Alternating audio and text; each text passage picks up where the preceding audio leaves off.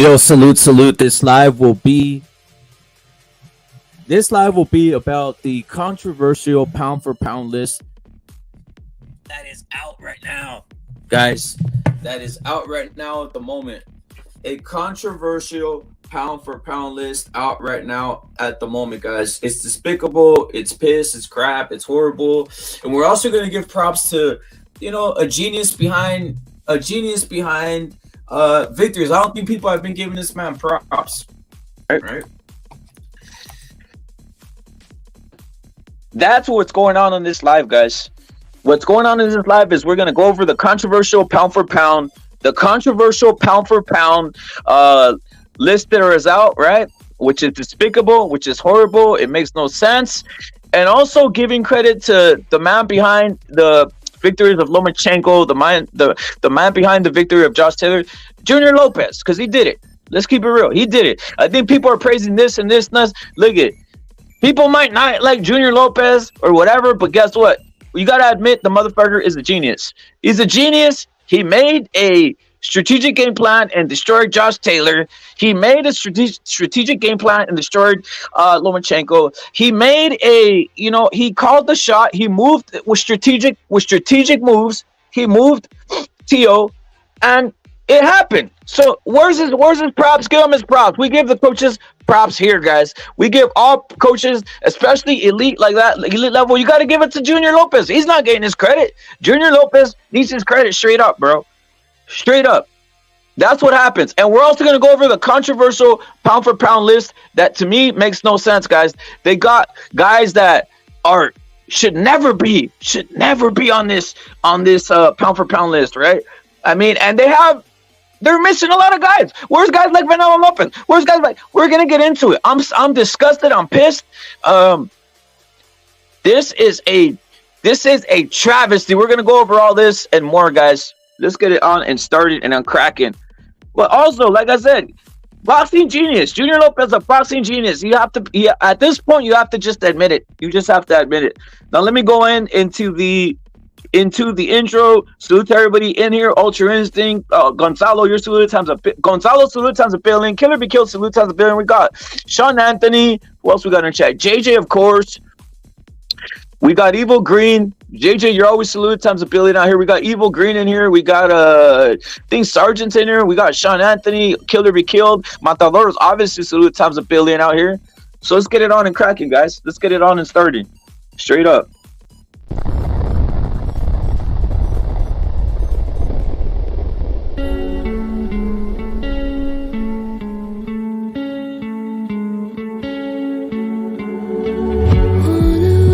To circle the other, as you go you remain a stranger to me, to you, but our pieces left uncovered. I'm thinking about four-leaf clovers. I've got composure, silver coin. You hold me, turn me over right now, but expect to forget about it. Watch as the breeze binds gold and smoke that you've stolen. Feels like it's my fortune that you're folding.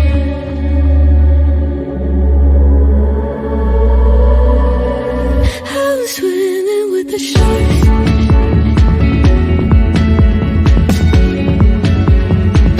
I'm swimming with the sharks.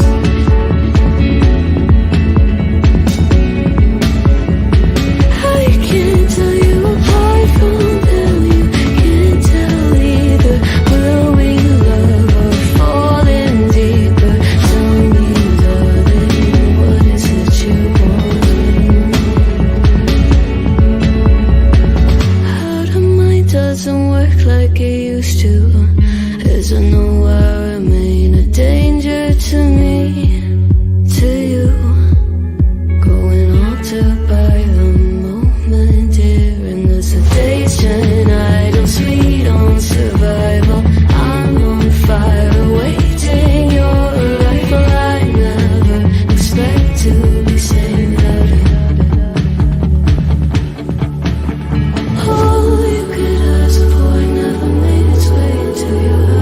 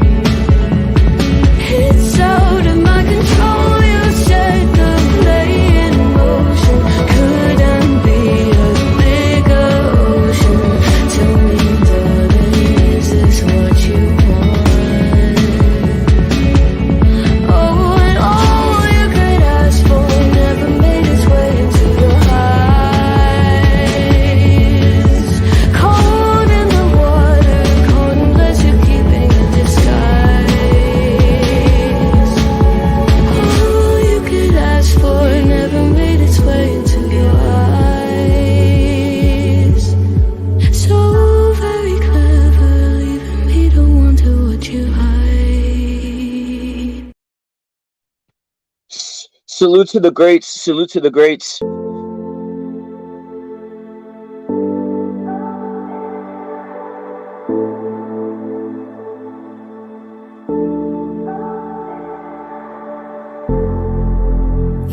are an amazing ball of light, circling this heart you set alight.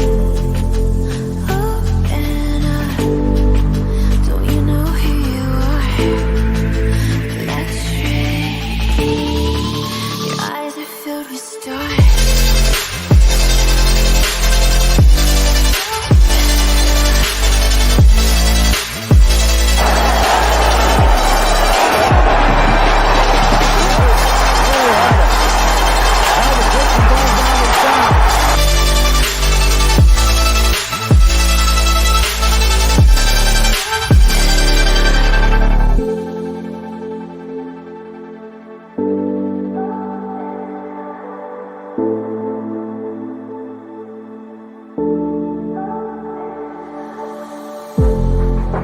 You are an amazing ball of light, circling this heart you set alight. Open up, don't you know who you are? Electric, your eyes are filled with stars.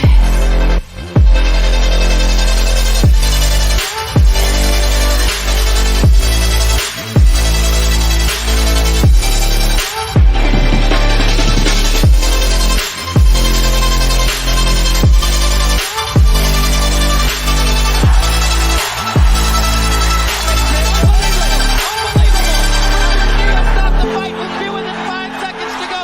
You're gonna watch Luduba go crazy now. You're gonna watch.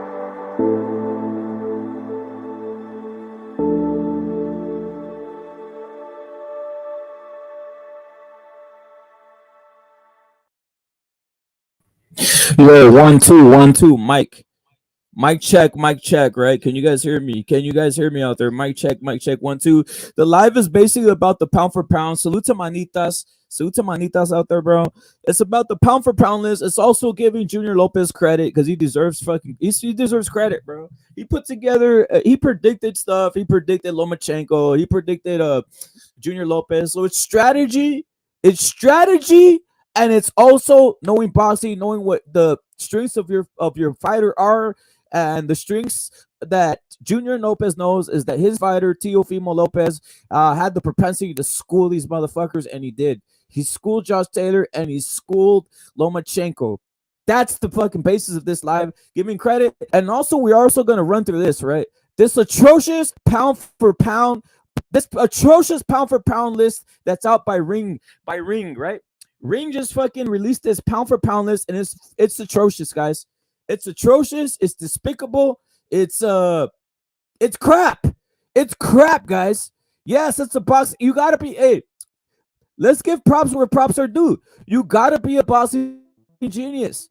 Straight up, Earl. You gotta be a boxing genius to put together to call out ahead of time. To call out years in advance.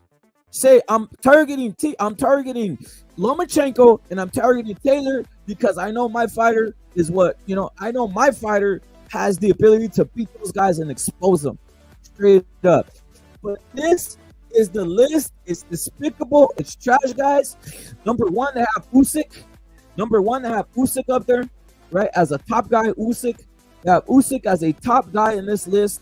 I mean, what's your thoughts on that? And vote, Papa Frisco, you're saluted. Killer Be Kill, you're saluted. Matalor, you're saluted. Amok, you're saluted. Jack Ripper, you're saluted, right? We're going to call it out how it is. Hey, and you know what's crazy? Salute to fucking Gonzalo times a billion. But you know what's crazy out here? Check this out. What's crazy is this. No, this is Ring. This is Ringside. And look at this. Look at most of these people, guys, are gonna have similar lists. ESPN has an atrocious list, but this is one of the worst, crappiest lists I've ever seen of all time. This ain't my list, right? This isn't my list, but they got we'll just go this, right? How do you have to look it? Hold up. How do you have Canelo Alvarez number 5 below Terrence Crawford, Earl Spence, and Newey, and all these guys? I don't know. Something's off here, and there's only one Mexican, and there's only 2 Latinos on this list.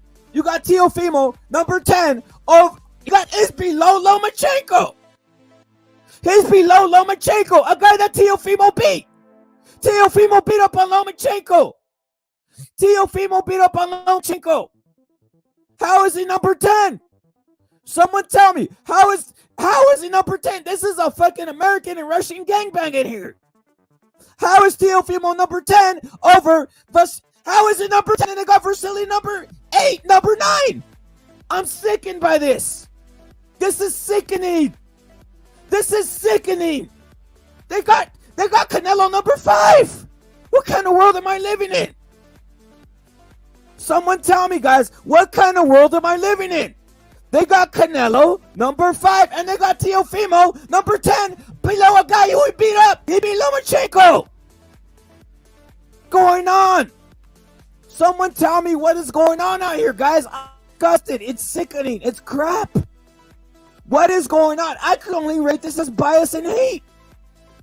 This is bias and hate happening all over again, guys. That's why we need these guys to keep their foot on the neck of these guys. Bias and hate. This is a bias and hateful list. A biased and hateful list, guys. This is crazy. This is crazy. Look it, bro. The thing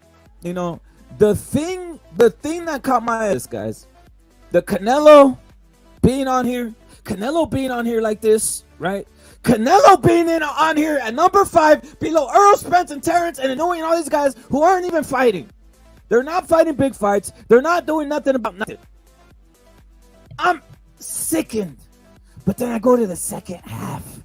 What's the second half? It goes Dimitri Bivol, a guy who ducked Canelo.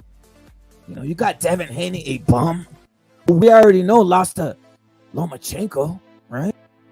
And here's where it takes the cake, guys. Here's where it takes the cake. Guys. Okay?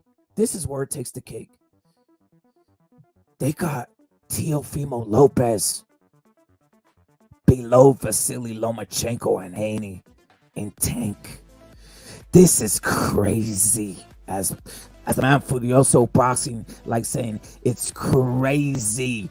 It's despicable. It's fucking, dude, I don't know what to say. We got Earl Stevens on here. Earl, I don't know if you can hear me. Yeah, I can hear you, bro. Let me say something, bro. Yeah. Let me say something, bro. They got Inoue number 2, right?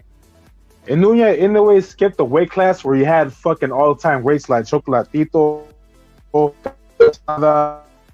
good ass fighters like Ronvasai, Cuadras.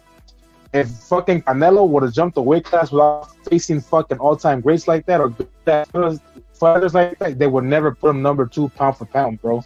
They would never put him number 2 pound for pound, bro. This is fucking nuts, dude. No guile. Look at, we already know my list. I'm gonna break my list out, but look at. Guess what? I give credit to Junior Lopez, a fucking genius at boxing. He knows how to match guys up, right? But look at, this is what is crazy. Teofimo's number 10 below. Dog, he's below Vasily. He beat Vasily. Dog, he beat Vasily. Earl, he beat Vasily Lomachenko and they got him at number 10. That's pretty crazy. Dog, that's nuts. This is straight up hate. This is straight up like hate. Like Canelo's getting hated. They got Earl Spence and Terrence, but and then they go double it down and they do it strategically. Let me tell you, what they do strategically. They got a bunch of fucking, these other fucking weird motherfuckers on here and Russians, right? It's whatever. I don't know how you guys feel about that shit, right? But they strategically put four foreigners in front of Canelo. There should be more Mexicans on this list. And then they go to the second half, and then they put everybody above Teofimo Lopez. Like, what the fuck? What's going on here, guys? What kind of world? And you know what? It needs to be called out. What's your thoughts on this inspirational? This is nuts, bro. Yeah, this is crazy. I don't know what the hell they're thinking. Canelo number 5. What the fuck? Look at. Did Teofimo not beat up on fucking Lomachenko? I call it how it is, guys. I'm a fair motherfucker out here. I'm a fair motherfucker. Did Teofimo not beat up on Lomachenko? Yes. Wait, let me say something. Yo, I think the two people that shouldn't even be on this list is Gervonta Davis and Vasily Lomachenko. Like, I don't know what the hell they're doing on the list. Like, I don't know. It's crazy. Haney didn't beat Lomachenko. He got beat. Like, dude, like this is crazy list. Exactly. Insane, dude. Why is he in front of him, bro? That makes no sense. But why is Teofimo all the way in the back? Because they did it strategically on purpose. They put number 10, and then they put Canelo number 5. And I'm gonna say something, guys. My list, you guys, I'm gonna break my list out, right? But first, let's fucking get through this fucking bullshittery stuff. Look it, there should be more Mexicans, bro, on this list, bro. Straight up, homie.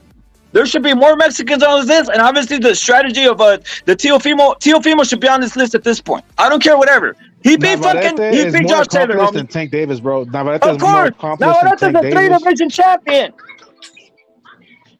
A real 3-division champion. A real 3-division champion. I don't care about no Bud Crawford Spence. Forget that shit. I'm over it. No, who cares? I'm over that. Spence is a 1-division champion. Of course. You think I care? And they got two guys who never unified, who never fucking cleared each other up above Canelo.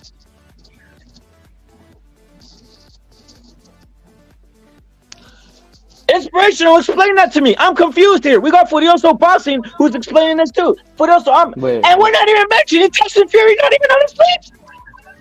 And then defeated lineal champion. And it's the Ring magazine, right? The Ring belt. He got the Ring lineal, no? Furioso, break it down. What is this list of Ring, right? It's ringside, right? Which you said, Furioso, right? This is the new released updated Ringside magazine. Wow, this was wrong. Because let me just explain. Because there's been a significant happening in boxing. You know, Tio's win made the list change. When you got a fight of that significance that changes things, which it has, because he became a 2-time lineal. So all of a sudden he has to take Josh's place. He took Josh's place, didn't he? Essentially. Rightly so. Man who beat the man is a lineal champion, so he's the man who beat the man. So he's on some Ric Flair at the minute. Man who beat the man, and he's on the list. But look, they put him at 10. Loma, though, Loma's got loads of credit points. I don't know where he's vouchers. He's vouchers he can shop in any shop, whereas the rest of the boxers got vouchers just for Walmart. You know why he gets vouchers, bro? He's out here in Tiffany's. He's out here in fucking all sorts, isn't he? You know why he gets vouchers, bro? Because he's a small motherfucker. Made fucking Devin Haney look stupid. How does he? Because he made Devin Haney look stupid, bro. And Devin Haney's a big motherfucker, looking dumb as fuck in there. Can someone just correct me? Is this the Olympics? Is this the Olympics? Hold on a minute. This is worse than the Olympics. This is what fucking bullshit, Furioso. Is this the Olympics, Repet? This is crazy. Is this the Olympics list, is it? This looks like it's the Olympics list. For who got most gold medals? Yeah, who's the gold medalist? This is the Olympics, or this is my country, TZP. This is fucking the Russian Federation, dude. This is the Russian Federation, dude.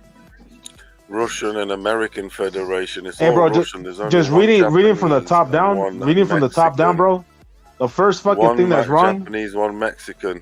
You got Errol Spence above Canelo. Boxing. That's ridiculous. This is crazy, dude. I know, but look, let me tell you what the strategy was. This is released today? This is the official Je ne sais quoi ringside. It's ringside, the oldest, listing. Salute to the panel. Salute, bro. Lomachenko got robbed by fucking Haney. Haney's above him, and he's a bigger man, right? And Lomachenko fucking did weight classes and all that bullshit, right? And David Haney's above him. Gervonta Tank Davis is a fucking bum, hasn't fought fucking no real competition since Pedraza. That's ridiculous. And then they had to throw Teofimo up there, number 10. This shit's I am fucking. surprised. I mean, They put Tio below Lomachenko, bro. They put wait, hold on. This is a hammock swinger list. This is a list. Look at black guys are getting favored. Black guys are getting favored. I've been saying this, and they like cucks too, because they like favoring the Russian Federation and fucking black guys. I'm telling these guys. You know why Lomachenko's up there, bro? So people could be like, oh, Devin Haney does deserve to be up there. He just be Lomachenko, you know, that type of shit, bro. You know? How can Tio be below Loma? I don't get it, bro. I don't even, to be real, I'm not even a Loma hater, bro. I don't think he deserves to be on the pound for pound list. He shouldn't be on it. No, I think Navarrete should be above him. I think Tank Davis shouldn't be there. Should be above him. There should be loads above him, right? Shit, if you ask me, Haney shouldn't be there either, bro. But hey, whatever, bro. And telling the truth, Bivol hasn't really cleaned out his division like that to be fucking on pound for pound. Do you know which boxer though? In your division, right there with the fucking knockout streak, bro. What are you the pound for? The one guy that's got fucked over. The one guy that's got fucked over in all of this is another Russian. And that's your division, bro. The Muslim cunt, Bertabiev. Yeah, bro. Yeah, he should be there. I'd have him ahead of Haney. I think the one that's getting screwed is fucking Bam Rodriguez, bro. He's a 2-division champion by the age of 23, bro. He already has a bunch of names on his record, and he's not even on this list, bro. You know? For How real, can you bro. even have the lean? How can you have? They have him. They have Tank Davis lineal over him, champion? fool. They have Devin Haney over him. That's crazy. The thing is, Fury Bam should be the Rodriguez has had like 4 fights, bro, in like a year and a half, bro. So, and tough fights. We're talking about Cuadra, Rubinside, fucking Chicharito, fucking Israel. All these motherfuckers are tough, bro. And he managed to become a 2-division champion so early in his career, bro. And he should be rewarded by being on this list, bro. But they're biased, bro. That's the bottom line. So Usyk gets always on the list. He's got the default, isn't he? Pick. He's got the special voucher, which is because of his cruiserweight career. So we'll be 10 years in. He'll be 44, fighting in the heavyweights, and they'll forever be telling us, but he had that cruiserweight career. So he always creeps in on the list. As far as I'm concerned, there is no way. This list to me becomes void straight away. Look, he should be on the list, but I don't think he should be number 1. Usyk, why? Because he hasn't fought in almost a year, bro. Like, what are we talking about here? He fought 4 fights at heavyweight, dude. He's a fucking novice at heavyweights. What is he on there for cruiserweight? Look it, bro. I'll let you slide if you mix Usyk, Inoue, and Canelo 1, 2, and 3. I'll let you slide. That's understandable. But when you got dudes like Terrence Crawford, Errol Spence above Canelo, that's already you're cooking right there. Hey, so you guys got your pound for pound list, I guess. One thing about the Crawford and Errol Spence little drama they had earlier on is Spence did get Crawford on something we speak about continuously, when these two arise, which is Spence said to Crawford, "Who have you fought?" Exactly. Who have you fought? Nobody. He goes, "Who have you fought?" Nobody. You fought, and the 2 guys I even mentioned, also you guys mentioned, and I always say this also the same. Ndango. I say, who's he got, Crawford? Brook or Porter? Brook or Porter, that's it. And damaged goods. And the same applies to Errol Spence, bro. He hasn't fought nobody either, bro. That's the point. He's a 1-division champion. 1-division champion, not even undisputed, bro. Danny was small. Danny and Mickey were small. They always had. He's always bigger. Look, he's bigger than Crawford, by the way. I saw. He never even fought Thurman. Furioso, people always talk on the night. He's going to be much bigger than Crawford. People always talk about how Spence beat Brooks over there in your land in fucking the UK, right? But what they don't mention is that he was coming off a loss from Triple G. He had just gotten fucking finished by Triple G. His orbital bone broken by Triple G. Yeah, before he fought Spence, bro. He was already damaged goods. All of them damaged goods. These guys are fucking being And Spence exposed Top Rank. He goes, "Oh, we know what goes on down at Top Rank. You see how they accuse each other, as in the diet. He fought nobody. It's all Top Rank. Him and Tank Davis is the biggest affirmative one action. of the best diets in boxing. They've got Tank Davis and Spence, to bro. assist the fighters. They got the matchmaking, so they've got the whole thing, the whole package. You just get in there and you just got to produce. And you could be like, well, he beat everything. Mikey Garcia. Mikey Garcia is a lightweight, bro. He's not a real fucking welterweight, Because that's probably like his biggest win, Spence, fucking Mikey Garcia, because he was a 4th division champion. But we're talking about a lightweight that showed up fucking sick. And let's forget that fucking Mickey Garcia showed up sick. Let's not bring it up, but he's a lightweight, bro. He shouldn't have been there in the first place, bro. But whatever. And that's what he has, bro. A win over Mikey Garcia, and that's why he's fucking number 1. Like, get the fuck out of here. Really, there's 3 Mexicans, bro, that they're not there, bro. Navarrete, Bam, and Gallo. It should be in there, bro. And they're not. I just can't believe this. Oh shit! I thought Gallo was probably here, bro. He's not even here either, bro. Get the fuck out. This is fucking fake, bro. This, like I said yesterday, bro. I don't know. All these pound are fucking fake, bro. Fury is suffering from racism. There's too much racism against Tyson Fury. I think he should play that card, the racism card. Dude's out here being racist as fuck to him. If Fury was black, bro, he'd probably be number 1 right now. And yet he's been the fucking... I wonder why, because he fucking lynched America, didn't he? Well, because he's not black, bro. If he was black, he'd be on the list. For the fucking Ukraine.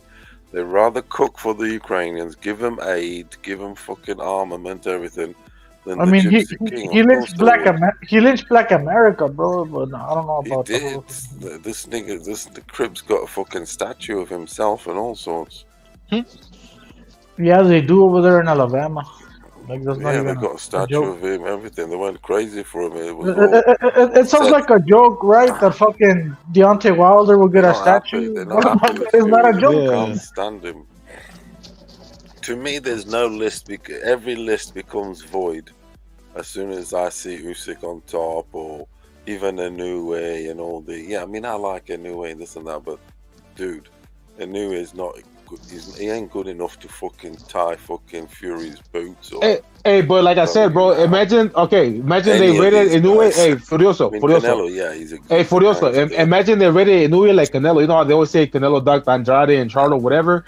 And you ain't never fought fucking Gallo, Chocolatito, Cuadras, or Rungvisai, bro. He never fought those dudes in that weight class. He went through those weight classes, right? They would never put Canelo right there, skipping those fucking 4 good-ass fighters at number 2 like that, bro. Yeah, they but would never put him like that. What happens is these Japanese, they pay a lot of sort of side money, like the magazine, these ringside, this and that, the sponsorship. Ringside want to be known there. The sanctioning bodies. So he gets like a token, a special token. He does, because they want to be seen to be abroad. The magazine wants to reach further field, so they want to star also along there.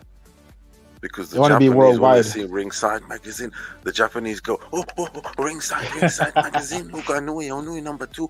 They love that shit. So it's like one of those.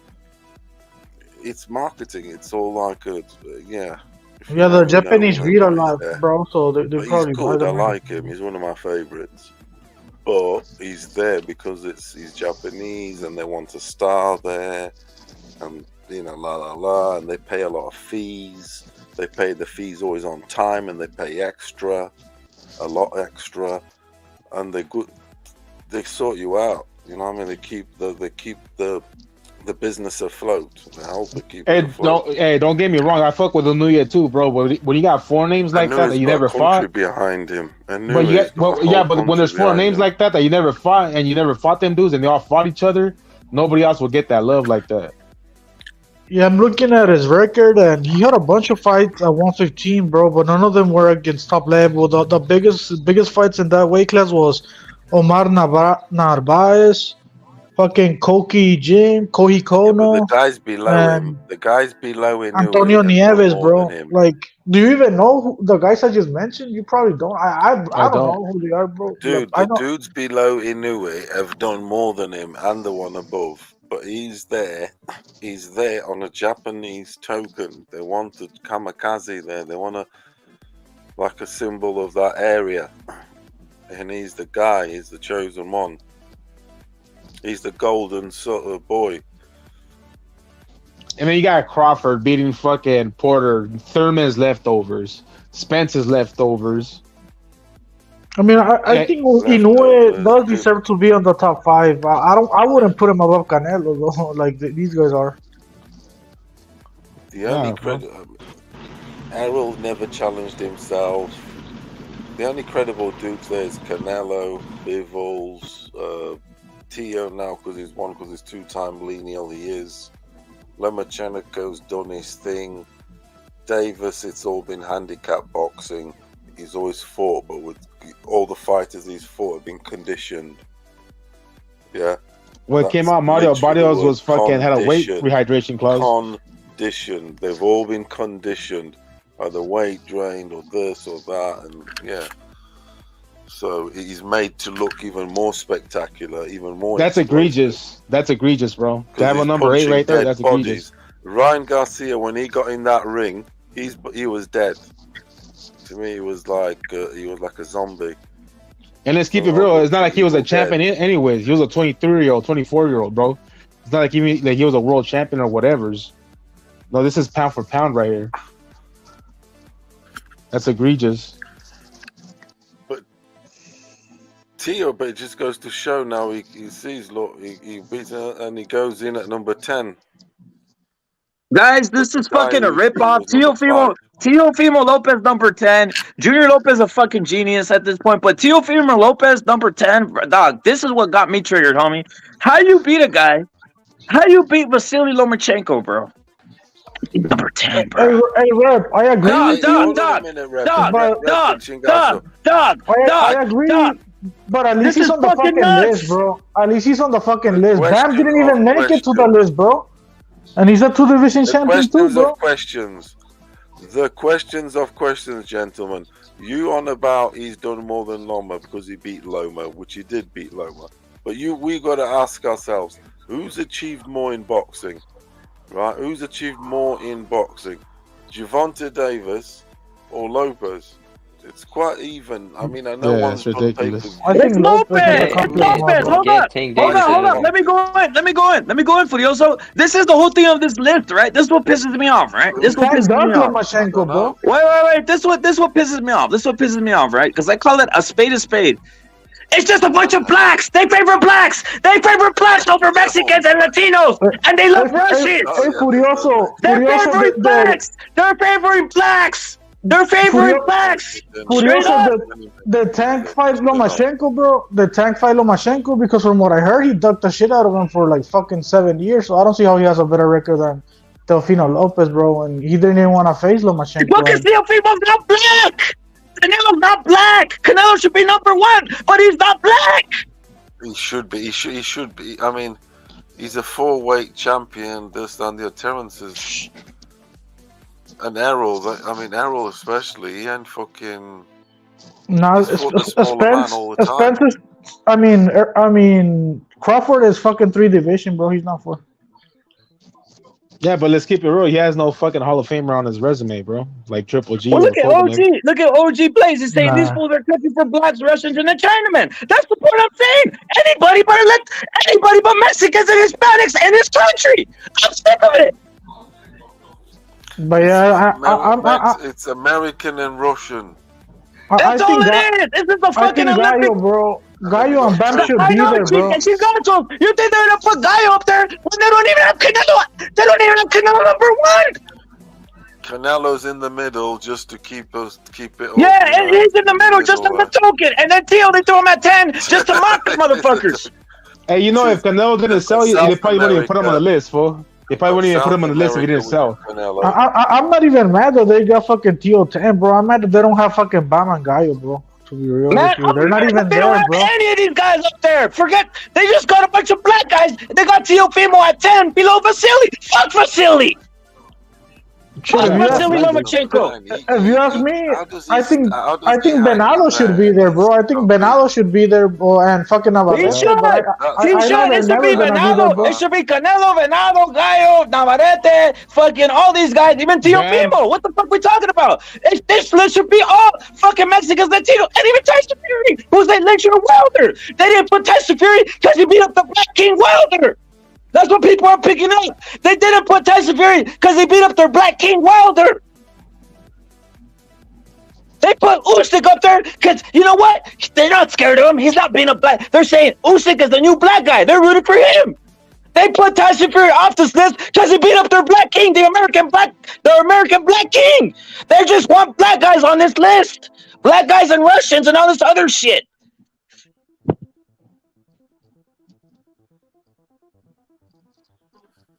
Furioso, does that make sense? That's why they don't have him up there. I mean, that's obvious, but I just think it's easy to make a case for Gallo, bro, being up there. Like, he's They real don't even easy, care. bro. Make a case, Chingazos. Make a case for Canelo. They don't even have my number 1, so why are they gonna have Gallo number fucking 5, bro? I mean, I have Canelo number 1, but you know these cooks don't That's think what the I'm way I saying, do, dude. You're gonna try making a case for Gallo. Dog, Gallo, I'm with you. Gallo's up there. Navarrete's up there. Venalo's up there. But they got the king of boxing, who's Mexican, at number 5. How are you gonna That's fit him on the list, ridiculous, bro? And it's ridiculous, bro. Hey, show me Terrence Crawford, his version of Triple G. Show me his version of Kovalev. Show me his version of Daniel Jacobs, of Lauda, of Trout. Show me these guys' versions of those fighters that they fought and beat, bro. They don't exist. This is ridiculous. For who? For who? For Terrence Crawford or Errol Spence, bro, or even Usyk too, bro. We've broken. Look, Errol Spence said it himself. What we continually say year after year. His resume, Crawford, is fucking Brook, who was broken, literally. Brook was broken, so he beat him, and fucking Porter, which his dad himself said he didn't do the things I told him to do. Wait, hold up, Furioso. I gotta go in. Look it. This channel been crying out since the start, and we're not out here. I'm not out here on some. Hey, oh, come over here. Nah, I just out here talking it out. I've gotten banned from fucking YouTube a couple times for calling this shit out. Blacks are fucking getting favored all over the place. I'm not out there, and I've been saying blacks are getting favored. I've been saying it, and you know what? I've been getting banned from YouTube from this shit. But motherfuckers don't want to play the line. They want to give a PC out here. We haven't been keeping a PC up in this motherfucker. Straight up. You can't criticize black people, bro. Even black fighters, you just can't do it no more. I'm surprised. The only thing that Just surprises me in this list is I'm surprised they actually put an American in 3rd.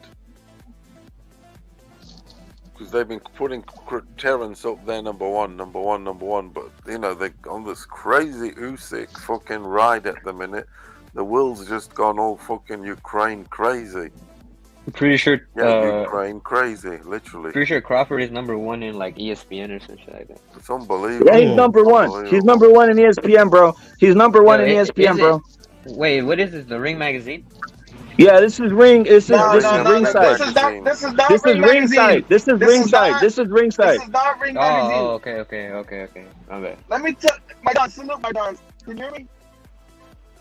I have the biggest issue with the Usyk name there. God, I just don't believe that I don't believe a heavyweight should be on that list. Don't believe the hype. To be on there. If there's any heavyweights to be on there, it should be the lineal. Since we're putting lineals on here, then it should be Tyson Fury. That's what I'm saying. And I have a problem. They're on their Flavor Flay. They're on their Flavor Flay. I don't believe the hype. They're on their Flavor Flay. I don't believe the hype. Fury's number 1, and the rest may follow. And that's that. I'm fucking buying any of this shit. And Newey, number 2. Yeah, I mean, I like him. He's amazing to watch. Blah, blah, blah. To knockout artist, breaks. I'm going to tell you why they put him up at number 2. I'm going to tell you what guys aren't even picking this up. I've been saying this, and guys aren't picking this up. You know why they got a number 2, Furioso? Ooh. Why these guys got a number 2? I'm gonna tell you why they got Inoue number 2. Guys aren't picking it up. Why do you think they got Usyk and Inoue number 2? No, that and something else. Because over here, black guys play the knockout game, and they knock out these Asians. So to them, it's funny, and they say, yeah, let's put them up there. Fuck them, we knock them out. We got the knockout game over here. We knock out these Asians. Black power. This is a black power list, straight up, dude. In case folks, yeah, and if they get Brad, let me highlight it's you. a catch-22 actually. Hold on a minute. A good point there, because if Fulton beats him, exactly, it makes Fulton great. Exactly. Great. If Fulton gets Fulton's number 1, it's on like, oh, he's up there anyway. Fulton number 1. Of course. Exactly. So exactly, that's it. Can you imagine? If fucking Garcia would have beat fucking Tank? If Ryan would have beat Tank, you think he would be on the list? No way. No, they wouldn't.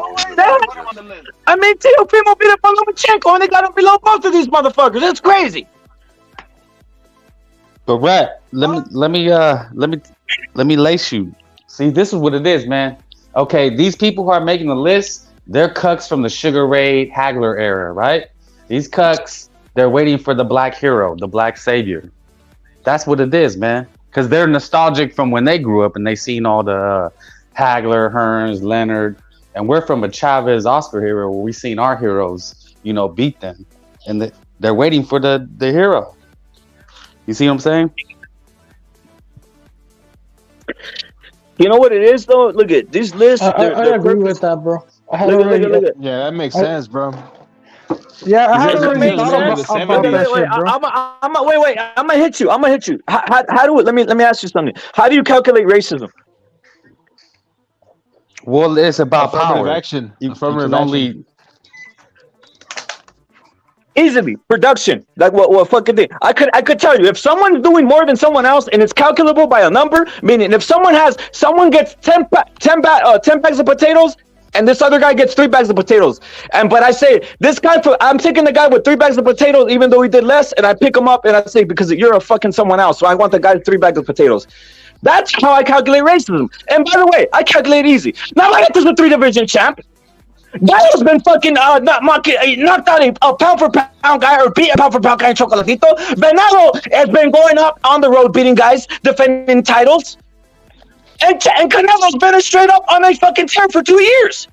Calculable numbers. Bam also has future Hall of Famers, bro. Probably Ruben's probably gonna be a future champion. Hold up. Future Bam's Hall a of 2 Famer, division bro. champion. And they don't have him on the list. And here's Teofimo. Teofimo cleaned out Lomachenko, and then he went to 140 and cleaned out the guy who was the man at 140. That's an easily calculable thing. That's a fucking number that I could see. Now, why aren't you on the list? You got more than a division. You're on the list. Crawford and Spence been in the same division for 5 years and haven't done shit, homie. That's racism. It's racism because I quantified it. I quantified it by accomplishments and general things that are happening. But they have him up there because he's fucking black. Exactly. That's why they have him up there. Hey, who else has fought a trilogy with a fucking Hall of Famer, bro? A fucking hard-hitting knockout fucking artist like Triple G, bro. Nobody, bro. Nobody. But I'm just speaking. We're just speaking facts and numbers here, bro. When I'm saying facts and numbers, well, I'm not even like if we just take the color off of these motherfuckers, they're putting them up here directly because they're black. Straight up, homie. Straight up. And by the way, Haney has a very weird fucking thing. So if they want to get murky, I mean, how do you have Lomachenko up there taking a loss? That's all I got to say. And Haney, people see with their eyes what happened with Haney and Lomachenko. And by accomplishment, does Gervonta have any accomplishment? Does Gervonta have any calculable accomplishment out here? His biggest win was against the Drain Fighter, bro. I don't know No. What's his accomplishment? Fuck all that. What's his accomplishment? I mean, beating Ryan, bro. That's all he's ever fucking done. No. He has no accomplishment. He didn't win a belt. That's my point. That's clear racism. Unless you think that Pedraza shit was impressive, then what I'm saying is clear racism because he's not bringing in anything that's an accomplishment. Is my point I'm saying. That's how you judge racism. Because it's something that you could judge when someone's doing something, accomplishing something, or gaining something, doing it better than another, man. You're only picking him. I could only think of one thing. You're picking this guy because he's black and you want a black guy up there. Straight up, bro. Simple as that. We can go to accomplishments, mark that off. This guy's winning on this side. Well, since it's not the accomplishment, then it must be that other. I have to jump to the other side, bro. Seriously, straight up. I have to jump to the other side and just straight call it racism. Bro. That's the fucking truth, Straight up bro. racism, And you know what's crazy, bro? If you call out racist nowadays, you're considered racist. That's how crazy it is nowadays. That's how fucking crazy it is now. You can't even call out the bullshit. I'm telling you, if it's taboo to say that, to criticize fucking Afro-Anglos, bro, it is what it is.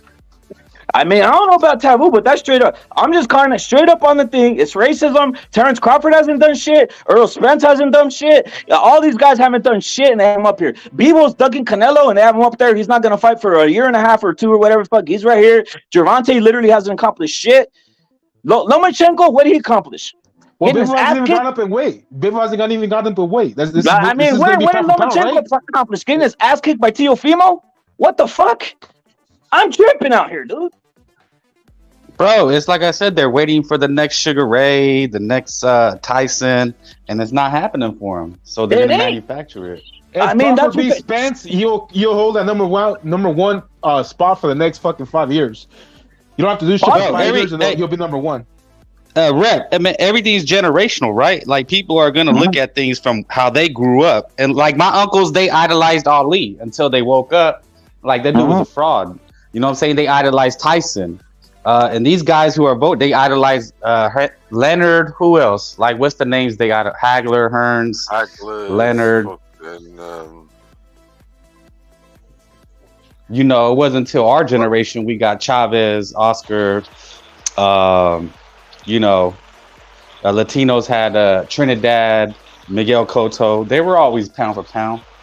But this shit nowadays, you know, who are they? They're trying to idolize. They're trying to recreate Leonard and Hearns and all that with this Spence and Crawford. Yeah, that's what they're doing. But like with Spence, you don't even need to look at it that deep, bro. Like, he's only had 2 fights in the 2020s. With that activity right there, it should already disqualify you from being on that list. And the fights he took in the 2020s was fucking Ugas and fucking Danny Garcia, bro, who are really not the best quality of a position, bro. Hey, Chingazos, especially that high up for number 4. Come on, that's ridiculous. Errol Spence, I mean, they should have one there. Look how they took Bertubiev. They had one in there. Normally they used to have Bertubiev and Bivol. They took one off, but they've kept Crawford and Spence there. It's like them two are the holy grail. It's as if they've put them two in there, so basically when one ends up on there, he's then the face of boxing. You watch, they'll put him top. Because the winner of that, the Crawford and Spence fight, they'll automatically put number 1 in the pound for pound. Hey, you know what's funny, bro? That's what I said. They're making it Hagler Hearns. Hey, bro, you know what's funny, bro? The only 4 fighters that are in the same division are all black.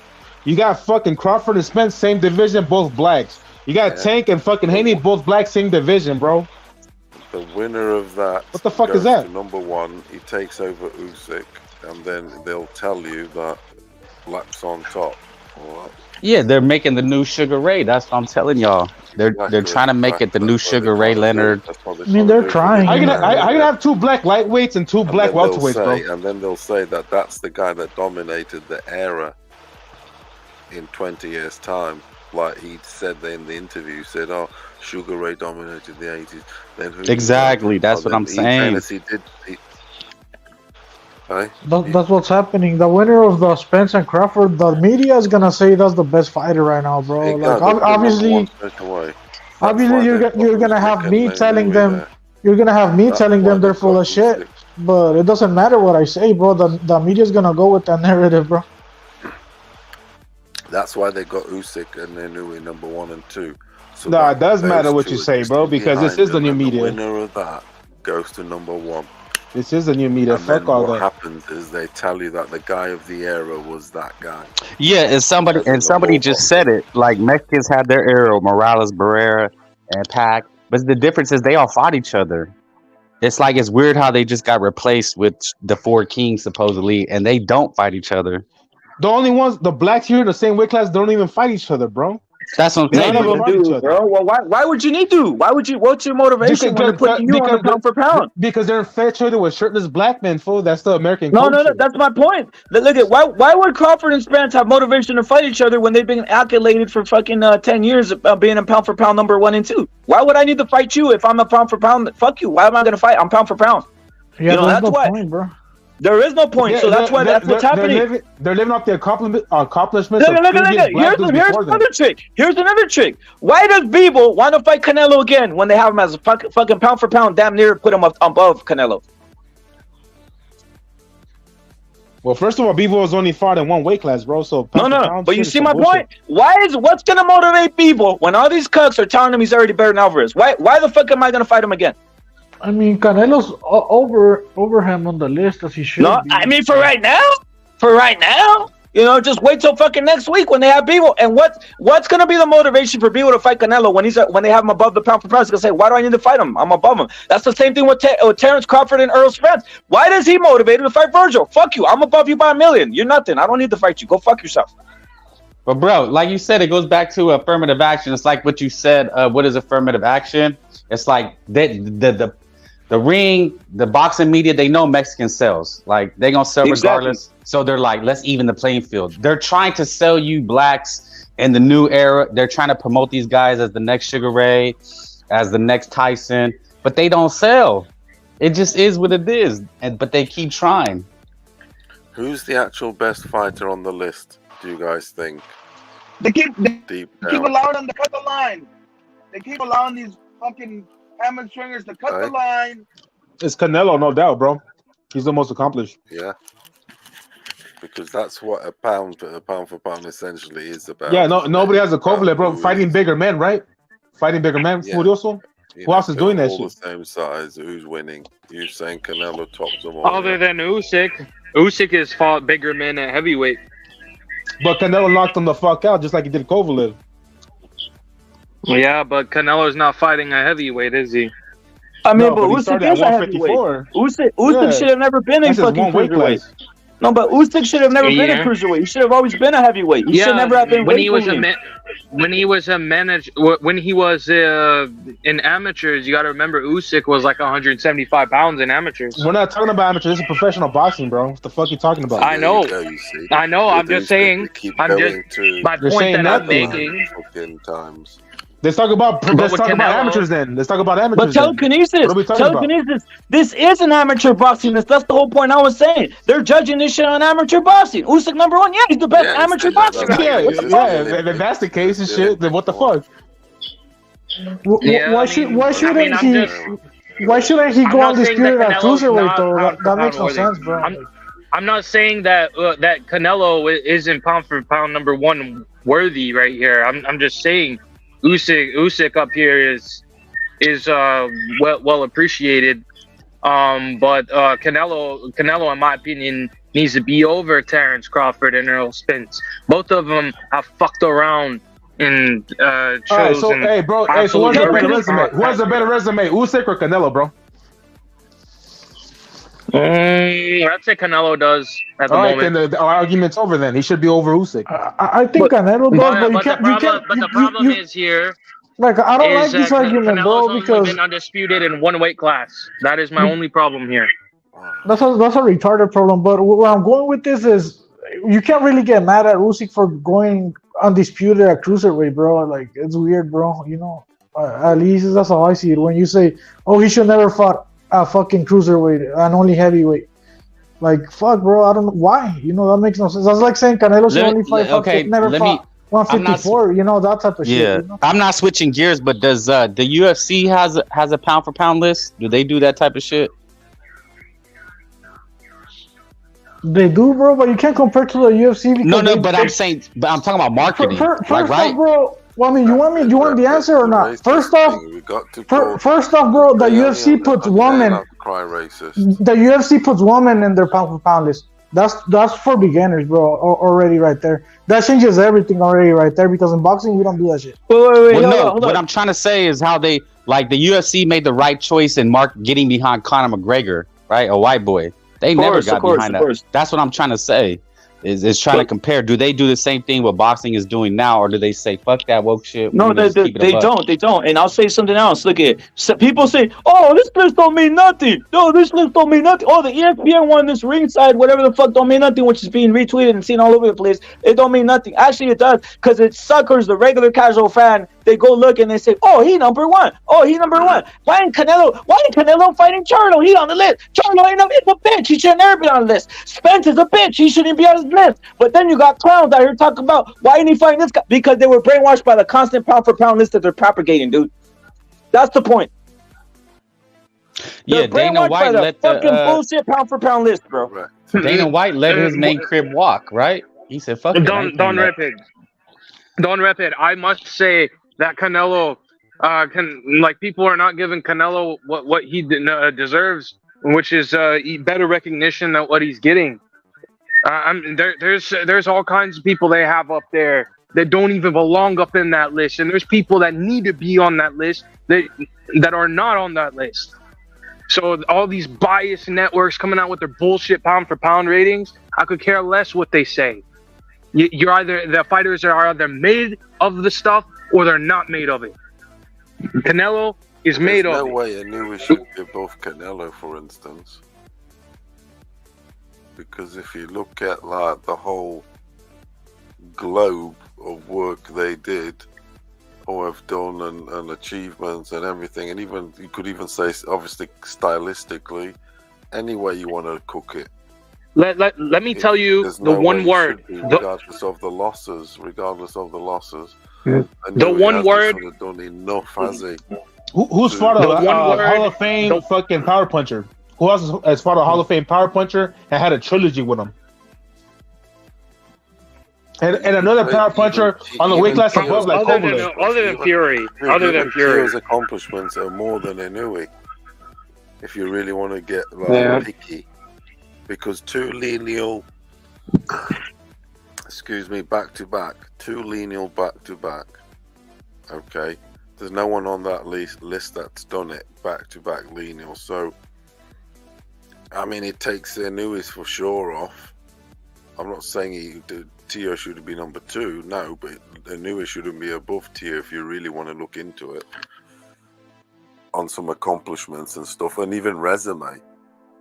Loma and Josh, one thing. I mean, that starts getting that record's going to be played a bit. It's two white boys, whatever, but it still looks good on the record. And Josh was a beatdown. Of course, it was. I've looked at it. Tape study. They disrespect him. They disrespect him. They disrespected him, Furioso. They're disrespecting him. But the fucking funny thing is the way they did it. Study today. I did a tape study today out of it, and it was a beatdown. The thing about the Fino Furioso is I thought he was gonna lose to Lomachenko, bro, and you thought he was gonna lose to Taylor. So where I'm going with this is he's having fights. I'm not faulting you. I thought Taylor.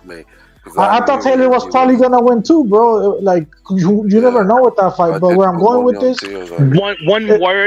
one word I will say, if I may add quickly, is gravitas. Gravitas is a important word to add to what a fighter is made out of, especially from a pound for pound standpoint. The word gravitas holds weight. You must win, you must lose in order to gain gravitas. So I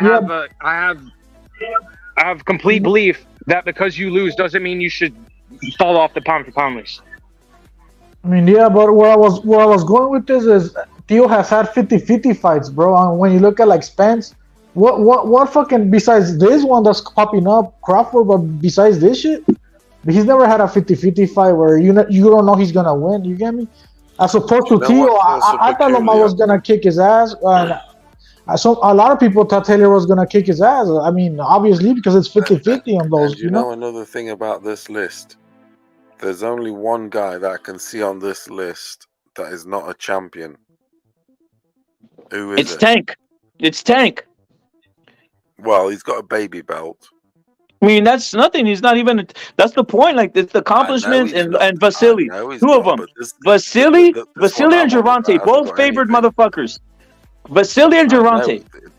Tank's another one. That's no two ways about that. But there's another one with nothing.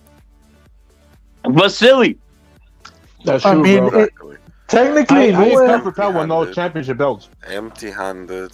He's empty-handed. Davis has got a baby belt. Okay, he's only ever won a baby belt, hasn't he? So baby belts, regular belts, WBA shit. And Loma's empty-handed. That's fucking And he's fast a for you. So a how are you lineal pound for champion. pound with no That fucking doesn't championship make belt, That's bro? what I was saying, Earl. That's what I was saying. They don't care. They're cops. They say, "Fuck you, hey, you guys, you fucking Hispanic wetbacks, Empty-handed. get out of my life." I'm gonna put Vasily up there and Loma and Devin Haney. That's what they're doing because I like both of them. And by the way, I don't care. He robbed them. Who cares? We still love them. And go fuck yourself. And we love Haney too, you dummies. That's what they're telling you right there in your face, bro. Them Lomachenko gold medals are gonna fucking last forever. That shit fucking takes him everywhere, doesn't it? Okay, now. Yo, Shit. Guys, can't hey, come let's into keep it real. They Let's weigh keep it at real. every I'm fucking seeing ounce some of fucking gold. weird shit over here, bro. I'm seeing That's some fucking weird shit. That's bro. the point. That's fucking weird as fuck right there. I just noticed that right I'm with now. you, Don Griffin. I'm with you. He's on the list. And all he's got Lomachenko- gold medals. Lomachenko's coming off a loss, bro. He doesn't have a belt, so You why might is he as well there, put bro? Rolly right. You might as well put Rolly Dude, right there. what I'm trying to tell you is this. Doing in They the didn't list want to commit. empty-handed. Look it, let me tell you. Let me break it down. They didn't want to commit to throwing Devin Haney off the list, bro. If they really felt Lomachenko deserved to be in the top 10 because of a robbery, you keep Lomachenko and throw Devin. But you can't have both of them. But you know what? Since they like both of them more than a Mexican, get the fuck out of here. That's what they're doing. Hey, Navarrete, get out of my what they're face. doing Fernando also- Lopez, get out of my face. That's what they're doing right here. They hate Hispanics, Mexicans out here in the United States of America, dude. What they And in also ring doing- worldwide, dude. Worldwide. Straight up. I put Munguia. I put Munguia in my top 10. They're also doing this is past that weekend. saying they're telling us, "Oh, Loma, you did win the fight, and because you did win the fight, we'll put you down there. We'll put you on the list and that because but Haney won obviously, but they're putting on there because he's on that token. He beat Haney, didn't he? So it's like, But they're not committing to it. My point is that they like both of them, so they say here, let's put Haney up there too. Wait, We love both of them. put Munguia on their list. I got Munguia on my list, especially if it's this shit. I have dude. Munguia. I have Munguia's Munguia on almost my 50 list. and For 0. what? For what? Munguia's almost 50 and 0, a champion. He's done more than fucking 90% of the bums on this list right here, dude. Just keeping it real. But he's barely fought anybody. He's fought a lot of people. Who has Vasily beat? Who has all these guys beat? Someone tell me. Who has Terrence Crawford beat? Jaime's resume is better than Terrence and Earl's resume. Deverchenko fucks up. Deverchenko beats the living lights out of Terrence and Earl in the same day. I mean, it would be Butler and everybody acts crazy, bro. I mean, let me tell you this. Munguia beats Derevyashenko and he shouldn't be there. Come on, bro. But he got credit. Munguia don't belong top 10, bro. Hold up. Ugas was fucking beating up Spence and he's up here. Ugas is a 5-loss bum. I'll tell you this, I'll put him over Munguia got a Tank. padded record, bro. If Tank's up there, Munguia could be up there, bro. Controversial. No, look at No, Earl was Tank getting his shouldn't ass even kicked be by up there. Ugas. Tank shouldn't even be up A 5-loss bum. You think he has a padded record because you don't understand how Mexican boxing works, bro. There's no amateur fucking program that's proper over there, bro. So their amateur is the pros, bro. But they're not padding the records, bro. There's a lot of good fighters over there in Mexico, but people program you to believe that there's no good fighters in Mexico. What Tank and Haney shouldn't be on this list. Tank and Haney shouldn't be on this list, bro. Tank, Haney, Lomachenko. I mean, look at you. All right, I'll say this: if they want to put Haney on that list, put him, but get the fuck Vasily off, or vice versa. If they want to put Vasily on, put him on, and count it as a win. Because I had Vasily beating up on fucking Haney. That's one thing I did. So I would have Vasily up here and get Devin off of there. But they put both of them, and it's a flat. And to you know what? To pour some more salt in the wound, they put him above Teofimo Lopez, and they put him at 10. Look at what they did. The trick is this. They put the two Latin guys at the end. So they put Canelo at the end at 5, and then they put Teofimo at the end at 10. And then they purposely put niggas in front of him. Also, Munguia's only 26, bro. He's the same age as Boots Ennis. Everybody is pretending like Boots Ennis is the future, all this shit, but Munguia's the same age as him. And Munguia has actually been a world champion at 154 after beating Saddam Ali. And he also beat Leon Smith, who who just be fucking Eubank Jr., another hyped up fucking fighter, bro. You know, and he just beat Derevyanchenko. Like, I don't know how you could say he has a better record, but when he's only 26, bro. Didn't Munguia have a secondary belt at 60? Yeah. Probably, bro. Yeah, he did. It was in like the WBO or something like that. The guy And- that should be there.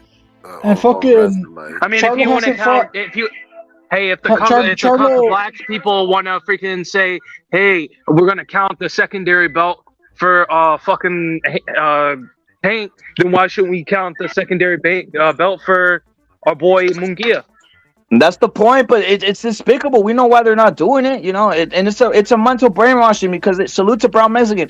They can literally put these lists, and by 5 years from now, and for 2 years, you put this list. Next thing you know, you're gonna believe this shit. That's what they do. They've been doing this for 10 years, though. They've been doing this for 10 years, dude. They're brainwashing them, bro. Next thing you know, you're like, Jaime, don't have a resume because you're 10 years into brainwashing. We gotta be trendsetters, is what we have to be, man. If they want to do that shit, we gotta do that shit back. 5 American boxers. If Bertobiev was in there instead of Lomachenko, for instance, because he is a killer, he is a champion, or even Davis, or even Haney, there would be 4 Russians and 4 Americans. But American won't budge like that. The list is American. They'll want to be on top. So it's 5 Americans, 3 Russians, 1 Japanese, and 1 Mexican. So what they're saying is America's on top. Americans dominating. It is an American. You got 4 fucking black Americans that are 2-2 in the same weight class, bro. They haven't even fought each other. Oh, we know that. Yeah, that's ridiculous. Haney Davis, Crawford. Yeah, it's fucking stupid. They do it.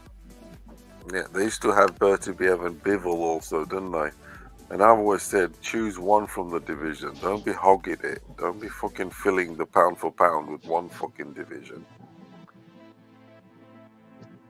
It's like having 3 fighters or 2 from one division. No, it's 1 or nothing. It's 1 representing the division. Because there's loads of divisions, or try to anyway. And let's keep it real, bro. Spence and Crawford have been hogging up those spots for the last fucking 8-9 years. Look, let's break it down. Let's break it. Don't overhype the lower weight classes, though. That's what they're doing. If you're gonna put, that's what they're doing here. If you're gonna put Usyk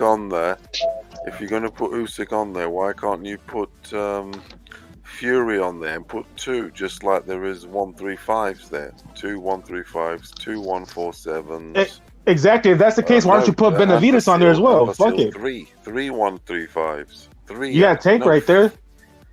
Yeah. So there's 3 135s there. Haney, Davis, Lomachenko.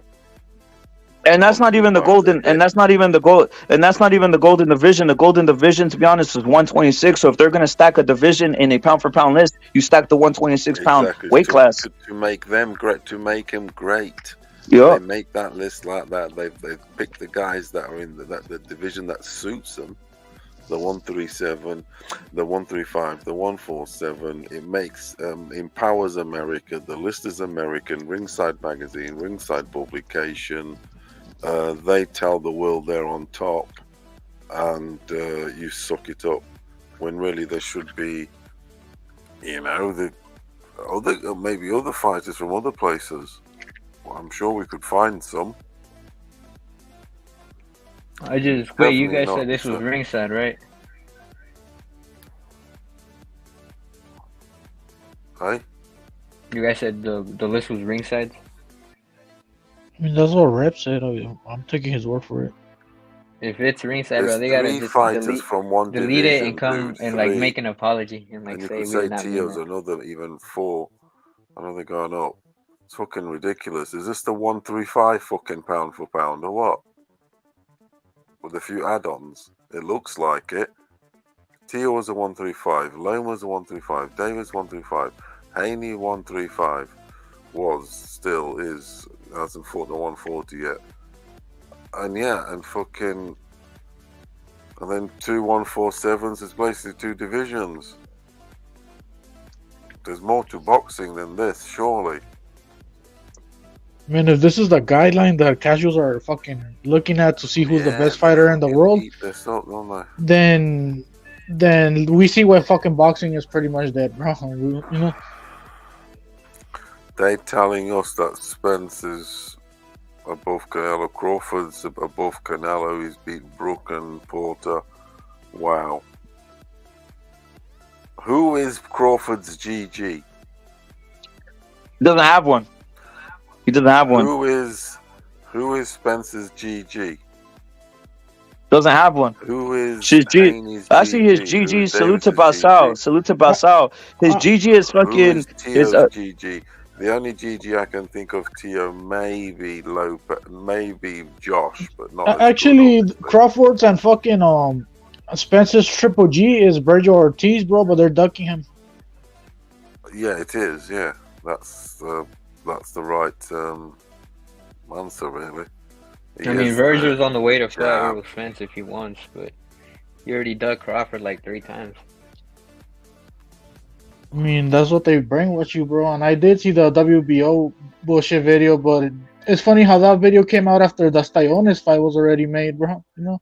Yeah, I mean, him and Boots Ennis are both ducking Crawford. Like, well, here, let me break it down. Let me break it down. I think Earl's they just asking a question. brainwash you, bro, into saying that shit, bro. Wait, unless you have the fucking evidence, you know. Well, let me break down what Earl's asking. Earl says, break it down. Loves a bit of Tio. I mean, well, he's saying break it down. Why is Junior Lopez a genius? I'll tell you why he's a genius. First of all, he strategically calculated who he could beat, seeing the strengths of his son Tio. You know, that's what he did. So he said, I want Lomachenko because my son could beat him. He's a southpaw. I see things in him. He schooled him.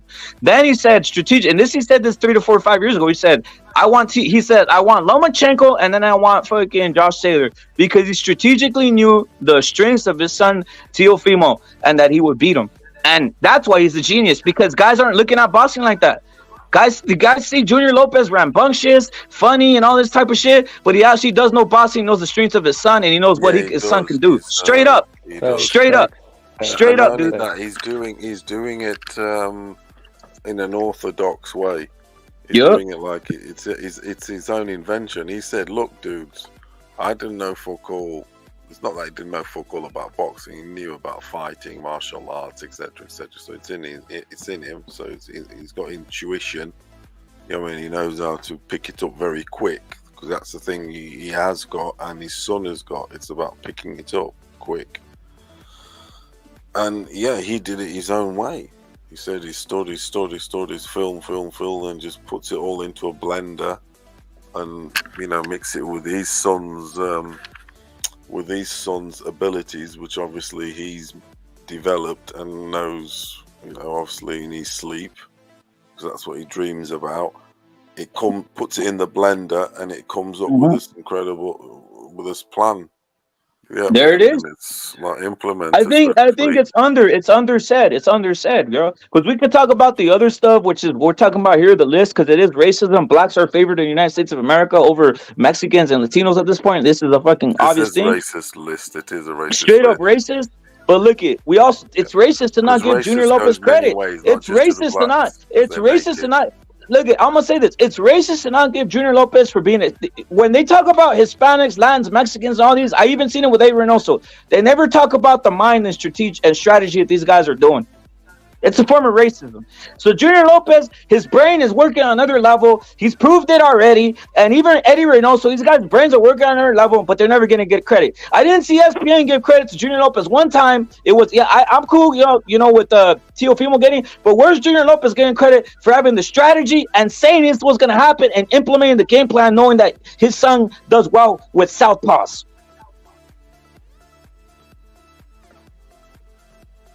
People need to eat it. Seriously.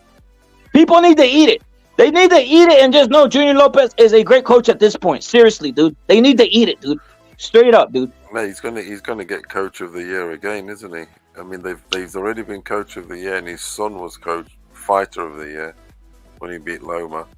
Mm-hmm. And he's going to get it again, possibly, because when you win a lineal belt, it puts you, you're top contender for fighter of the year, unless another guy has done it. Do you get me?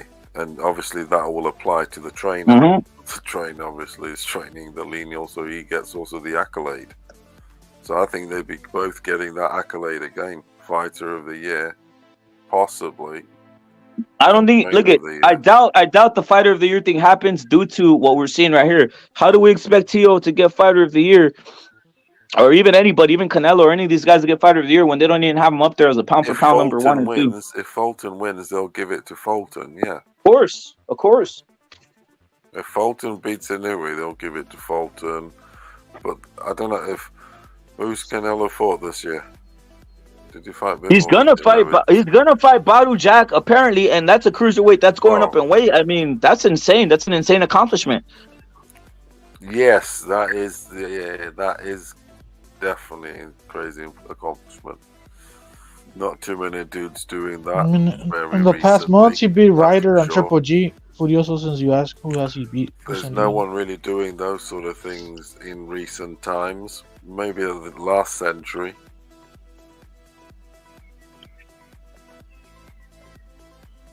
Hey, could I give my pound for pound? Maybe my last pound for pound list? century, but not now. Yeah, go ahead, bro. Alright, man. So this is what I got. I'm still moving shit around, but I got. I know what's his name, Furiosa. Hey? Yeah, he's here. Yeah, he's probably gonna be mad, but I got Usyk number 1 right now, just right now. I got Canelo number 2. Canelo number 2. It could switch between him and Usyk, like number 1.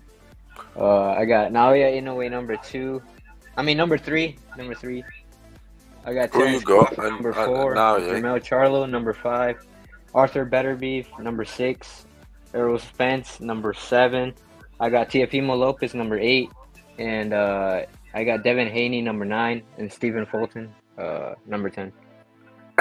Hey, you're rocking. He's going. You're rocking that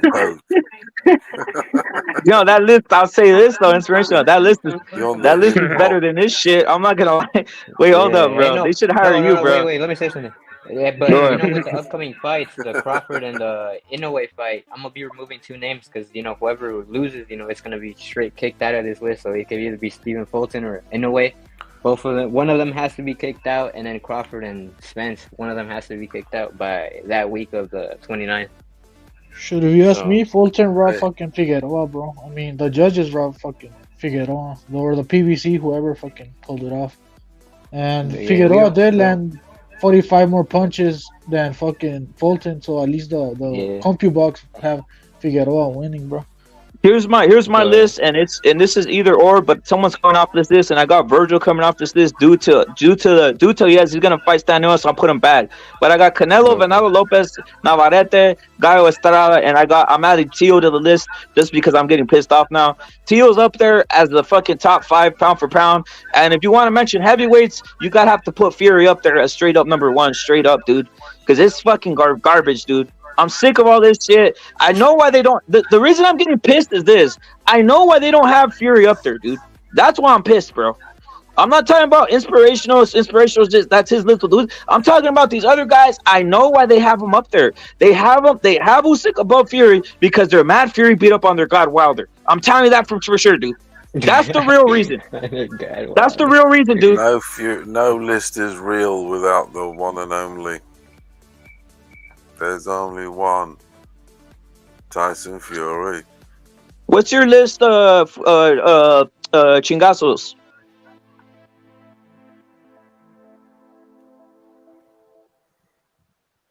Furioso break down your list, Furioso. You could add whoever you want in there.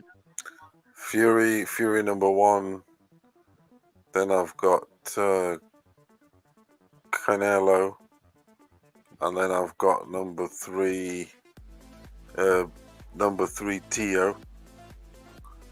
Number 4 Berta Biev. Number 5 who are the dudes there? Number 5 Billy Joe Saunders. Oh shit. Yeah, I think is. All you need is the top 5. It's hard to get beyond 5. You know, inspirational is going hard with 10, And but it's then, really hard to go and then beyond it's 5, to be like, honest. and then it's no, I'm only messing about Billy Joe Saunders, but I'm serious about that thing. I'm putting Tio now up there ahead out. I've taken Inouye basically off because I had him high, didn't I? So now I had a number 2 or number 3. So I'm putting Tio ahead of him because he's accomplished more than Inouye. He's, you know, it is 2 lineals. It's just what it is. I can't get away from that. It's otherwise I'll be lying. Okay. So Fury number 1, Canelo number 2, Tio number 3, number 4, Bertabiev, number 5, Virgil, number 6, Nava, number 7, Venado, number 8, Bam Bam, number 9. Actually, I haven't even put Inouye in. I'll just chuck him in there. They're doing it because he is top 10, but just not number 2. Inouye, number 10. Fuck it, just for shit talking, I'll put Billy Joe Saunders number 10 because you need an entertainer. I mean, you're not right. You're not wrong there. You're not wrong there. Wait, did you get? By the way, by the way, Billy Joe Saunders just called out Edgar Berlanga. Yeah, we got that. We got that right here. We got Billy. We got Billy Joe. We got Billy Joe Saunders saying that he wants to fuck up Berlanga. He wants to fuck up Berlanga right here, bro. Salute. This is breaking news. Billy Joe Saunders wants beef. Yeah, breaking news, bro. I'd actually like to see that.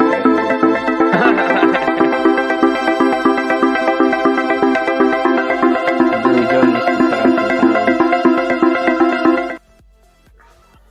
Yo, breaking news. Billy Joe Saunders. Fight, bro. Yeah, That's Billy Joe actually a Saunders good fight, wants to mess up That's Berlanga. gonna happen. That'll happen because it's in house. Billy's just signed to Matchroom. That's the done deal as far as I'm concerned. Done. Berlanga needs a good name on his record, bro. And Billy Joe could be that name. It's a done deal because Yeah. Billy's just signed with Eddie Hearn, so it's in house. Boom. That's what he's signed with Eddie Hearn for, because he said I've got some matchups and you'll get the fights. Boom. That's a great fight. Billy Joe needs a win, bro. Billy Joe needs a win. He needs to make a comeback. Yeah, so it's a perfect fight in that sense, bro. He'll get in his head, and he'll give if he's anywhere near Billy, he'll give Berlanga a boxing lesson. Literally, as you guys in America call it, what's it, a science and fucking. Yeah, you'll give him a masterclass. He will. Berlanga's too raw for. Well, here's the thing. Here's the thing about this. Here's the thing about this, though. Here's the thing about this. We could get into the master class. What possibly could happen to Berlanga? But let me tell you something. This tells me how sleazy and slimy Eddie Hearn is.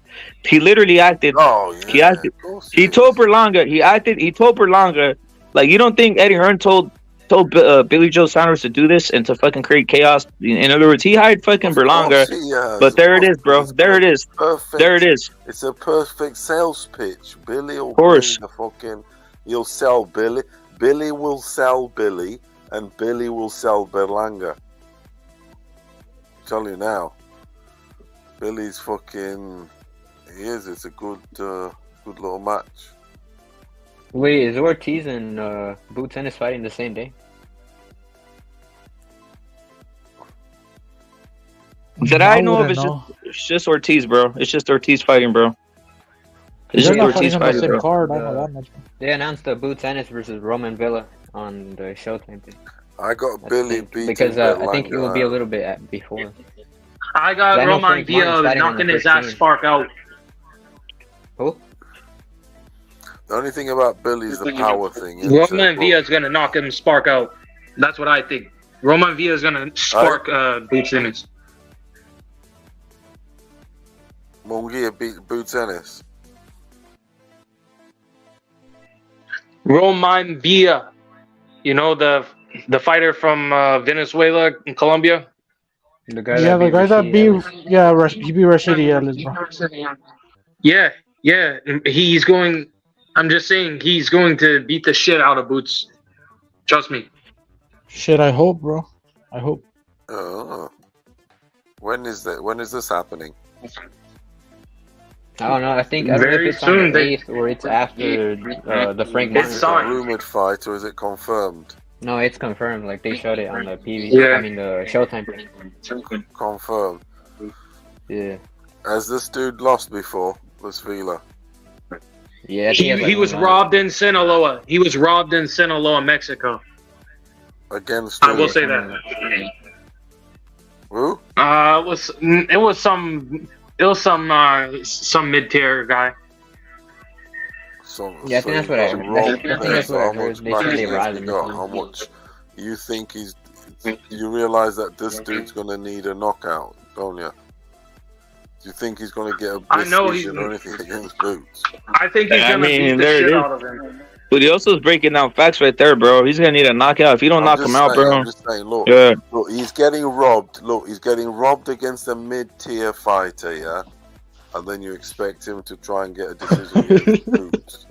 One thing I'll say is that like Roman Hey, Furioso, when you put it that way, fuck, bro. He needs a miracle. Like, he needs a knockout, dude. And it's like, Nah, he does. I don't know. I Roman wish him all the Villa is best. going It'd be to- amazing, but we wish him He's gonna all the- spark him, bro. Okay. Well, yeah, Yeah, you we'll are see saying because that, dude. the style of Roman Villa works in favor of Boots Because Ennis, you're 'cause saying like that, I might. he's put a boxer I might puncher put and 5 on Roman it Villa or is like 10 a on pressure it. I fighter. hope you're right. And Rashidi Ellis was Then just the a pure bailiff boxer, round to so he yours. got just completely destroyed. Yeah, I think the problem with Villa is he doesn't have a lot of speed, bro. That's his Yeah. biggest fucking Yeah, I agree. problem. And that's gonna be the biggest fucking issue he's gonna face against fucking Boots Ennis, bro. In my opinion. And I that hope guy he that pulls it exposed out. I hope he Dennis, pulls had it off, some bro. speed. I hope he one of the pulls things it that out. saved him was that Rashidi like basically fucking gassed because he was getting pressured too much. Yeah, in the late rounds he fucked up. That Ellis guy. Yeah, Valió verga. yeah. Yeah, And to be real, I'm surprised they didn't rob Roman Villa, bro. I'm surprised, and I think the only reason they didn't rob him is because Rashidi Ellis comes from Golden Boy, bro. So they're like, fuck this guy, you know. This one didn't rob No, him. This I one was- didn't rob him. Wait, hold up. This one didn't rob him. Okay, They wanted a straight up and down fighter like Roman to fight Boots Ennis. They didn't want Boots Ennis chasing around fucking Rashidi, bro. Facts. Rashidi was gonna be on his bike all Hey, night. folk, he wants to be. He wants the dude there in front of him so he can look good, innit, and show Exactly. off. You guys are picking that up, yeah. Because if the dude's running around, he's breaking his breakdance rhythm. You can't chase a dude and break dance at the same time. He wants to do his shoulder roll, break dance, and into a 1, 2, 3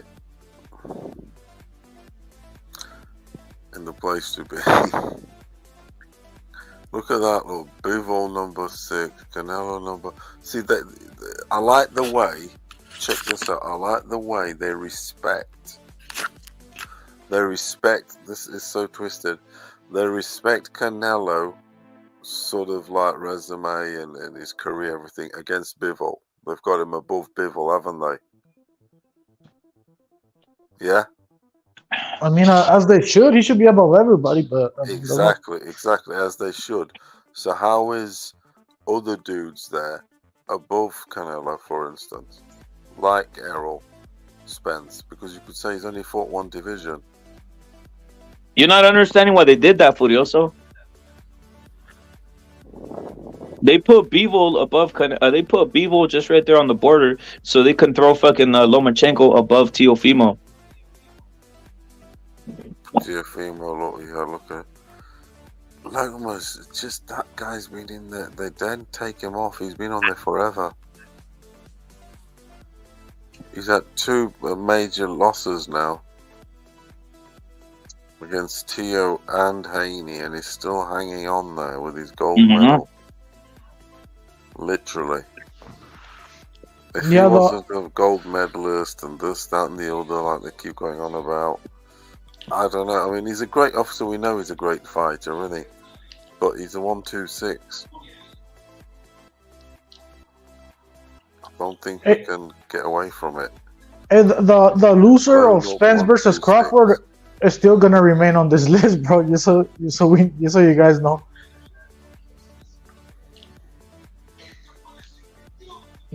Whoever loses between Because of Spence and Crawford 126. is still gonna be in this bitch, bro. That's how stupid they are. Or why are they putting Vasil up there? Because it's got to work both ways, lads. We're just trying to break it down here. Because when Vasil has got beat, certainly the two of the last times, it was adversity for him. I.e., he's a 126 fighting a 135, 140. The bigger man. In Haney, which he was, and Tio. So if they're cutting some slack on some adversity, then we don't know. I'm just trying to find all reasons why it could be. I already said the reason earlier, bro. I don't know if you were listening, bro. What's the reason? What's your reason? Because how else are people gonna take Devin Haney serious, bro? Like Devin Haney just beat Lomachenko, but he really besides that name, he doesn't really have any good names in my eyes. He has Cambosos. They put him there, bump him up. Oh, look, he's beat a pound for pound, you know. Yeah, exactly. yeah, exactly. Oh, yeah, Haney's beat because they like the Americans like that saying. And on his record, he's got 2 pound for pound wins and this and that. They like all that shit, don't they? So Haney can say that I've got a pound for pound win on my record. Yeah, I think that's why they're keeping him up there, bro. Because I mean, does he have a belt? No. Is he coming off a win? No, he's coming off a loss, and he just lost like 2 years ago as well. It's not. You get me? Like, come on. Just to promote Haney, bro. That's why Lomachenko's there as a promotion tool for Haney, bro. That's how I see it, bro. That's what it is. That's what it is. You're right. Chingasos is right. I wonder if down the road we'll see Davis versus Loma. No. No. Yeah, I think Loma's ready right there to get knocked out, and then it's like, what's Davis get out of beating Loma at this point? Loma's already been beat up 3 times, so it's like they fell into the Crips one right there. The Crips one. They basically diminished Lomachenko to the fullest out here.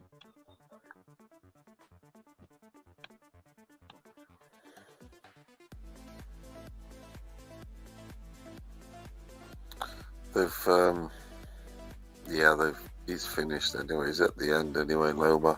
Yeah, they diminished him. They diminished him to the fullest 30. Yep. And the people could be like, hey, why is Lomachenko up there? And they're going to be like, well, he only lost to the best, Devin Haney. I mean, why should we move him? You know, that type of bullshit, bro. The thing about Loma, he was always in that awkward position of, I remember even back then, is like, he was too good for the 136. I mean, he was too good for 126, and if he stayed there that weight, which he could, or stayed at 126, he would just, won all the time, wouldn't he? Just bully that thing. So, but then he's too small for the one. Let's break some news for you. So let's break some news. Let's break some news for you, though.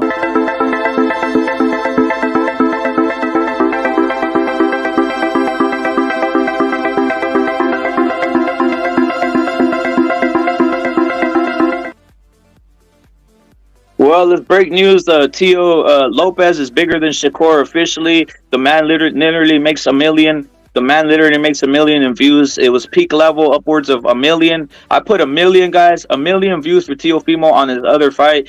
3 times more than Shakur. 3 times more than Shakur Stevenson. Now, this is confirming. I call it how it is. I'm not a fucking scoundrel. I'm not a fucking scumbag.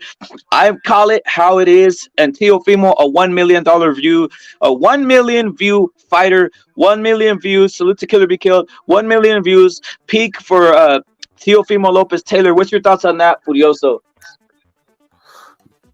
My thoughts are, when it goes to show, when you put quality fights like this on, because it wasn't pay-per-view, was it? ESPN, it was on the biggest broadcast in the world. It was shown in England also for free. People will tune in. Boxing ain't fucking dead, is it? But it's nice that it wasn't on pay-per-view and it could get a nice true audience. Yeah. Plus the people that also streamed. Because not everybody's got the plus, have they? Yeah, so people also stream and say, I mean, that's awesome. Those are paying subscriptions. That $9.80 is paying subscription, because the plus you got to pay extra, don't you? Yep. On ESPN, exactly. So it's still a subscription-based, paying. Of course, Furioso. How you think they're paying Haney? Off the fucking subscription money, subsidizing the shit. Fucking Haney and you know what's the good Crawfords and them, bro. This is amazing news for Tio, because obviously at the negotiation table, after having announced retirement, he comes back. He says, "Look, I'm a million viewer. I got a million views. I can. You put me with the right guy. It's guaranteed, isn't it? Correct. Look at. This announcement for Tio. This announcement for Tio is upped his stock. His stock. Of course it did. Of course it did. We delve in numbers. Salute to some rando. Look at Junior Lopez needs his credit, and now Teofimo needs his credit. He's the fucking guy at ESPN. It is. The guy at ESPN is Teofimo Lopez. Numbers are saying it. Teofimo Lopez is ESPN. Where I don't bullshit. When I see numbers and facts, when I see shit happening, whatever I'm saying, check this out. It's real. Teofimo Lopez, 1 million views at ESPN, bro. Corporation. I mean, network, should I say. Yep. It's a million, million fucking people watched it. And more. That's just over there. US. It was a big fight, though, wasn't it? So it was on freebie. Look at doing that 1 million mark is fucking crazy, dude. He did 1 million, dude. That's another. That one did 1 million, and then the other one, if I believe, was what, cracking 3 to 4 million when it was Lomachenko versus when it was Lomachenko versus Tio. But the most important fact also of this figure is he was competing on the night with the Munguia card, which obviously is a big viewership card into itself. Yeah. And a UFC card. Okay. So it was a busy night. It was a busy night in sport. It really was. I remember Tio versus Campa also did 1 million, bro, for whatever fucking reason. But the only problem I have with Tio is the fucking arena didn't look all that fucking full, bro. Like, in the live gate, I don't know if he's doing good. I don't think so, bro. Over there at the Hulu Theater, in my opinion, compared to like the Munguia fight that had everybody there, you get me? And the Toyota arena. You're not lying, Chingazos, but the views are what they are. They literally have 1 million views. That's 1 million views, bro, and that's better than Shakur. That's better than all these motherfuckers. That's better than all these guys at ESPN, dude. Literally, it got to be called how it is now. Tio does 1 million. He is the face of top ranked boxing from what I'm seeing right now, bro. Some round you're saluted. Let's just call it how it is. I don't think there's 2 faces of top ranked boxing actually. It's Tyson Fury and it's Teofimo Lopez. Now, is he getting paid like one of the top faces of top ranked boxing? I don't think he is, to be honest. And now that's fucking the chickens have come home to roost. Straight up. The chickens have come home to roost, bro. Because we're calling facts as facts some rando. I'm not out here on some. Look at when I see that, look at I compounded with this, dude. Because this is despicable to me, dude. That's all I gotta say. When I saw this, I got angry. The top pound for pound list, and they have Canelo on some crap shit, and then they have Tio on number 10, like he's like treating him like a bum. This is crazy, dude. Now the numbers have to be specified, and something is wrong. Something is wrong, guys. Yep. Something is wrong pound here, list. guys. Something is wrong here, dude. Is all I gotta say. Like, we just need to call it how it is. I don't want to watch no crap. The only reason I even care about the whole I'm card of surprised Crawford. Wilder's not on there. I'm surprised they didn't put Wilder on. It wouldn't surprise me. It would not. No, I mean, why would you be surprised? They probably do that one of these days, Furioso. Like, straight up. They want to put him up there, but they just have a hard time doing it because he only beat who Hellenius and the 2 fights before he got wrecked like an idiot, lynched in front of everybody. So I mean, you can't really put him up there even if they wanted to.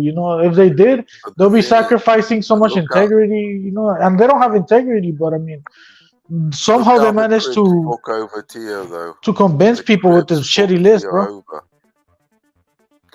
Look how the Cribs are fucking Tio over, though. Also, What you mean? Themselves ahead of him.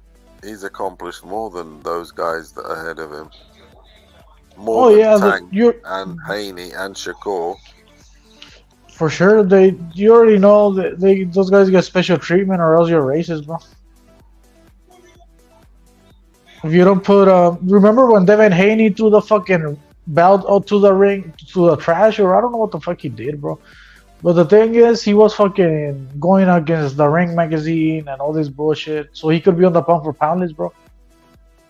So even when they don't put him up there, they cry, bro. And they make a case for it somehow, bro. Shit. Theodore's 1 million views. People were at it, weren't they? And it was a Mongia card, so that they were watching also that. Well, it was a domination. Look at what it tells you is this: these guys dominate boxing. Like look at, we've been saying it. Basically, certain people don't dominate boxing. Blacks. If there's black guys, no one wants to watch that shit. Straight up. And it's proven fact after fact. This is disgusting, Furioso. Canelo Ryder was a major fight pay-per-view, $500,000. Straight up, $500,000. Nobody pays to see no damn Crawford Spencer bumps. The only reason I even care, I'll care about the undercard is Cabron Cabrera Pitbull. That's about it. That's what I want to see. Cabron Cabrera Pitbull. No one pays to see these guys. Now, where's the money?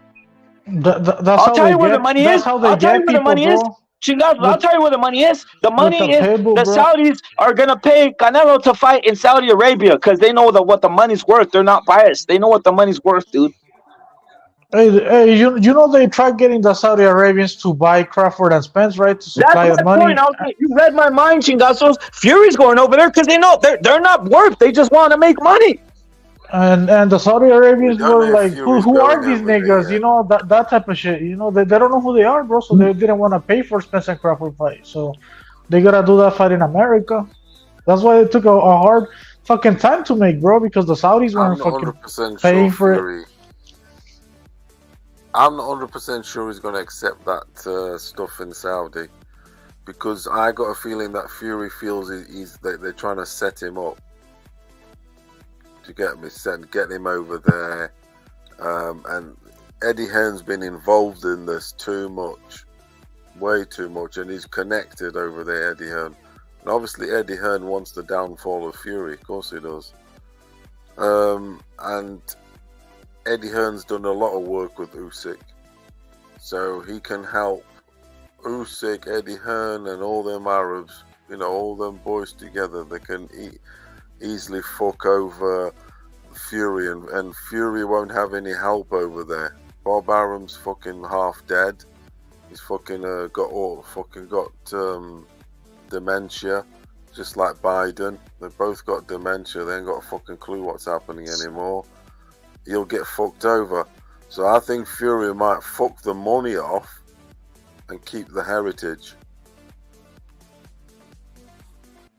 If he goes to points or something like that, I don't know. I'm not sure he signs that contract with the Arabs.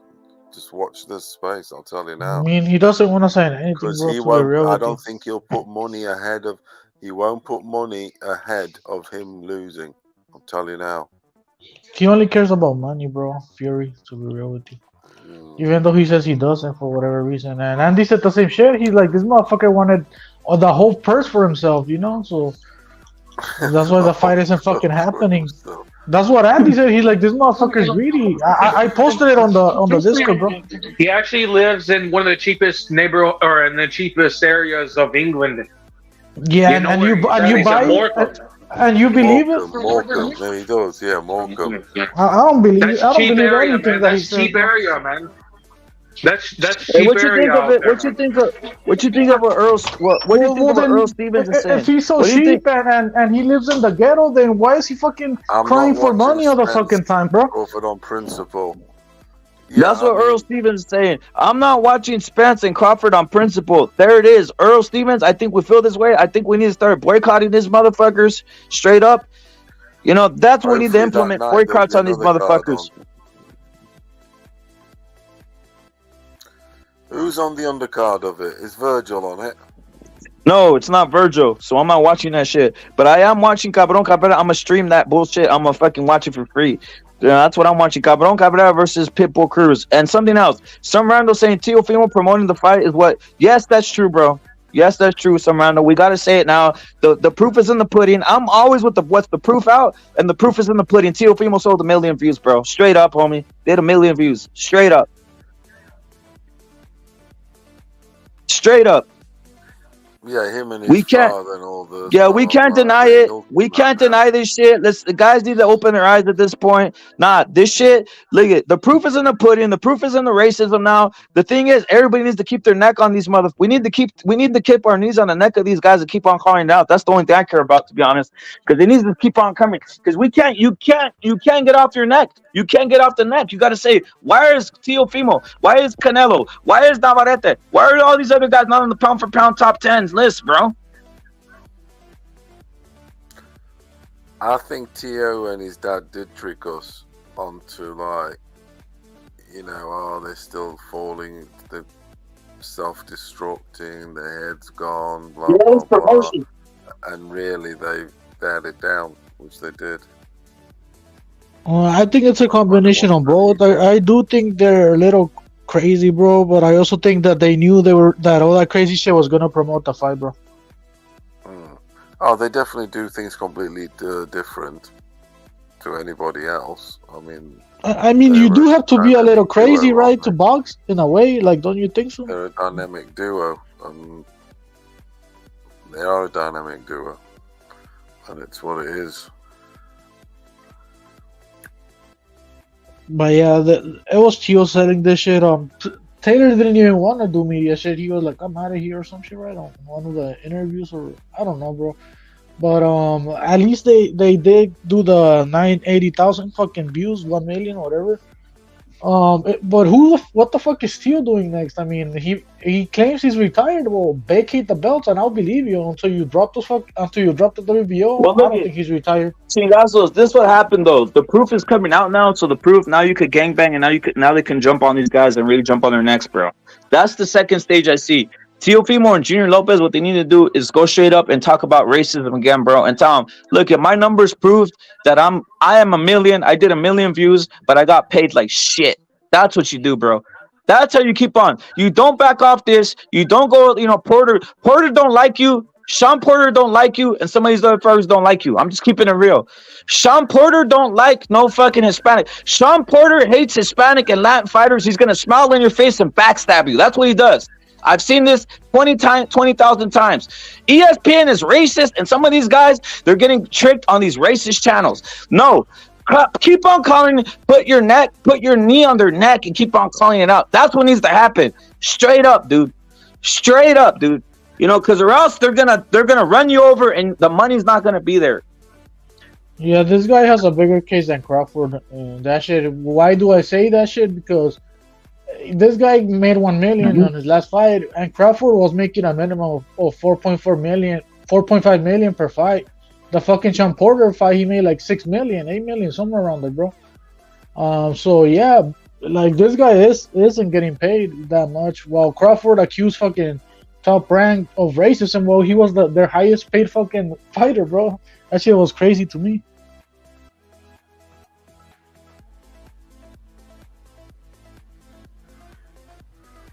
Like if anything, fucking Top Rank was fucking sacrificing some money to keep Crawford exclusive to their fucking company.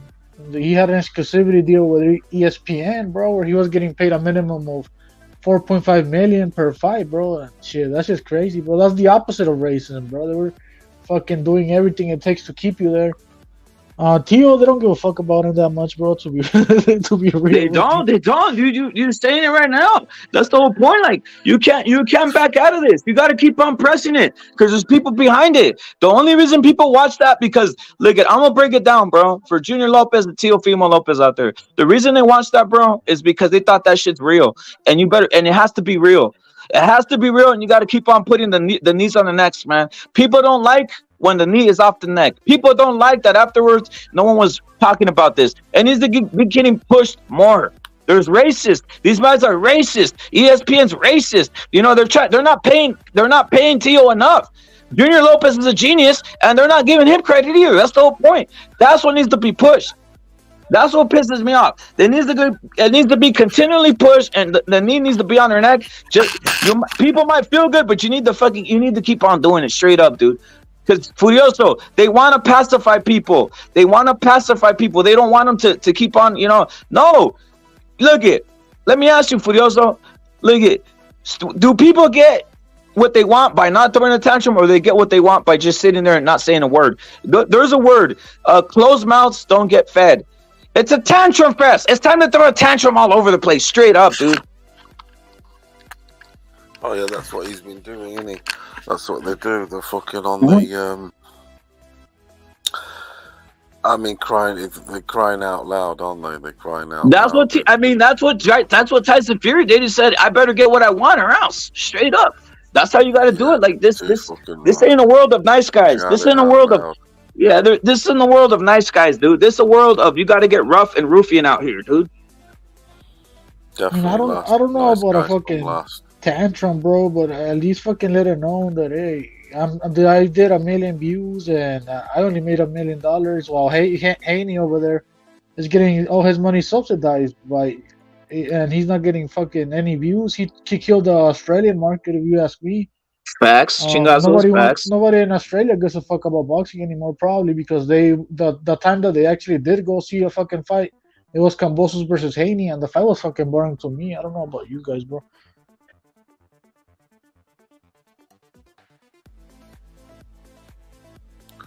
It's a dog eat world. It's a dog eat world out there, and we're not talking about Asians. We're talking about straight up, dude. Look at Jose Ramirez, bro. They don't even want to pay Jose Ramirez either. He's being fucking. I mean, he needs to explode. He needs to explode, Chingazo. That's the point. He was boxing scene fucking put an article about it, how he's not getting paid or like.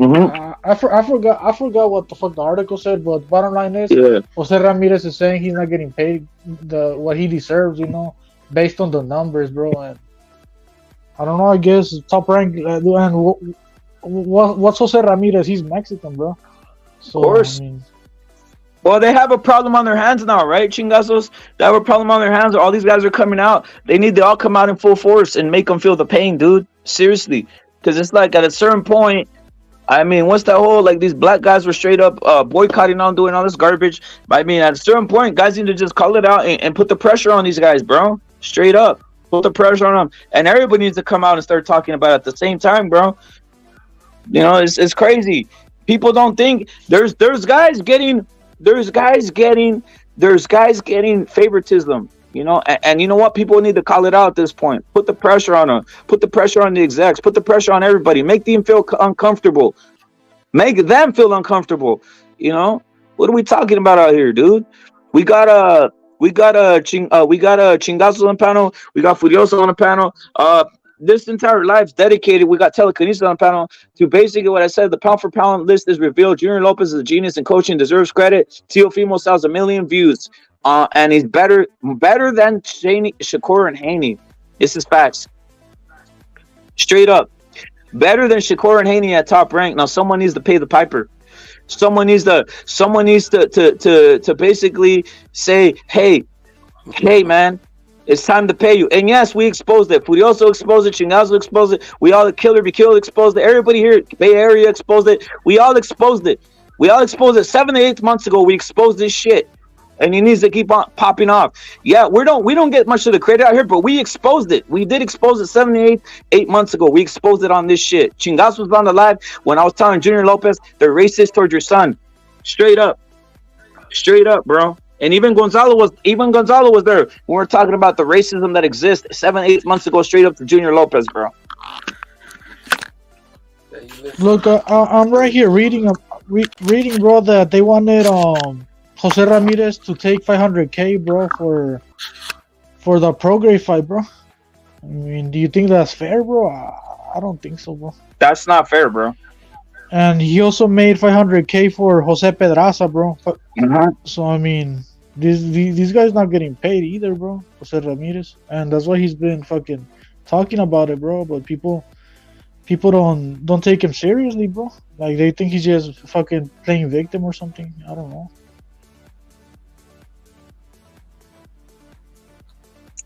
Gonzalo, what's your thoughts on this?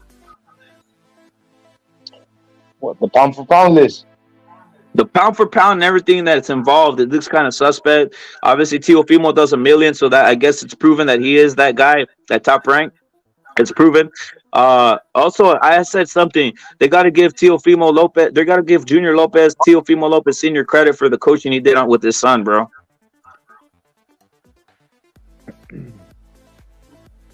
Very good. Yeah, it's not that bad. Coaches play. They do factor in, but it's not the all. It's not the end all be all. If you got somebody that you have a good chemistry with, that'll lead you to victory. As we saw with Freddie Roach, I know he's a legendary trainer, but the man got a what is it called? Parkinson's. But somehow he struck a special relationship with Manny Pacquiao, and that made him go far in the sport. So, like with your son, I mean, father knows best. Nobody's gonna know Teofimo more than his father. So obviously, he knows all the little details, like when it comes to his training, his conditioning, the habits that he's had ever since he was a adolescent or like a young kid. And nobody's going to motivate him greater than the father. That's why you have a lot of fathers that train their sons. If we go back in history, many fighters, Shane Mosley, Donito Unitas, Dad, well, so many children and father relationships. Johnny Owen, Joe Calzaghe. I mean, Johnny Owen's a bad example, but you know he was trained by his father. But Joe Calzaghe was trained by his father. That's a pound for pound fighter, pound for pound great fighter right there. What about Joe Fraser? What about Joe Fraser? Lomachenko's a good Lomachenko. Who else? I mean, El Mono Ramos. That's his trainer. There's a lot of them if you think about it. Some are kind of like not that known, a little unheralded, but you got Gabriel Flores, his dad. Let me see. Just thinking. There's a lot of dudes. Cabrera, maybe. No, I don't think Macetón Cabrera. Caleb Plante's father is in his training. Yeah, there's just too many to mention them. It's pretty common if you kind of think about it. Look at Ryan, his dad's there. He's not really his trainer, but he's there at least. You know. Look at for the longest time he did train them though in the amateurs. Yeah, I feel like like in the beginning, the dad usually is there, and then the dad's like, "Damn, I'm at the high level now. I need help. You know, I need an actual fucking trainer with experience. You know," and that's when they bring in another trainer, and that's usually how it goes. They usually bring another trainer. I think Tofino at one point had another trainer too, besides his dad. But nowadays I only see his dad right there. But yeah, it's pretty common in boxing to have a dad be the trainer, at least in the beginning. Like I said, sometimes they teach somebody else, you know. El Robert Guerrero, ¿te acuerdas? El pinche Guerrero con su papá. El Guerrero, Simón, Danny Garcia. Even Eric Morales, his dad, rest in peace. El pinche Crawford, ¿no? Ese gordito su papá, ¿no? No creo, el Bomac. Oh, Hey, that's by the not way, his that dad. was fucking fat, dog. That I thought motherfucker's it gonna was be his like dad, bro. 350 Big pounds. he is. It looked like that dude needed a walker, man.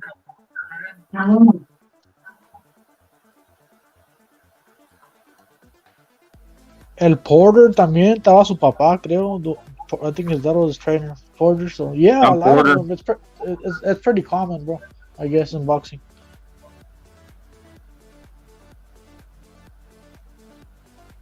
¿Cómo se llama? El freaking dog bowl. Just when it don't go your way, people will say, "Oh, it's the dad." You know, sometimes it's true, but it's like everything. You can only do two things: you can win and you can lose.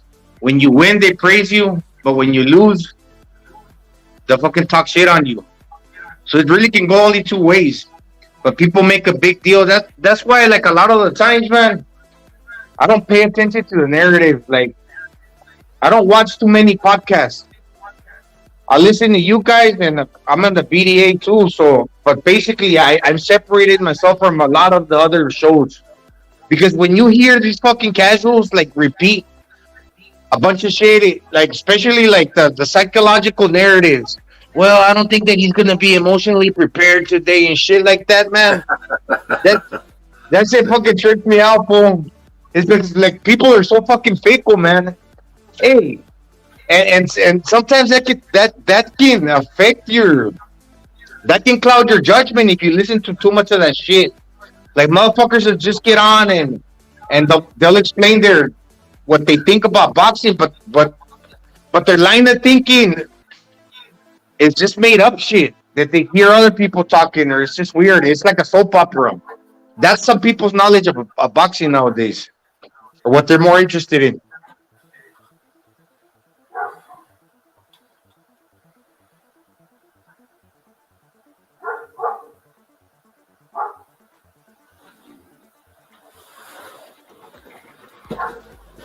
Well, check this out. Can you Gonzalo, can you justify Teofimo being below Lomachenko here on this list right here? I've had a little bit more time to think of my list. You know, what you said yesterday is true. Devin Haney and Lomachenko can kick rocks. I had Devin Haney. I had Lomachenko number 9 and Lomachenko. Sorry, I had Devin Haney at number 9 and Vasily Lomachenko number 10. But they both can kick rocks. We've had a few fights within the last week or two, so I'm putting somebody else. But justify who? Devin Haney and Lomachenko above Teofimo Lopez? No, not at this point. Because Teofimo Lopez beat on Lomachenko. And what else? Devin Haney just barely moved up to 140. So how can Devin Haney be rated as a pound for pound guy, especially now since he moved up to 140 and he had that questionable victory, which I thought he lost to Lomachenko? Mínimo si el Loma tuviera cinto, I see why, but ni cinto tiene, güey. No, he's coming off a loss. I don't get it, bro. I had a little bit more time to think about it because they're really overrating Haney, like the body punching. All of a sudden, he's the body snatcher. If you're going to the body, really, okay, a lot of people don't count body shots, but you know why Mexicans go to the body? Because they invest in the body early in order to break a fool down and get them later. But when you're going to the body like Devin Haney, you don't lose the 10th and 11th to Lomachenko. Obviously, that means that your body punching is not really taking an effect. So you can't call him the body snatcher. Now, all of a sudden, that's kind of like bias. That incredibly, like, you never count the Mexicans going to the body, but you do when Haney does. And when Haney does it, he's not really breaking fools down. So you can mix that shit with the fucking body punching. And I'm going to tell you one thing. As far as Venado Lopez, he's really making waves. He's always going overseas. And the way he fought, like 2 weeks ago, I think, the way he fought his last fight overseas, He fought different. Give Venado Lopez a strength and conditioning coach, a full team, and portray him as the A side, as the favorite or whatnot. Don't look at him as okay. We just want to give this dude a payday so we can snatch his title, especially like overseas. Promote him in the United States or Mexico, or both simultaneously, but have him fight him in Las Vegas or in California, and that you guys were talking about. Pachanga, Fantasy Springs, all those fucking places. He will sell out all those places. Ontario, where Munguia fought. Have him do a round robin in all the fucking casinos. Right? Put him on TV Azteca. Yeah, they need to have him fight over here in America, Ronaldo too. Even if he's not fighting the best fighter, at least just to get his name over here out there. You know, like people could go see him fight or whatever. Even if it's not the best, just as a tune-up fighter or whatever. You know, because I get why he's going to the UK because the money's over there. You know, esos güeyes van y he's fighting. What was his last fight? ¿Cómo se llamaba el vato? Conlon? What was his name? I forgot. Yeah, Michael Conlon. Yeah, like the people were there for Conlon, bro. Like the arena was full, bro. So I see why he's going out there and fighting over there. But you also need to they also need to have him fight over here in America, bro. You know, so Americans could start knowing who the fuck he is because not a lot of them do know, bro. And even if like I said, even if it's a bum, they don't matter. And the reason I say a bum is because you don't have to overpay them, you know. As opposed as a big fighter, you have to overpay him or whatever, and maybe the money is not there, and that's why he's not fighting in America. You get me? Yeah, I mean, if you think about like business and the way fighters are brought up and how you match them, some get it easier, and they go through like how do you say it? They make the perfect matches at the perfect timing, so they can climb the ladder like way easier than other guys like Venado Lopez. Yes, he'll get a big payday, but in the end of the day, they'll pay him a lot for one fight. I mean, he's tough enough to beat these motherfuckers, and he probably continue because of style. It'll be difficult for anybody. But they'll put him in a position where they'll give him that last payday. But when he loses, he'll go to the back of the line. He won't continue getting the paydays. So he's pretty much, they're almost like wanting him to sell his title when he's the B-side and he's got everything against him. And he's going to be hell on wheels for anybody because he's got the feet and the fucking hands, the pressure for mid-range and whatever, like the tough chin. So he's gonna come to win, plus that the heart. But in the end of the day, if it goes the distance and it's left up to the judges, we saw with Warrington, he was close to getting robbed. So it's you can see the ¿cómo se llama? The writings on the wall, fool.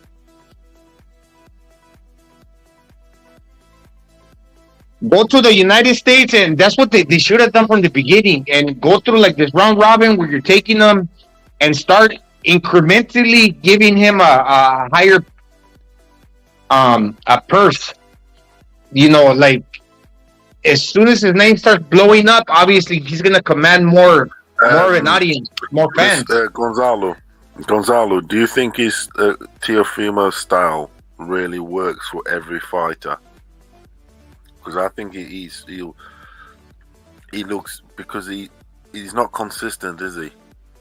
You'll have a good performance, a great performance, then a tricky performance. So it's a styles thing. I think mentally he'll get frustrated against a guy that's quicker than him. Like Cambosos, when a guy's quicker than him, when he feels that when he feels in his mind that he's getting beat to the punch, psychologically it'll affect him because he's a guy that relies on reflexes. He's done if you beat him on speed, because he's a counter speed puncher. So I'm saying he can take a punch, but if psychologically he kind of like he falls into that belief that the other guy's quicker and he got to me first, he's gonna say to himself, "How is that possible? How me, Teofimo, the gifted, athletic uh, fighter, is getting beat by the other dude?" So mentally, it's like, "Damn, that fool fucking got to me," and that's why he's getting dropped. Because I think he does have a good chin. If I have to reconsider it, but a lot of times he's getting caught cold, and psychologically, when you beat him to the punch, it's not so much the power. He tends to like get a little like yeah, then he starts falling apart. With Sandor Martin, we'll come to find out that dude got a tough chin and he's a good boxer. So he's moving on you. He's like turning on a dime. He's making it difficult, but I think Teofimo will actually beat him. So I mean, yeah, that style is gonna make everybody kind of look a little bad. But still, if that dude's so negative and you're still beating him, all the while that fighter like Sandor Martin is negative, hey, you get a lot of credit because he was difficult to pin down, and somehow, some way, you still won. So you can only give credit for him credit for that. And moving forward, fighting fighters like that will only make you gain experience. So maybe they added a wrinkle to Teofimo's game moving forward. But the Sando Martin thing, I saw the build up to it, and Sando wasn't falling for any of the Tio shenanigans. He was, stern faced. I'm gonna fucking hurt you, and he proved to be a difficult opponent. He didn't fall for any of Tio's poking like Josh did. Josh fell for it. He walked out in the fucking interview halfway through it and all sorts. Lost his rag.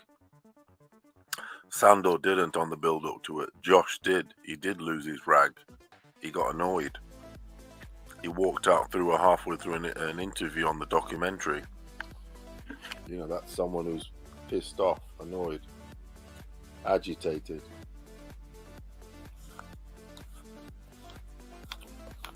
You know who needs to get his credit? You know who needs to get his credit, Furioso?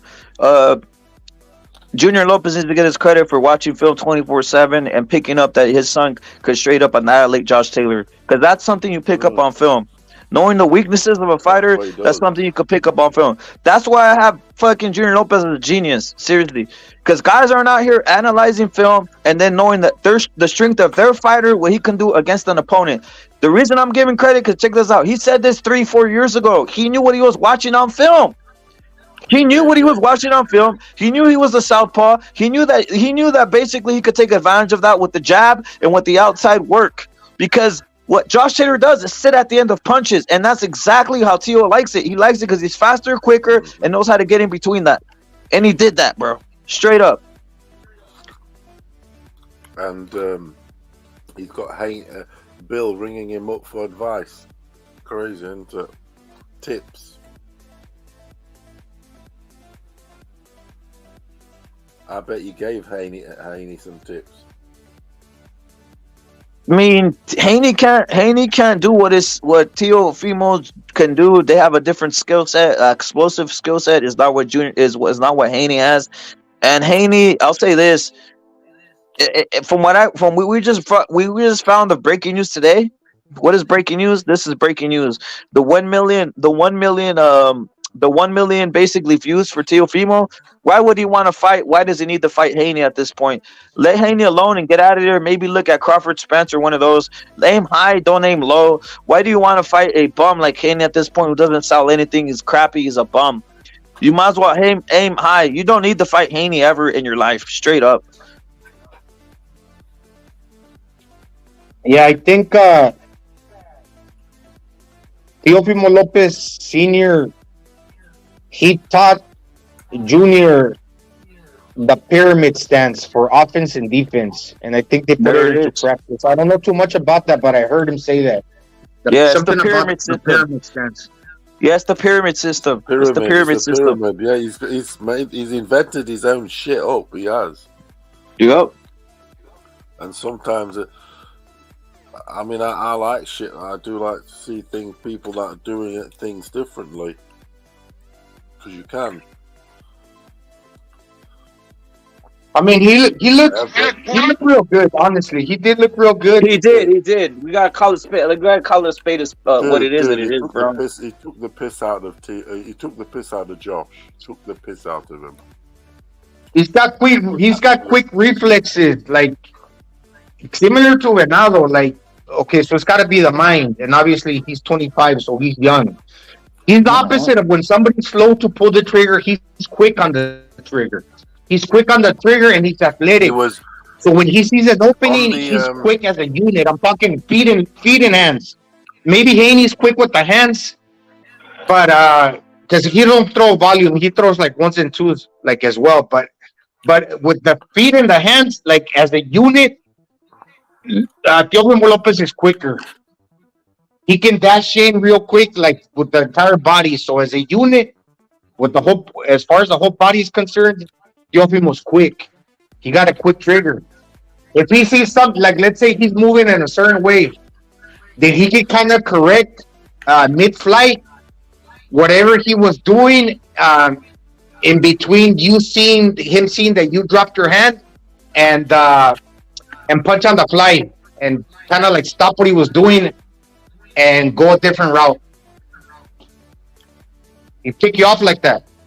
That's what he saw. You could see the wheels turning in his head. When the slower guy was missing, but all of a sudden you see, because he's moving. When Teofimo's moving, he's kind of doing like the shoulder roll, right? Yeah.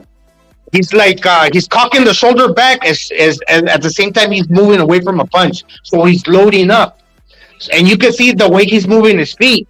So a lot of times he might be planning something, but if he just sees an opening,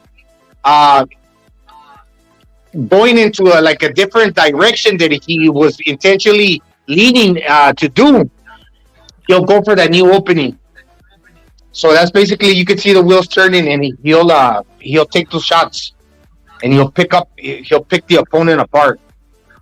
Well, at least that's what he showed against Taylor his last fight. He could see everything Taylor was doing right in front of him, and he had time to do anything he wanted to do. Tio, it was too fast for him. Taylor's too slow for him. Yeah, they already know how the southpaws move, like from what angle they're coming, and they move the opposite direction. That's what they do. The Teofimo Lopez fucking style. Like, and I honestly, I do the same shit, bro. For me, it's easier to fight southpaws, bro.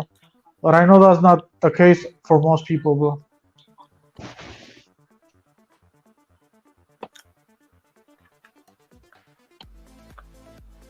Yeah, and I'm kind of glad he won. Not so much because of the shit he says, or I could care less because of the chick that he's with, man. That dude needs to start making, and I'm not really a fan of discussing like outside of the ring what like goes on or anything, but yeah, man, that was a bad choice.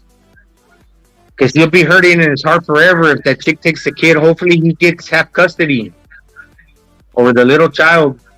I mean, because obviously he's the dude that makes the money. I think the girl was just like a flight stewardess or something. He said it. He said in the interview, she's taking half my money. He goes in his documentary. Now if he's not retiring, then he's bluffing. If that's the case. That's why he's trying to prize. That's what he's thinking. That's why he's trying to prize himself high, because any money he makes, he makes before this divorce. Because look, Furioso, he has to pay taxes. He has to pay the trainer. And after that, he has to divide that shit in half for the divorce or whatever the fuck it is. You get me? So he's not taking a lot of money from that million for himself, bro. If you think about it, you know, if you factor all that shit in. He called out Top Rank over there the favoritism to black fighters. That's where he had the little squabble with his dad. The little disagreement where the dad is like, "Oh, you're killing your career." Then he's like, he didn't call him a bitch. He said he didn't directly call him a bitch, but he said something in regards to that. No, so he obviously did. It's not. Le dijo, stop being a bitch. I'm a man. I stand. Algo así le dijo, güey. Sí, güey. Obviously, a lot of people are taking notice to that. Because if Teofimo said something, it's because it's true, man. It's Top the Bow. Maybe not so much Bob Arum. I mean, yo miro que Bob lo Arum is quieren like in his tirar, 90s. que lo quieren tirar de loco, güey, for saying that shit. They wanna say Tofino's crazy for bringing that up about how Top Rank is focusing only on pushing black fighters and they're not pushing the Latino fighters. Which obviously I agree with that, and I had already seen it a while ago because I'm looking into it. But most people think that that's far fetched and they think it's crazy, bro. But I don't. Sometimes it makes. What happened to Lindolfo Delgado? Didn't he beat Pollo Aguilar and he's like 27, probably 28 by now? His career's going nowhere. I wonder if it's a personal thing or it's something to do with the promotional company. Hey, Gonzalo, pues fucking Morataya just killed Nakatila like in 2 rounds. Nobody really gave a fuck. And to tell you the truth, Nakatila KO'd Miguel Berchel. And when fucking Shakur Stevenson was saying that Nakatila, it's a hard fight, and he was apologizing for looking like shit against Nakatila, bro. And they were saying that Shakur Stevenson is a generational talent for beating Nakatila, but when Murataya does it, nobody gives a fuck. And the problem is Top Rank should be fucking hyping that win up, and they're not hyping it up, bro. And that's why people don't give a shit about it, to tell you the truth. Yeah, absolutely, man. That was a dominant performance. Nakatila, as soon as he landed one right hand, that motherfucker got on his bicycle. He didn't want the fight. And it's like you guys were saying. They're looking, somebody was saying, some guy that was on the panel a little earlier, that they're looking for that one guy. So they have all these fools like Mason Menard, like what are these fools? These fools, Tutu Carrington, fucking I can't forget these motherfuckers' name. The 140 pounder that trains with Terrence Crawford. He's making moves. 140? You're talking about Sean? The 35? Yeah, Keyshawn Davis. Oh. And it's not a guarantee. Maybe one out of that whole bunch will turn out to be good. Maybe 1 or 2. But you cannot bestow them the fucking like the throne and assume that that's the guy when you haven't matched those guys against other tough guys. Yeah, they got skills and everything, but they don't give that benefit of the doubt to the Latinos. If it ain't a Puerto Rican, like to the Mexicans. And the Mexicans, if anything, they got a proven fan base. So I don't understand that.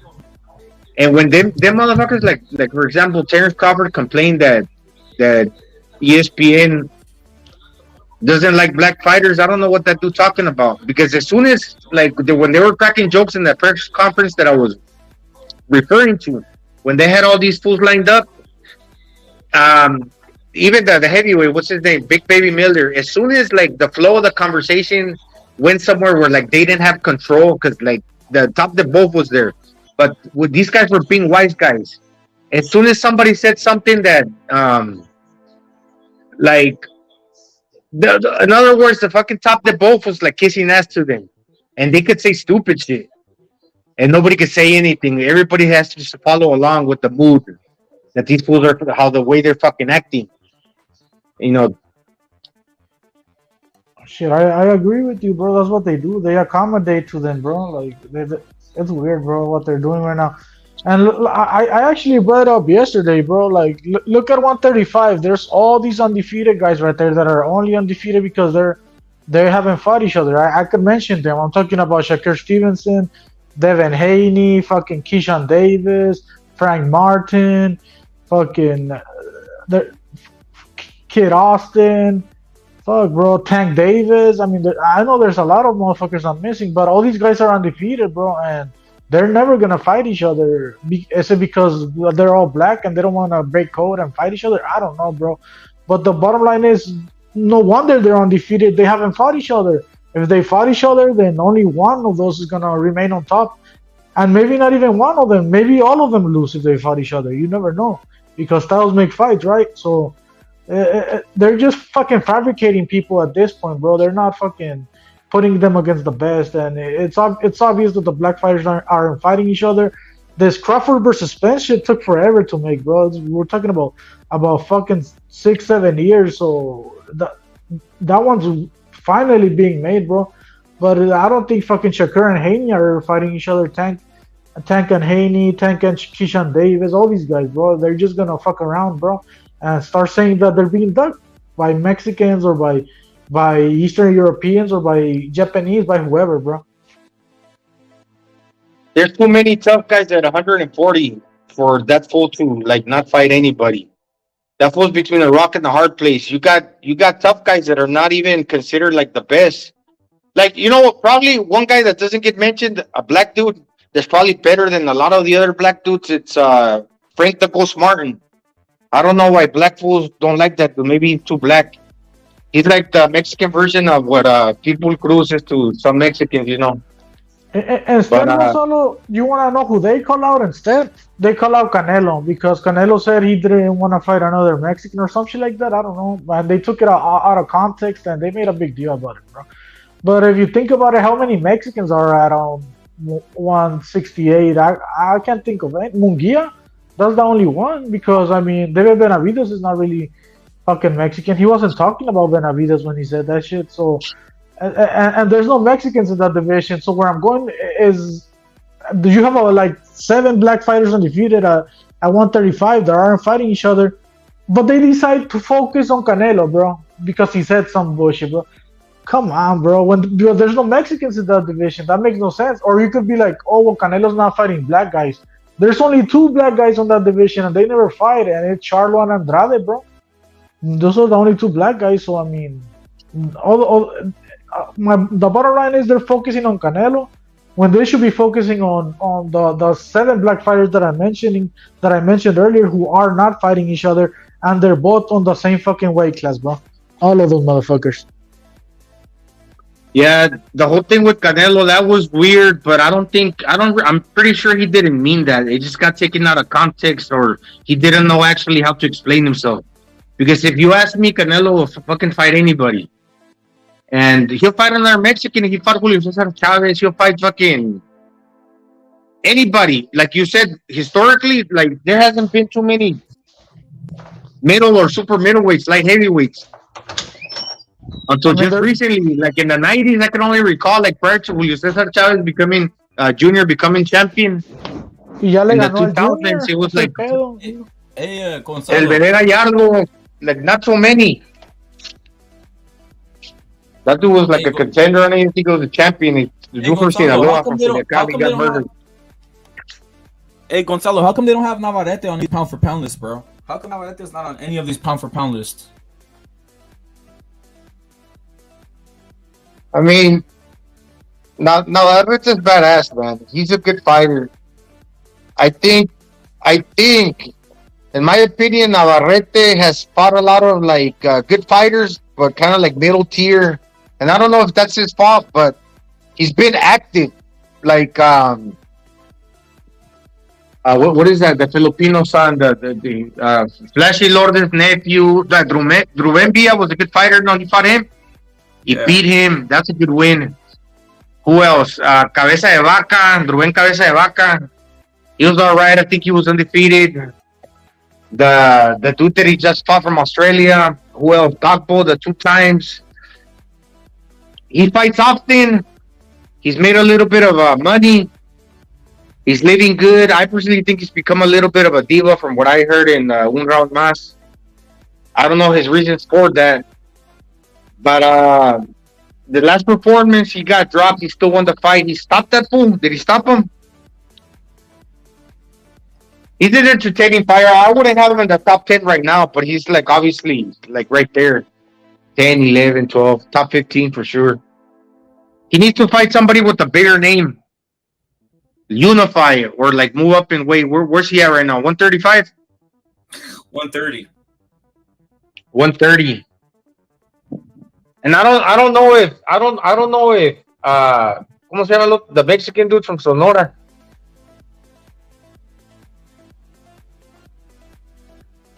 Valdez, I don't know Valdez. I don't know what's up with Valdez. He's pretty good, man, but something's off with him now. I think he's too small, man. He's really like a 126 pounder. No wonder he lost to support. The Cruz, like, he's big, dude, compared to Valdez. He was always going to make him look bad because he's just too small. I agree with you. I think that's his problem because I can't figure it out. He is a good boxer. He is technical. His last fight, he was putting in work on that guy, but the power wasn't there, bro. And I'm thinking it's because of the size. Yeah, he's a 130 fighter, but I don't think he has the frame, bro. Se mira bien chiquito, güey. Like he has a small back, small shoulders, that type of shit. You get me? I don't think he's a real 130 pounder. I think he's just there because he's having a hard time cutting weight for 126 because of the age or whatever. But he's not a real 130 pounder in my eyes. Maybe the volume dropped a little, and he just tries to replicate and copies Canelo's style a little too much because he trains with the Reynosos. And Canelo, like, he'll put everything on his punches. And since he's a higher weight, they throw less punches. And when Canelo throws, he'll put everything just to get the respect of them other motherfuckers. But with Valdez, I think it would favor him more to be a little bit more active, even if active means you're going to get into wars that you're going to catch punches like you did a few years ago when he fought Scott Quigg and all those fucking guys. That it was brutal. It was toe-to-toe. He was catching punches, but at the same time, he was beating those fools in exciting fights. Now he's trying to polish up what to some people consider to be like rough around the edges, maybe in his mind too, because he said to himself, okay, I'm gonna be a little bit more defensive because that's how Canelo fights also. But he's a natural. He's naturally gifted when it comes to defense. But with him, okay, let's say he did improve that department, but at the same time, he's not throwing as many punches. And when he does throw, he tries to load up like Canelo and put a lot of respect on his power when he lands. And he's just not getting that result when he's landing. Because like you said, probably because he got a small back. He doesn't got the wide back like Canelo, the big shoulders.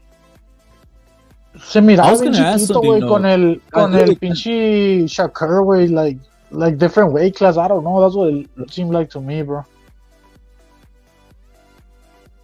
Yo, chingazos, how do they have these guys like hanging up on these pound for pound lists, dude? I still haven't seen them beat one guy of legit factor, bro. Straight up, dude. I mean, Haney, remember it didn't have him, and when they did, he started making a scene. Who's the best guy? Who's the best guy Haney beat up on, bro? Shit, fucking Loma, bro. And the thing is, that's a controversial win, bro. That's what I'm saying. I think it's JoJo, to be honest. I think JoJo, the only legit win he has versus is JoJo Diaz, bro. To be honest, and that one too. Some people say I had JoJo beating him. I had JoJo beating him, bro. I had JoJo beating him. These guys are literally just up there with robberies and all this other shit. It's fucking nuts, dude. Unless you rate Cambosos high, that's the only way, bro, that he's on that list, bro. I don't. I'm pretty sure you don't either, but fuck, bro. He was losing to Santiago too, the South American from Ecuador. Yep. I believe he's from Ecuador or Central American. I'm not sure where he's from. Maybe Dominican, the last name Santiago, but he ended up like dropping Santiago one time and they gave him the fight, but he was losing that one. I can't recall if it was a robbery or not. And in Tijuana, actually, rumor is that he lost the fight, but he got gifted a decision. Yeah, you know how it is, corruption. That's what I was telling the guy earlier that was here, that Mexico's not easy, bro. And there's an area that it is, but you look at it, fucking Haney lost over there, fucking Juan Manuel Marquez, before he came to America, he lost in Mexico. Venado Lopez lost in Mexico. Lara lost in Mexico. I'm not sure if Navarrete lost in Mexico. I think he did too. So these guys that get losses over there because it's not easy over there in Mexico, bro. And Munguia, they try saying he has a padded record. Fuck no, he doesn't, bro. They put him through it's like I said, it's not easy in Mexico, bro. Like they're trying to say the narrative that they spin, and obviously they pull that narrative because Mexico's a threat, bro, in everything to America. So the propaganda is always gonna try to shit on Mexico, bro. That's just the nature. But yeah, don't fall for that shit that it's easy over there. A lot of people do. Navarrete, he made weight for a fight. I forgot the dude's name, but the other fool, he said that he was gonna come in weight back in the days, but he didn't make the weight. And still they made Navarrete fight. Well, he had to cut. And still Navarrete like beat that dude down, broke his nose, and they gave the other guy the fight like a long time ago. Like 27 fights ago, like in the beginning. So he got robbed, Navarrete, against a guy that was bigger than him, and he was dehydrated.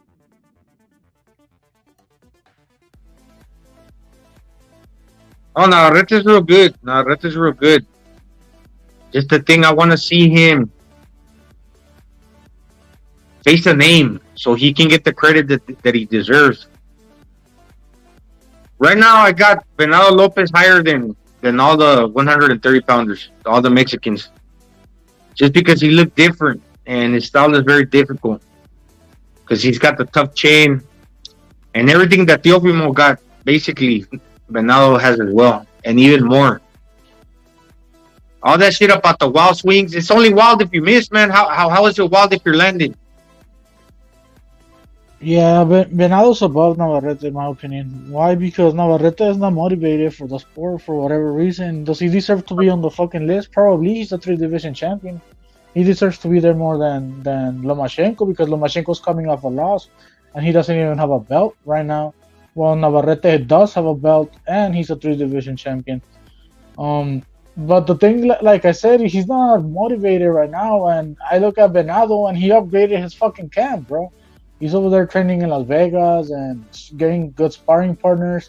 He's investing in his fucking development, bro. As opposed to Navarrete, he's not doing that. I don't know if he's not doing it because he's not getting paid what he deserves or what's the deal, bro. But I mean, but Chingazos, can we really trust? I got Navarrete knocking the fucking living lights out of fucking Valdez, bro. I just do, bro.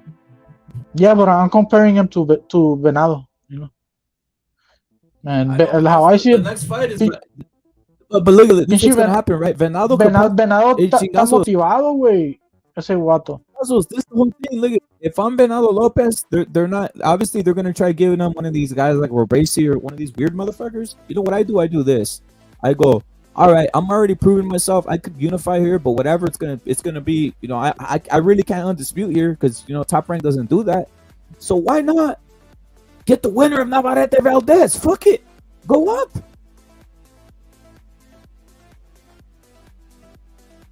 Shit, I wouldn't mind seeing that shit. I know, bro. I think it could take them, bro, because I think it's like, if we go Venado, Navarrete, Valdez, who's the most motivated one out of the three right now, bro? Shit, Venado. Al Valdez lo mata, güey. Let's be real. Like, Al Valdez lo mata. Valdez won't know how to deal with fucking guy coming at him like that. And Navarrete's not even gonna train for Venado, so he's gonna get wrecked. That's my point. Like, I think they're gonna diminish. Look at what's a bigger fight? The winner of Navarrete Valdez or fucking Robacy, who has 10 fights, no one knows who the fuck he is, dude. Robacy got beat by this little dude named Alan Gonzalez. Exactly. And Alan Gonzalez just came to. He's a fucking brawler, dude. Fucking Venado Lopez kills him, fool. I know he does, but what does he get out of it? Does he get a paycheck, Gonzalo? Does he get like, oh my god, he's the great? Like, no one's gonna watch. Like, at this point, he gets that, and what's he gonna do after that? He's gonna get the Robacy. He's gonna have a unified title at 26. But who else is gonna fight when Ray Vargas is at PBC? And then I believe the other belt is who else has the other belt? Chingazos. It's Ray Vargas. It's Venado Lopez, and obviously that guy Woods is over there on the other side. Woods is on the other side too, bro. He's with the Matchroom. So and Top Rank's notorious for not wanting to do the cross promotional, bro. They literally say it all the time. So literally, Venalo's just gonna fight Robacy and then be right there just waiting for nothing. It's over. To me, the big Venado wants Wood, bro. That's what I'm thinking. I think that Eric Morales said that historically in those divisions, it's hard to string together like more than 3 title defenses, 3 or 4, because just the competition in those divisions is like, it's real competitive. Like before, historically between the Mexicans, it was like Barrera, Morales, and you will lose your title, then maybe you gain it again, or you move up to 130 or 35. Got a bunch of tough dudes down there. Yeah, right now I don't know if there's too many, but yeah, the Roesi is like a counter puncher, or he's like he basically goes off your energy. If you ain't doing a lot, he's just gonna like pretty much mirror your style, and he'll outdo you in whatever you're doing. He'll outshine you in the same style that you're fighting. Basically, he'll mimic what you're el doing. estilo del Venado le gana al estilo de ese güey, en mi opinión, you know. Porque el estilo del Robesi requiere que esté pensando y que haga whatever you do it against you, like a counter puncher. Y te quiere boxear y que pa' dónde me muevo, pa' acá y pa' acá, y el Venado no lo va a dejar pensar nada de eso. As soon as you fall asleep, no, he'll set a trap for you. As soon as you fall asleep, because he's kind of like fighting at your own pace, no? Yeah, and Venado's never gonna fall asleep. He's gonna keep coming, bro, and he's not gonna be able to take him off him, bro. And the thing is, I don't think the Cuban style trains for the Venado style, bro. Like it's just the best style for Robesi, bro. I don't care how good he is or whatever, because the thing about Venado is he's ferocious, and he also has the athletic. He's very athletic. I think he's more athletic than Robesi, bro. So he's more athletic than the boxer and more ferocious. Like I don't see how Robesi beats him, bro. Like he doesn't. That's the thing. He doesn't beat him. That fool fights like this. From what I know, it's kind of hard to tell because he's always dialing it down, like the way the opponent fights. So you at first thought, like when you're seeing it, he don't stand out because he's kind of like dialing it down to how the other opponent fights. And this is what happens. All of a sudden, he'll pull the trigger with a quick punch. Bam! So as soon as you're like falling asleep, kind of like El Chacal Rigandao. That's what fucking Rigandao used to do. He lull you to sleep, and as soon as you're fighting like this very slow, weak pace, and the opponent's like, oh, he's stupid. He kind of like falls for it. Bam! He'll fucking throw a quick shot, hard shot, and he'll fuck you up. But yeah. Gonzalo, pues no te acuerdas que you know how they say Mayweather's all defensive and all this bullshit? Well, remember the Maidana fight? How much trouble Maidana gave him? It's not because Maidana's this phenomenal fighter. It's because the Maidana, the style that Maidana has, where he wasn't trying to let Floyd think of anything. You get me? The same shit happened to Lomachenko. He's this phenomenal boxer that knows how to box, all this shit. And what happened when Salido was like, I'm not gonna let this motherfucker think. And you could say that Salido maybe did some dirty shit. I don't know, but the bottom line is he wasn't letting fucking Lomachenko do anything, bro. He was just rushing, you know. And it worked. He got the decision. He made Lomachenko very uncomfortable with the body and the ferociousness and the volume and all that shit, bro. He kept the pressure. And I'm just showing you those two examples because I don't think Robesi is as good as Mayweather was, and I don't think he's as good as Lomachenko used to be, and I don't think Maidana's as good as fucking Venado Lopez. So, like I said, I don't see how Robesi beats Venado. In my opinion, I could be wrong, but I don't think I am. Yeah, I don't. For now, I don't know. I don't think so too. Because a lot, people will say, okay, el pinche Robesi, he's an Olympic gold medalist, or I think he is, I don't know. And it's like, he's a Cuban, so people automatically assume that that's the guy. And for some reason, you're supposed to believe that he's the fucking favorite. Even when even when Venados proved himself, he's not getting the credit, like where people are going to consider his skills and give him his credit. But good thing he's not leaving it out there for, he's not, most of the time he's trying to leave the judges out of the equation.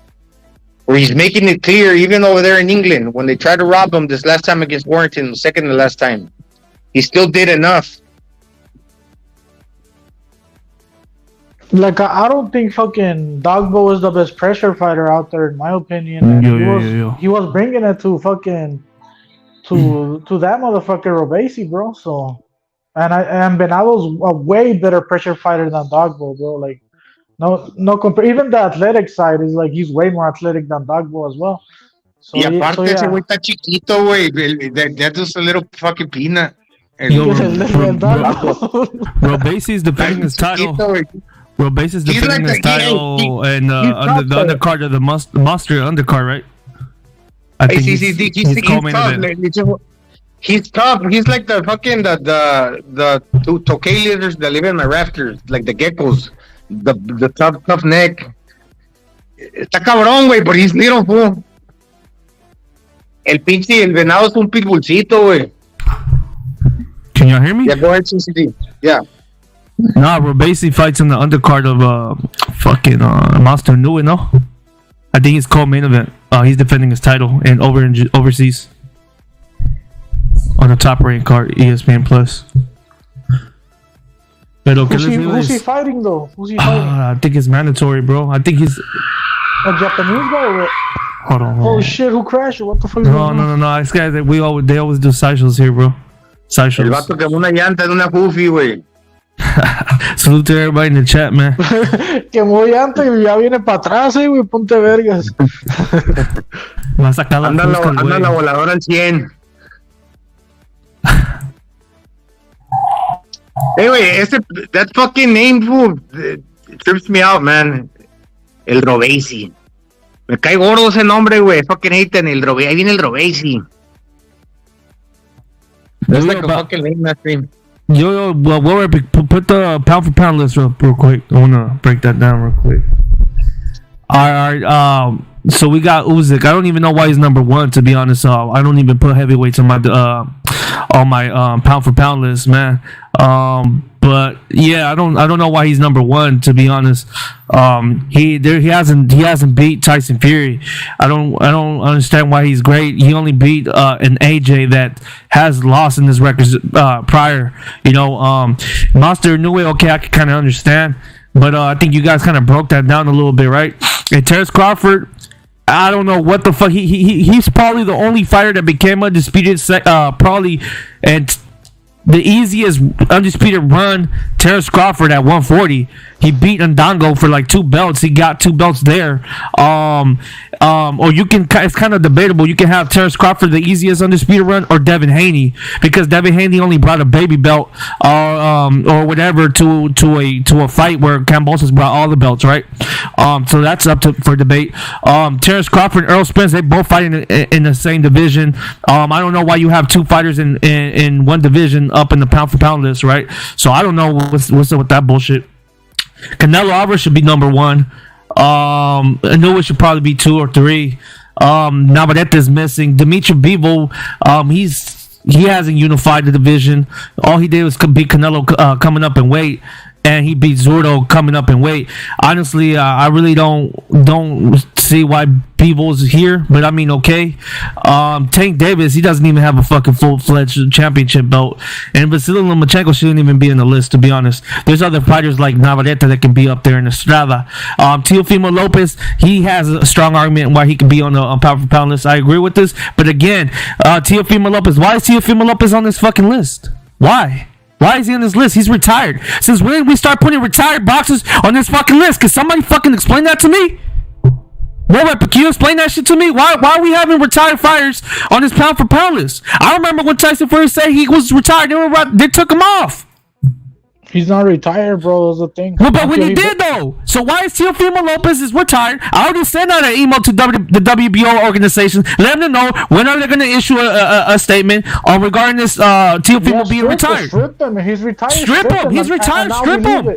I'll believe until they take the belt. I'll believe it, bro. And you know what? He said it multiple times, not just one. He said it multiple times that he's retired. Yeah, he came out on public national TV saying that he was retired. That he had things he had to work on. Okay, that's fine. But you can't retire and have a belt with you, bro. You can't. That's not how it works. You walk away from the sport. Something funny from this list, bro. Like you said, they have 2 welterweights right there, right? And they also have 2 lightweights in Devin Haney and Lomachenko, right? Yeah. But I don't. They actually have 3 lightweights: Devin Haney, Davis, and Tank Davis. And yeah, like three lightweights right there. but I don't see a featherweight there at all. I don't see a flyweight. I don't there. see Bam Rodriguez at one in those lower weight divisions. Yeah, and where I'm heading to, bro. Who dominates the featherweight division and the flyweights? Mexicans, bro. No wonder they don't have one. No wonder they don't have any flyweights. No wonder they don't have any featherweights, because those are divisions dominated by Mexicans, bro. Exactly. It's crazy, bro. It's crazy. Look, I put a poll yesterday, man. It's kill or be killed. You know, anybody that's not subscribe. It says right. I wrote a question, man. I said, should the WBO strip Teofimo Lopez since he's retired? Some people would say yes, because he's holding up the division at 140, right? And a lot of people, 153 votes. You know, this is fresh poll. A lot of people said yes. 62% say yes. 38% said no. How do you guys on the panel? What do you guys think? I want to get your opinions, because you guys are the ones that know boxing. That's why you're in this panel. How do you guys feel about this? Should he be stripped? And number two, should he even be in the list? If he's not retired, then yeah, he does deserve to be on the list. If you ask me, after Josh Taylor and Lomachenko, 2 division, Lenio, whatever. I think he deserves to be there over Lomachenko, bro, and fucking Devin Haney and Tank, at least above those 3. But if he's retired, then yeah, he shouldn't be on the fucking list. If he is retired and if he's truly retired, then vacate that motherfucker and prove it. Don't just, or else you're just bluffing, bro. Or have the WBO strip the motherfucker. One of those, bro. I don't care. But if he really wants to retire, then fucking take action and vacate your fucking belt, bro. That's how I see it. Yeah, look, I don't know. I don't even think he's got the belt issued to him. The belt that he got was the one from Josh Taylor, but I don't even think he handed that to him, because that belongs to Josh Taylor. So he hasn't even got his real belt. And at the same time, maybe he has like 120 days to fulfill his first mandatory.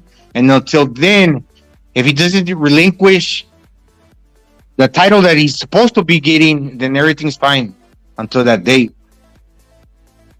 He basically could think about it like, yeah, maybe, yes, no. Or maybe he could put in a letter and said, okay, for sure, I'm not fucking fighting. Then pues yo no me la creo hasta que deje los cintos, que está retirado, pues no me la creo. Ya que deja el cinto, Simón, sí se retiró. But I would like to get Will Repper's thought on this, because you guys brought good points. I kind of agree with Don Ramon in the fact that, yeah, if he says he's retired, strip him, right? Because there's no way you can just hold that belt and everybody's fighting. I mean, how are you going to become undisputed, right? In that division, right? So for these other fighters, right? So Will Repper, how do you feel about this? I mean, look at it. If someone retires, they got to get rid of the belts and let the belts drop, right? Straight up, bro. That's how it happens. And that's being unbiased. That's unbiased. I'm straight up unbiased, bro. I'm unbiased. Like, I'm unbiased that Teofimo is getting racist attacks towards him. I'm unbiased that Teofimo, he's a million view fighter. And I'm also unbiased, and I'm giving credit to Junior Lopez that he's the greatest coach of this year so far. Straight up, bro. And that's being unbiased, and I respect that. Unbiased, straight up. But right here, if someone retires, they do need to relinquish the belts. Straight up, bro. Like he's just saying that because really, like, remember after the fight finished, he was talking. I don't know if that's the guy's name, Paco Alcázar, the South American old man that was talking to Teofimo. He kept like chatting, and he was cutting it up with Teofimo like for 5-10 minutes right there after the fight was finished, giving him his props, probably telling him, okay, we're gonna get you your belt. And then Teofimo was like, he was happy to talk to that man. That dude's like the head dude from that organization.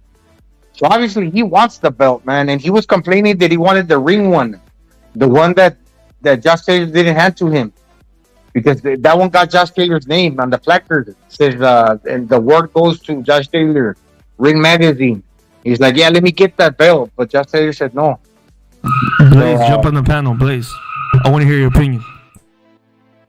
Yeah, he wants the belts. He wants the Linio, the ring belt, and he wants the one from that organization. He's not retiring. Well, one thing he did say, he's going to court, no, so he's not thinking about fighting. Yeah. Well, the thing is, remember, Gonzalo, he hasn't even paid sanctioning fees on on his belt that he'd won. He hasn't defended it, so there's no sanctioning fees he hasn't paid yet. So the thing is, I think WBO should have reacted quick as soon as they said that he was retired. I mean, I know unless there's favoritism towards Teofimo that we haven't fucking talked about. I don't know. Where's the we all crying Teofimo this, Teofimo that, but what's going on? There's some favoritism going towards Teofimo as well. So these are just questions that I want to salute to. Yeah, bro. It's just shit that needs to be answered. There's a lot of questions, bro. We need answers.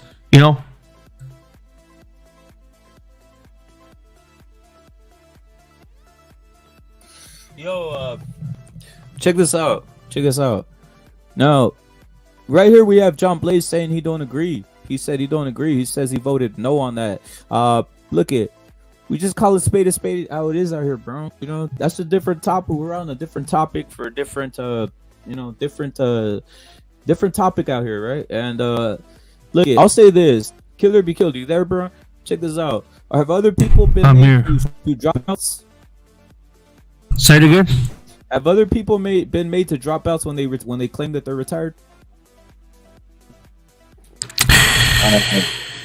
I don't know. Tell me. Golovkin? No, I'm asking. Maybe. Yeah, there's been fighters, man. There's been fighters is Golovkin a champion right now? Does he hold one belt? And he says he retired and he still holds one belt. The IBF. I don't know. I think he dropped all of them now. He vacated. Not sure. All of them. Yeah, so he can say whatever the fuck he wants. That's the point. He's not holding shit. So look at check this out. All Teofimo needs to do tomorrow is just say he's not retiring. He just wants a better contract straight up, bro. There it is. Just say that. Say that, bro. That's all. Just say that, bro. Because once you start being like, how do I tell you, like you're always lying and capping. I mean, shit, bro. Nobody's gonna take you serious. You know what I'm saying?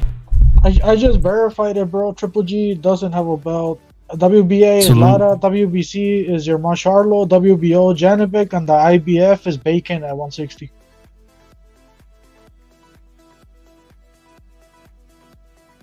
So who's gonna fight for that IBF title? Do you guys know? I think it's Falco, some shit like that. I think his fight just got announced. Yeah.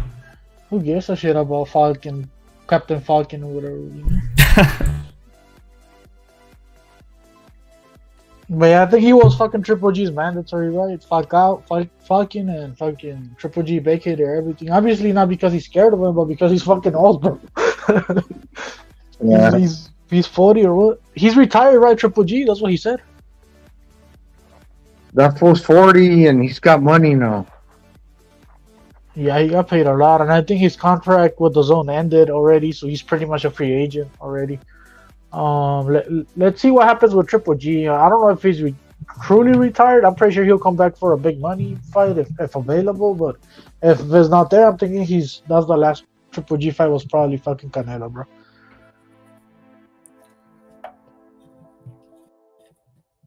Listen, let's get back onto it though. Killer BK, what's your thoughts on the whole outlook of the pound for pound list, bro? I don't like it, but it's just fucking biased as hell. It's racist as fuck. I don't know if this is based off a fucking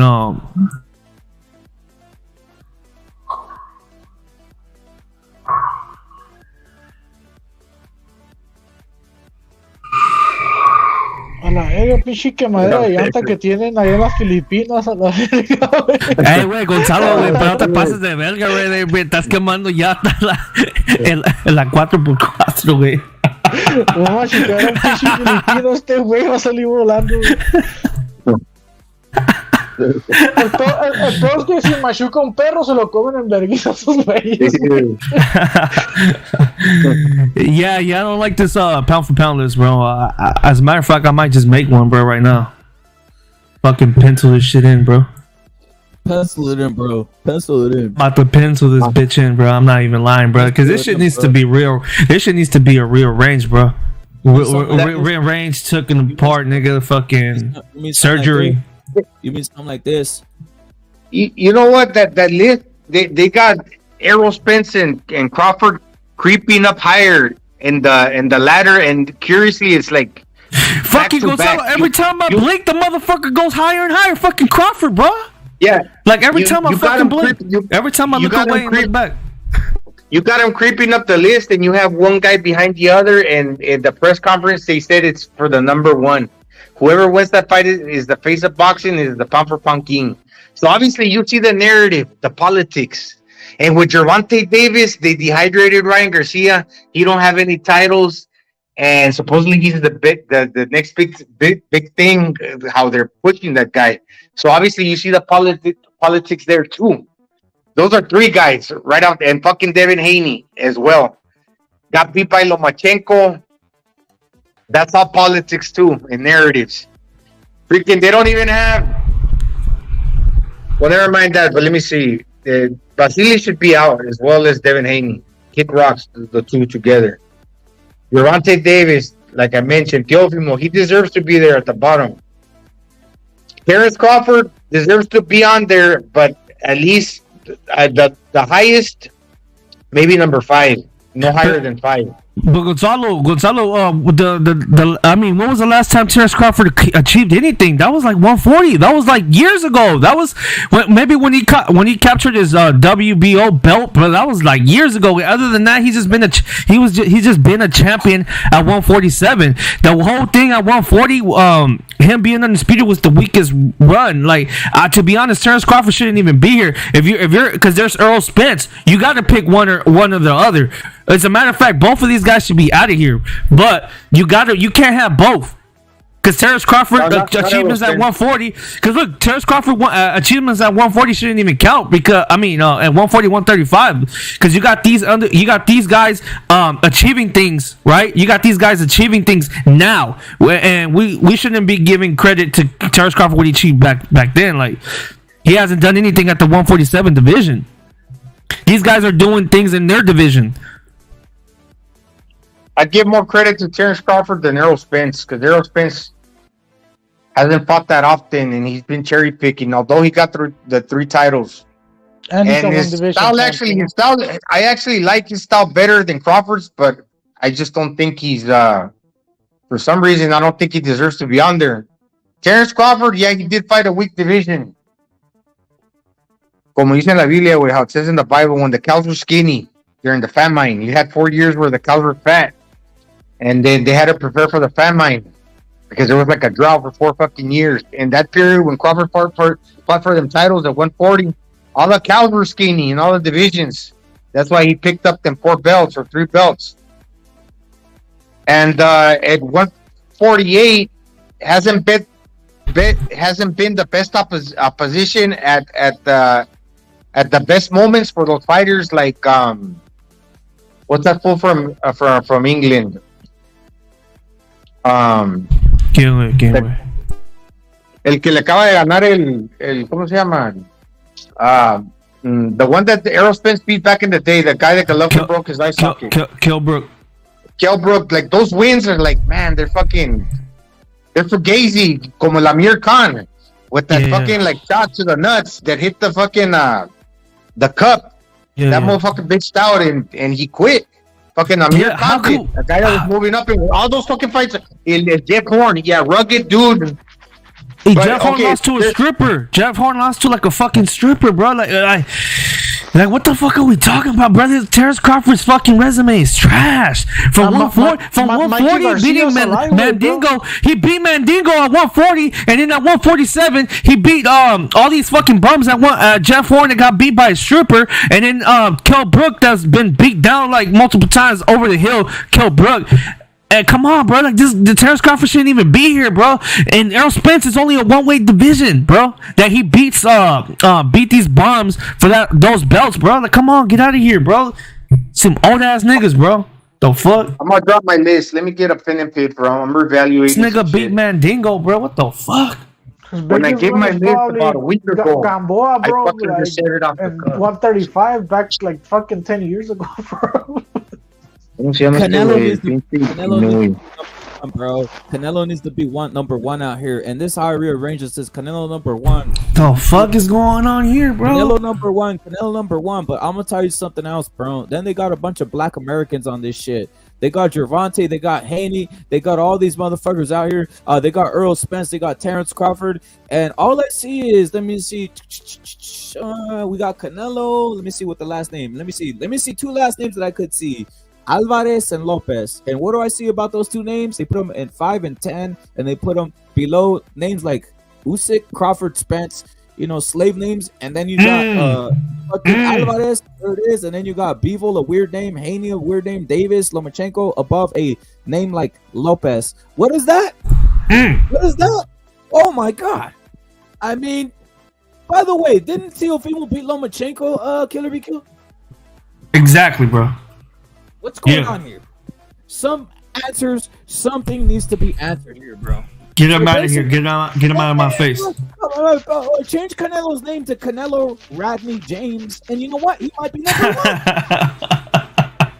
Hey, Red, like I said earlier, bro, they didn't even put any flyweights on. By flyweights, I mean super flyweights or the other ones, the super flyweight or regular flyweight. And featherweight, they didn't even put a super featherweight or a featherweight. Why? Because Mexicans run those divisions, bro. That's the only reason why they're not there. I got a solution for Teofimo. Change your name to Teofimo Williams, and you'll be number 1, homie. Straight up. Canelo, change your name to straight up. Canelo, change your name to Canelo Jackson. You're number 1, homie. That's what's happening out here. Killer be killed. It's crazy, dude. Canelo the niggas. Venado Smith or some shit like that. Venado Smith. Or Jackson. It's crazy. Like I had your male Charlo the last time I gave my list about 2 weeks ago. But really, like, if you think about it, well, he probably deserves to be on there more than Devin Haney and Tank Davis does. But if you think about it, I'll give you that. That's but check it out. But I'm saying this to say that this is what these motherfuckers do.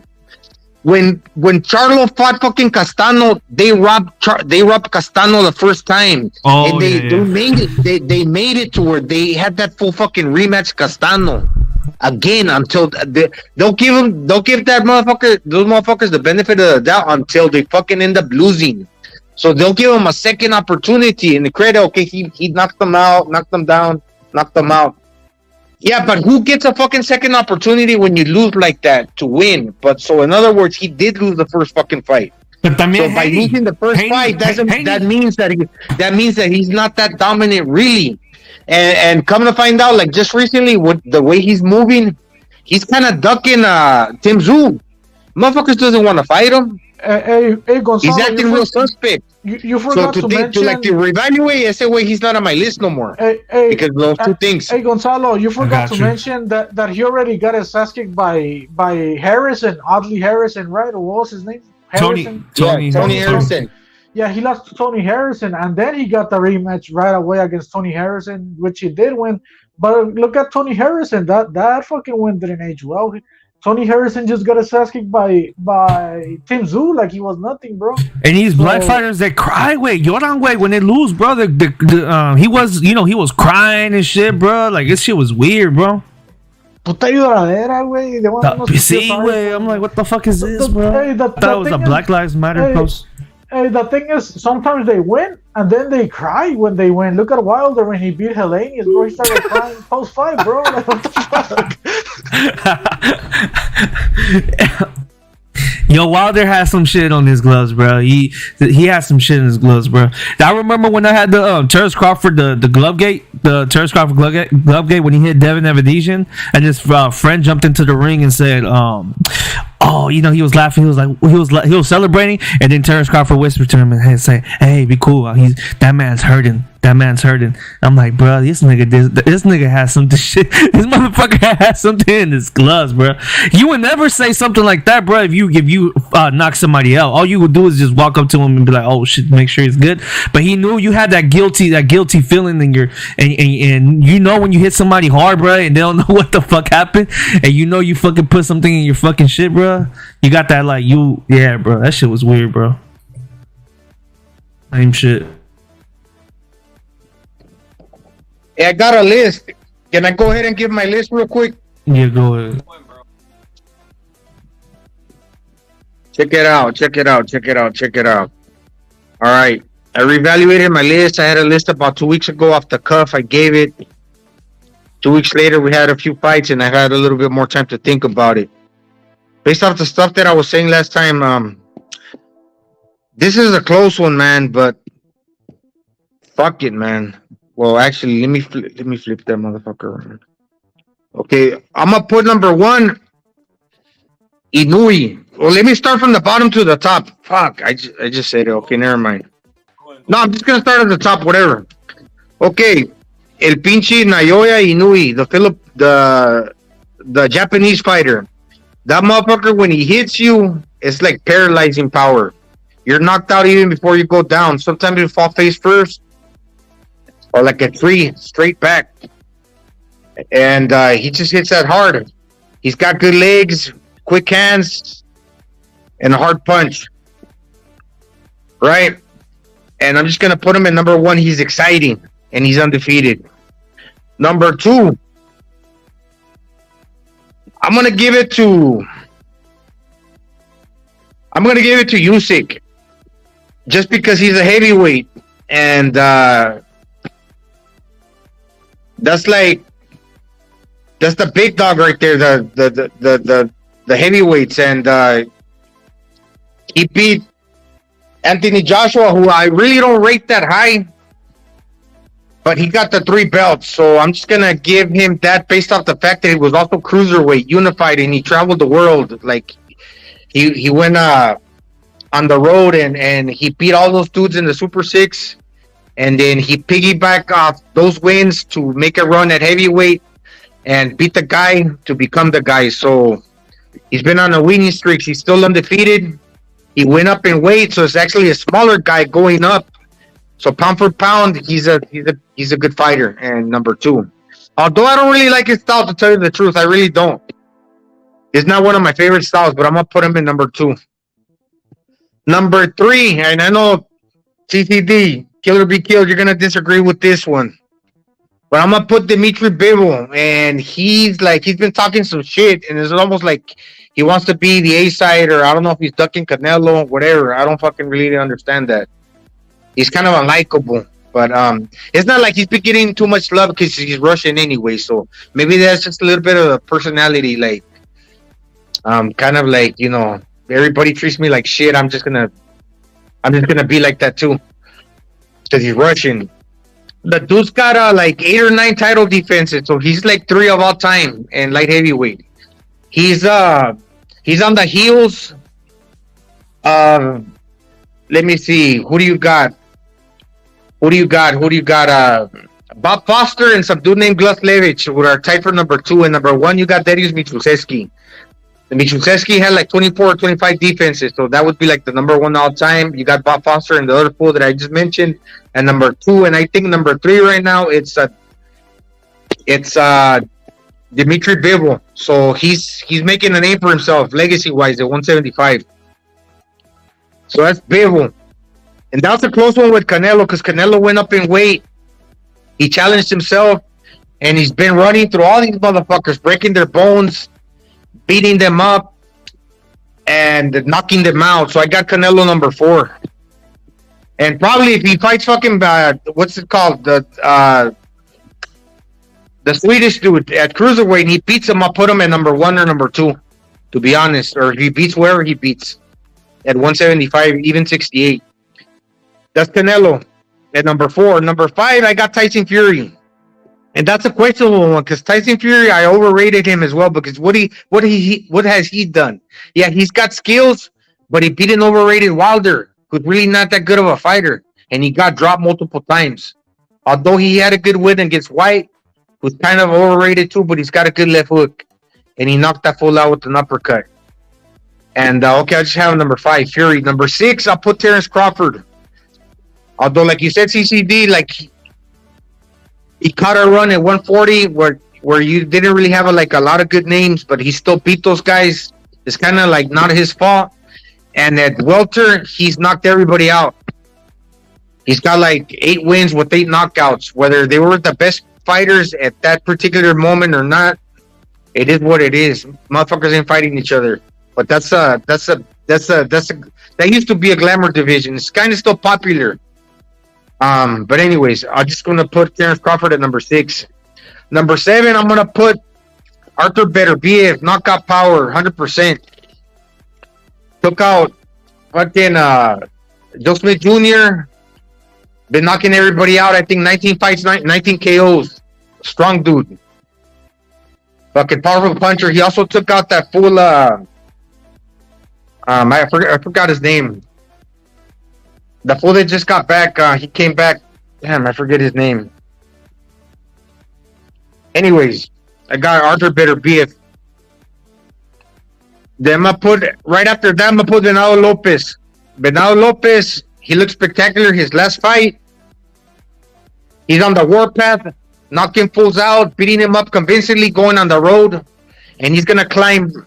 He's gonna continue to climb within the next fight. As soon as he fights and beats that fool up, he's gonna climb even higher in my list. But I got Venado Lopez.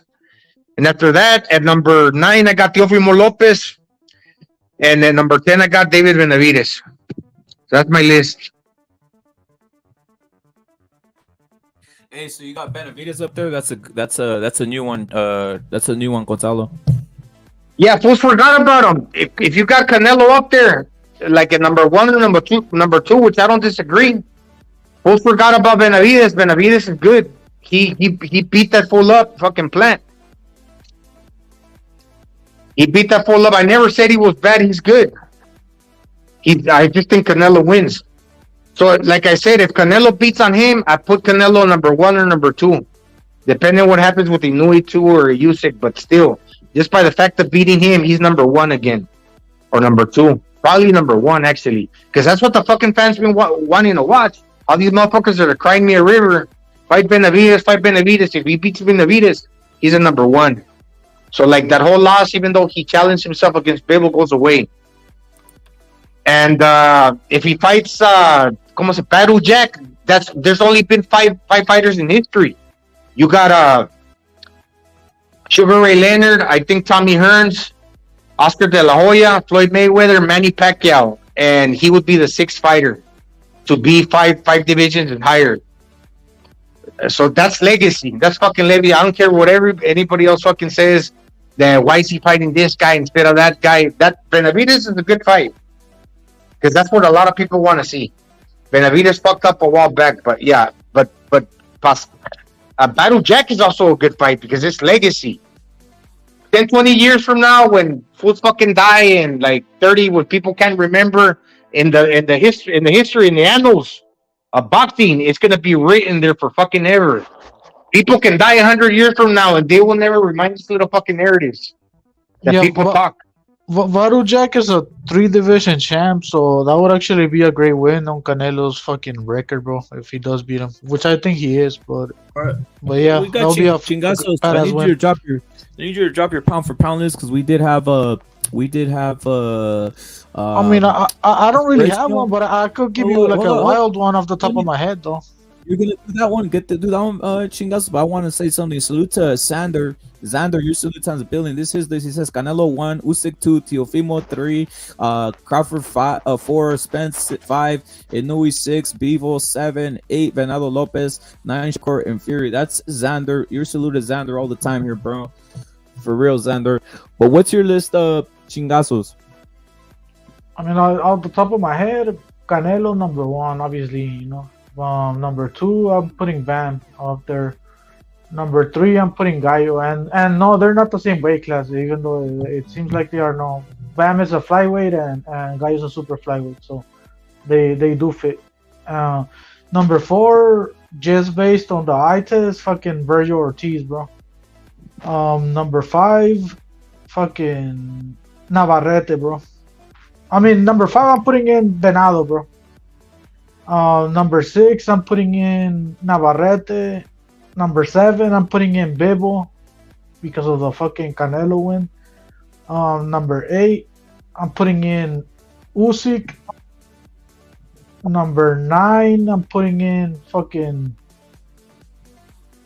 Munguia of the Derevyashenko fucking win, bro. That was pretty badass. And obviously, at the age of 26, he's already a one division champion by beating Saddam Ali back in the day. Cherry pick gone wrong for fucking Saddam Ali. They fucked up.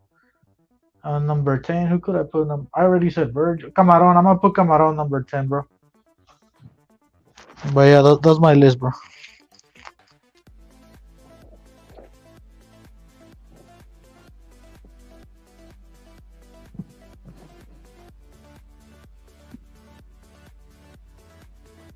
Yeah, Camaron, he's a good fighter too.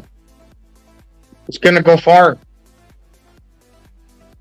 Yeah, he just needs a fucking title shot and big fights. That's it, you know. But I mean, Haney's not gonna give him a fucking title shot. You already know how that motherfucker is. And stylistically, it's a bad matchup for Haney, and they know this shit, bro. They know this shit. Why? Because yeah, Venado's an educated. He's a pressure fighter, but he's an educated pressure fighter. He works everything with the jab. He sets everything up with the jab. Not only does he set everything up with the jab, but he's also a southpaw. Not only is he a southpaw, but he's also like 5'9", 5'8", around the same size as fucking Haney. So it's a bad matchup for Haney, and that's why Haney's never gonna give him a fucking title shot. To be real with you, bro. El Camaron, I think Camaron's actually 5'10", fool. Shit, I don't know exactly how tall he is, but yeah, he's tall as fuck. At least 5'9". I think these black fighters, they like fighting people that are smaller than them, so they could work their range and fight on the outside and all that shit. And with Camaron, that's gonna be harder because he's taller, bro, and he's a pressure fighter, and like I said, he sets everything up with the jab, and that's great if you're a fucking pressure fighter because you're fucking aiming you're not throwing wild punches. That means that you're setting everything up. You get me? Yeah, that fool's got great stamina. Maybe because he's from the capital of Mexico and the elevation, but he's also light complected, and he's not even getting red in the face. You can tell he's got a lot of oxygen.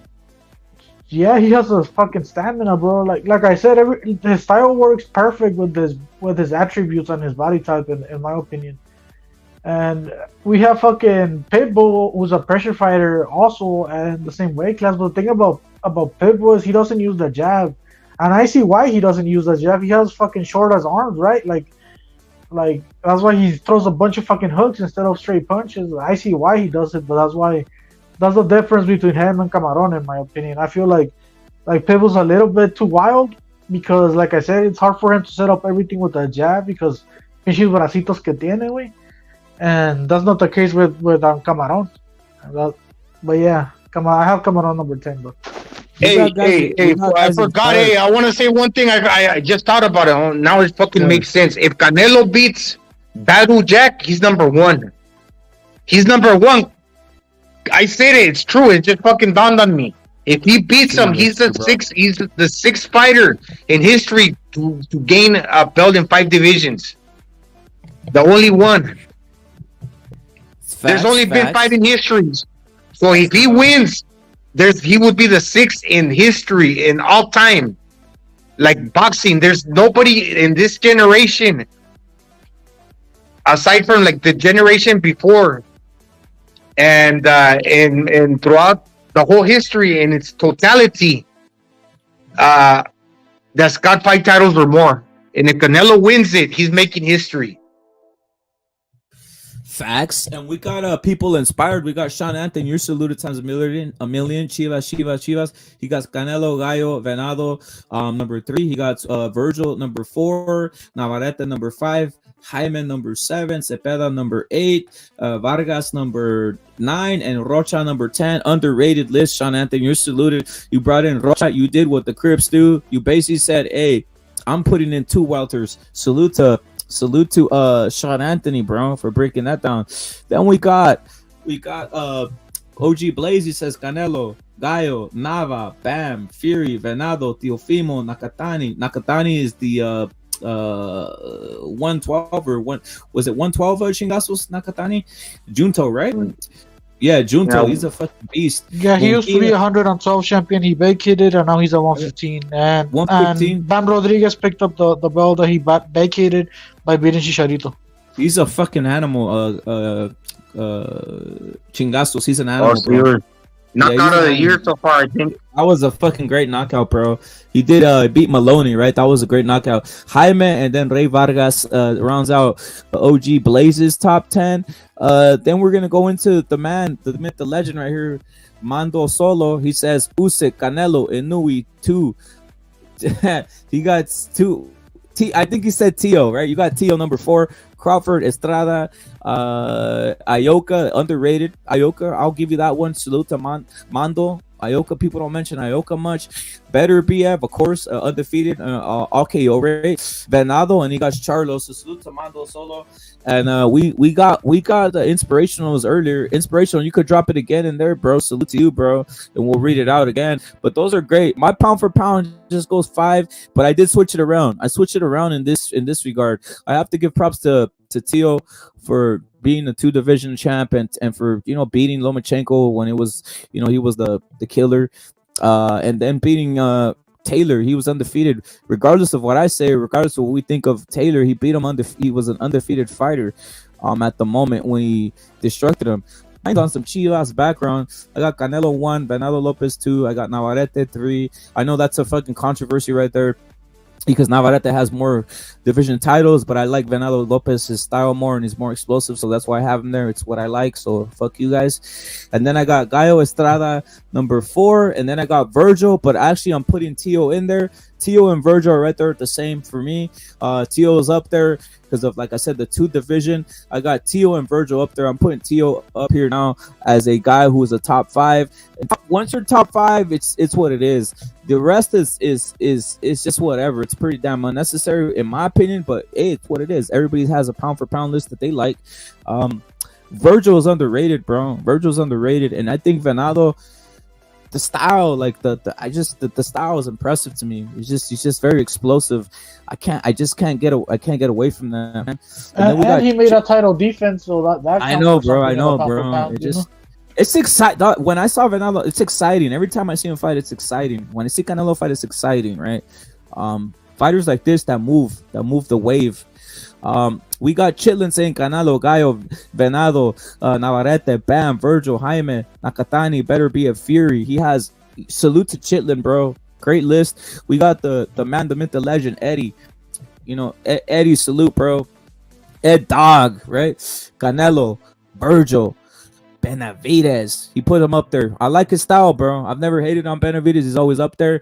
We got Venado number 4.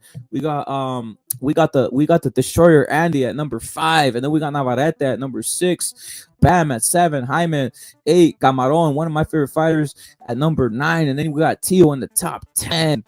Salute. And let's reread right here. Trolley, salute to Trolley. He says Usyk. And you know what? Trolley's not playing games. He's going with the whole name. He got Usyk. He got Canelo number 2. He got Inouye number 3. He got Terrence Crawford number 4. He got Jermell number 5. He got Arthur Beterbiev number 6. Earl Spence number 7. Devin Haney number 9. And then he goes Stephen Fulton. Salute to Trolley. Trolley saluted. And then we got Pounds again dropping some more. He's like, fuck this. Let's drop some more. Canelo, Gallo, Tio, Bam, Nava, Venado, Virgil, Ray Martinez, underrated. We haven't even mentioned him. I hadn't mentioned him, underrated. Jaime and Haney, Pound rates Haney now. I guess he's giving him the credit. So salute to Pounds. Basil saying Inouye, Usyk, Bivol, Canelo, Fury, Crawford, Arthur Beterbiev. You know what I noticed? Arthur Beterbiev is out of these lists, bro. Hey, go notice this? Chingazo, I don't know what you noticed. I don't know if you noticed this. For some reason, Arthur Beterbiev has been guys in the chat are bringing him out. Gonzalo brought him out. Chingazos brings him out. But for the most part, we do see Arthur Beterbiev off of these lists, right? So it is what it is. Salute to Pascal. He got Teofimo up there. He got Venado, and he got David Benavidez, right? He actually said this Gonzalo's list. Is that true, Gonzalo? Is that your exact list? Yeah. So there it is. Yep. And then, by the way, again, salute to Better because they haven't been put him on this list, bro, at all. That's crazy, bro. Ray Martinez deserves to be on every list, guys. He really does. I like his style. He's a beast. I don't care what anybody says. And he's been a champion, right? And he's back on the road. Chocolatito is an all-time great, guys. He lost to Chocolatito, an all-time great. Few fighters can even beat that man in his prime. Remember, at one point, pound for pound, at one point, the greatest thing on earth is what they were saying worldwide. So, that's not an easy win for Chocolatito. Impala, no, we need to put Kawachi on this list too. Gonzalo, he's saying, Impala's saying we need to put Jorge Kawachi on here somewhere. Jorge Kawachi needs to make an appearance out here, bro. Hey, you know how we were talking about fucking Canelo Alvarez? How he goes to the 5 division club if he beats what's his name? What's the motherfucker? Battle Jack. Yeah, if he beats Battle Jack, he goes to the 5 division club. But if he beats Battle Jack, he also goes to another club, which that club is only gonna include Canelo and Canelo only, and does the 12 world titles fucking club. Canelo will be the only fighter to ever won 12 world titles if he beats what's his name, Battle Jack, bro. And right now he's at 11 world titles. He's tied with fucking Mayweather and Evander Holyfield on that shit. And I'm not counting the WBA regular. I'm not counting that shit, and I'm not counting the Rings magazine either. So yeah, he's at 11 right now. So if he beats Battle Jack, he becomes 5 division and the only boxer in history to win 12 world titles. He beats everybody in history if he does that shit. So yeah, it is a big fight for Canelo, and he should fucking take it, bro. And it's a huge fight. It's a huge fight, and it's bigger than Charlo. He's been inactive for 2 years. He's not gonna get the credit. And if Crawford and Spence are fighting in July, how obviously it's their promotional thing where they're promoting it however they fucking please, and obviously they're gonna say the winner becomes number 1 pound for pound. But if they're gonna claim that, then if Canelo beats Battle Jack, which I think he will, he's gonna be like the 6th fighter in history to win 5 titles or more. There's no way you can dispute that he automatically debunks the whole thing with the winner Crawford Spence is number 1. Yeah, because there's no active fighter right now that got that. There's only so many that you can count with one hand that've done it in the past throughout the hundreds and upon thousands of fighters and hundreds of world champions. Canelo would be that guy.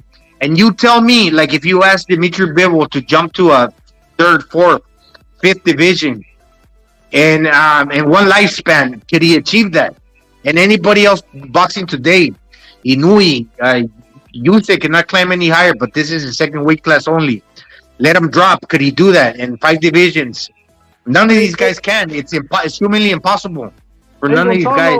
And if you think about it, winning 12 world titles like Canelo is, if he beats Battle Jack, that's like pretty much like being undisputed in 3 weight classes, because it's four titles per weight class, and 4 times 3, obviously it's 12. You get me? So yeah, Canelo fucking gets ahead of everybody if he beats Battle Jack. And maybe some people know this and they're not putting it out there because they don't want to give credit to Canelo. But hey, you have me who actually did his homework and looked at who has won how many world titles, and Canelo's at 12 if he wins that one, and he's ahead of everybody if he does, bro. Historically. And I know that back then there was only 2 titles or 3 titles. Like, I'm talking back in the 70s and shit. Well, at least in the 4 belt era, nobody else has done it, even in the 4 belt era. And Floyd Mayweather was in the 4 belt era. He only won 11 world titles. Pacquiao too, he won 10. So yeah, that puts fucking Canelo above everybody in my eyes, bro. And also this whole narrative that maybe Canelo getting old.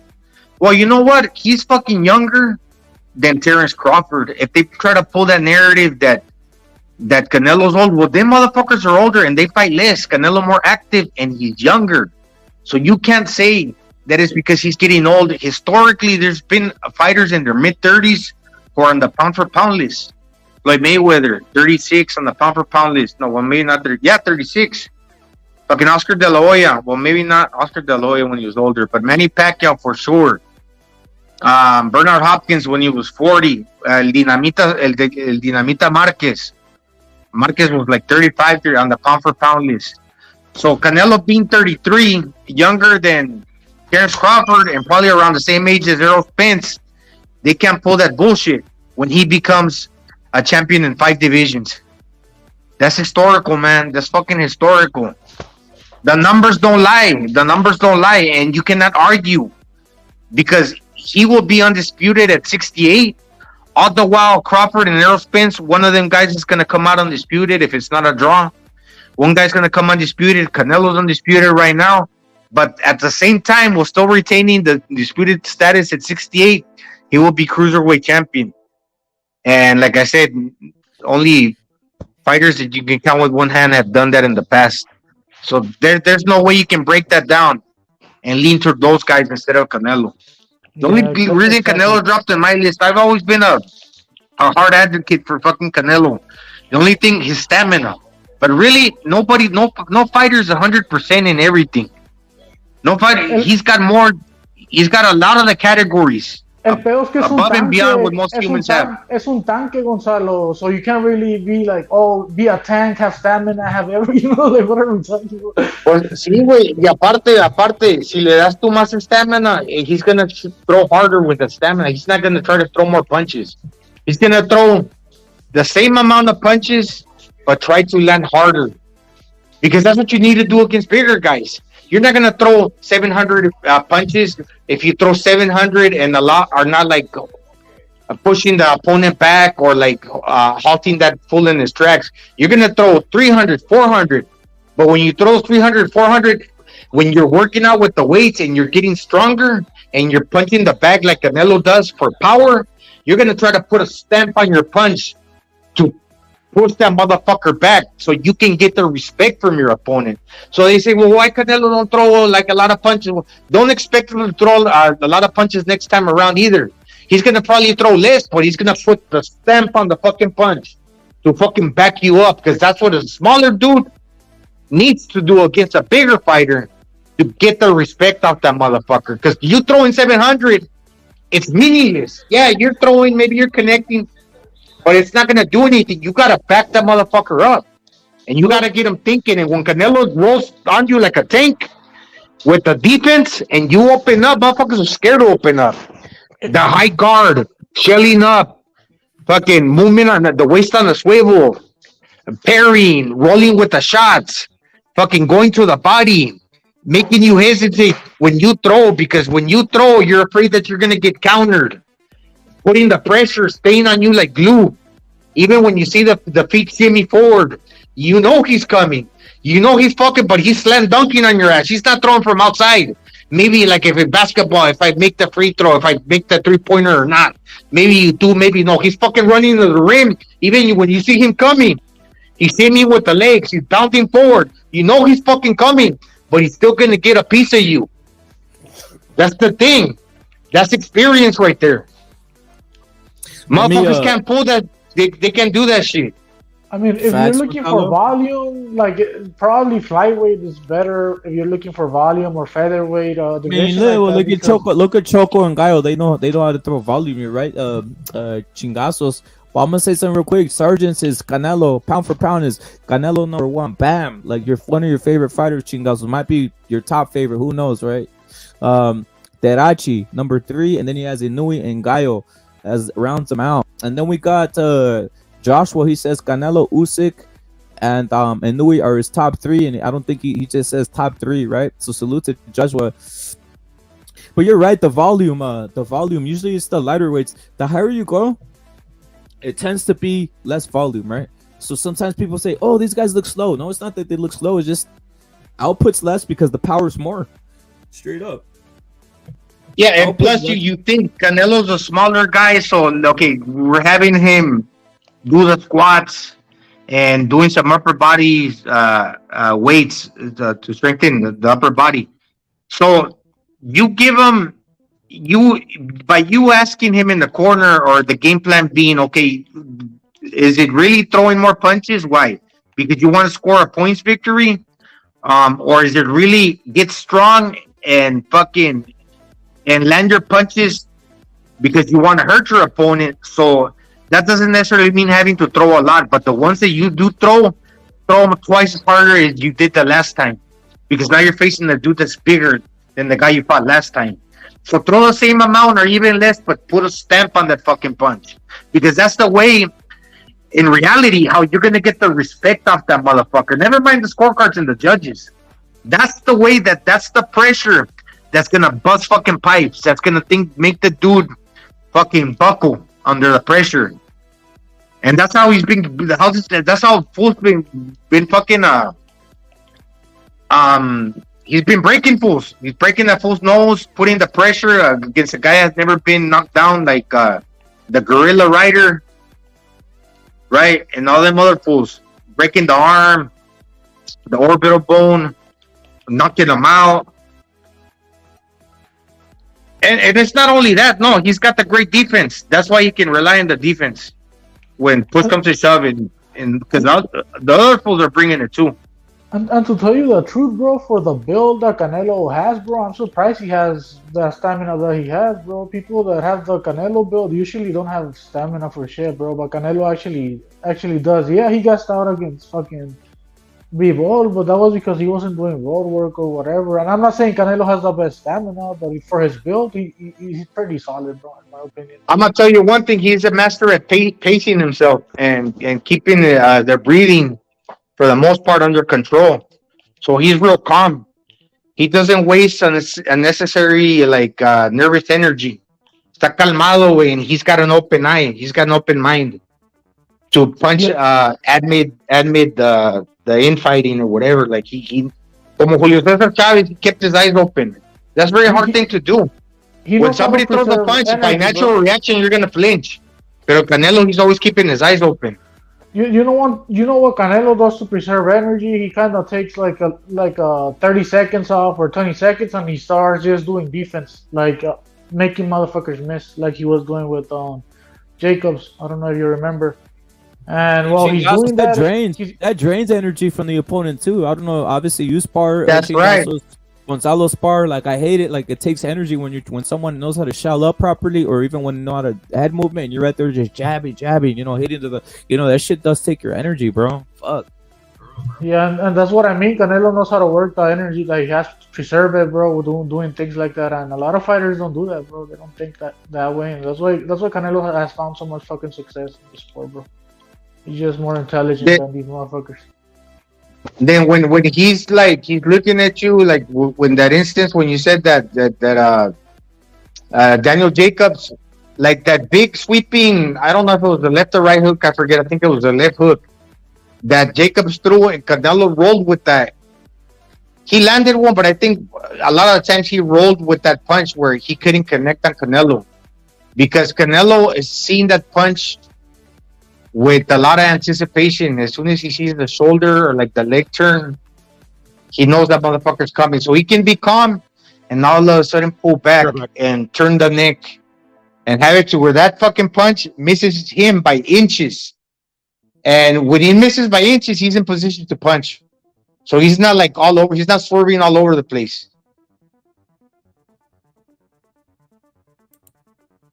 That's a great defense, man. He's got a great defense. A lot of the punches that Bivol threw, I had a hard time finding like a real good like replay of the fight until I finally saw it on the zone in HD. Yes, Bivol won the rounds that he won clearly, but a lot of the combinations that Bivol was throwing, Canelo was making that fool miss. And I'm not talking about like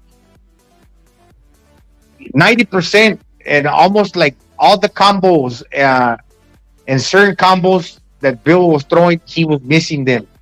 Like almost all the punches.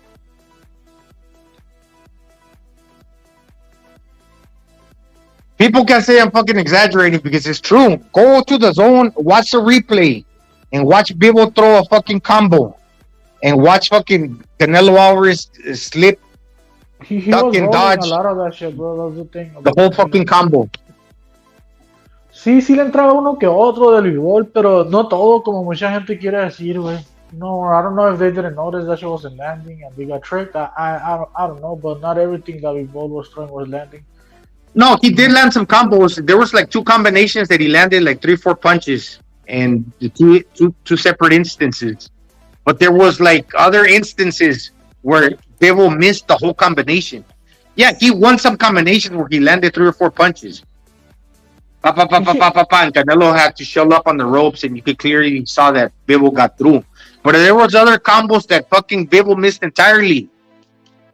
Yeah, It's and true. that's why Bivol's not taking the second fight. I think, bro. I'm pretty sure he knows he's gonna get a different version of Canelo with more energy and a different game plan, and he doesn't want to deal with that because the 5 million is a good amount of money, bro. I don't give a fuck what people say.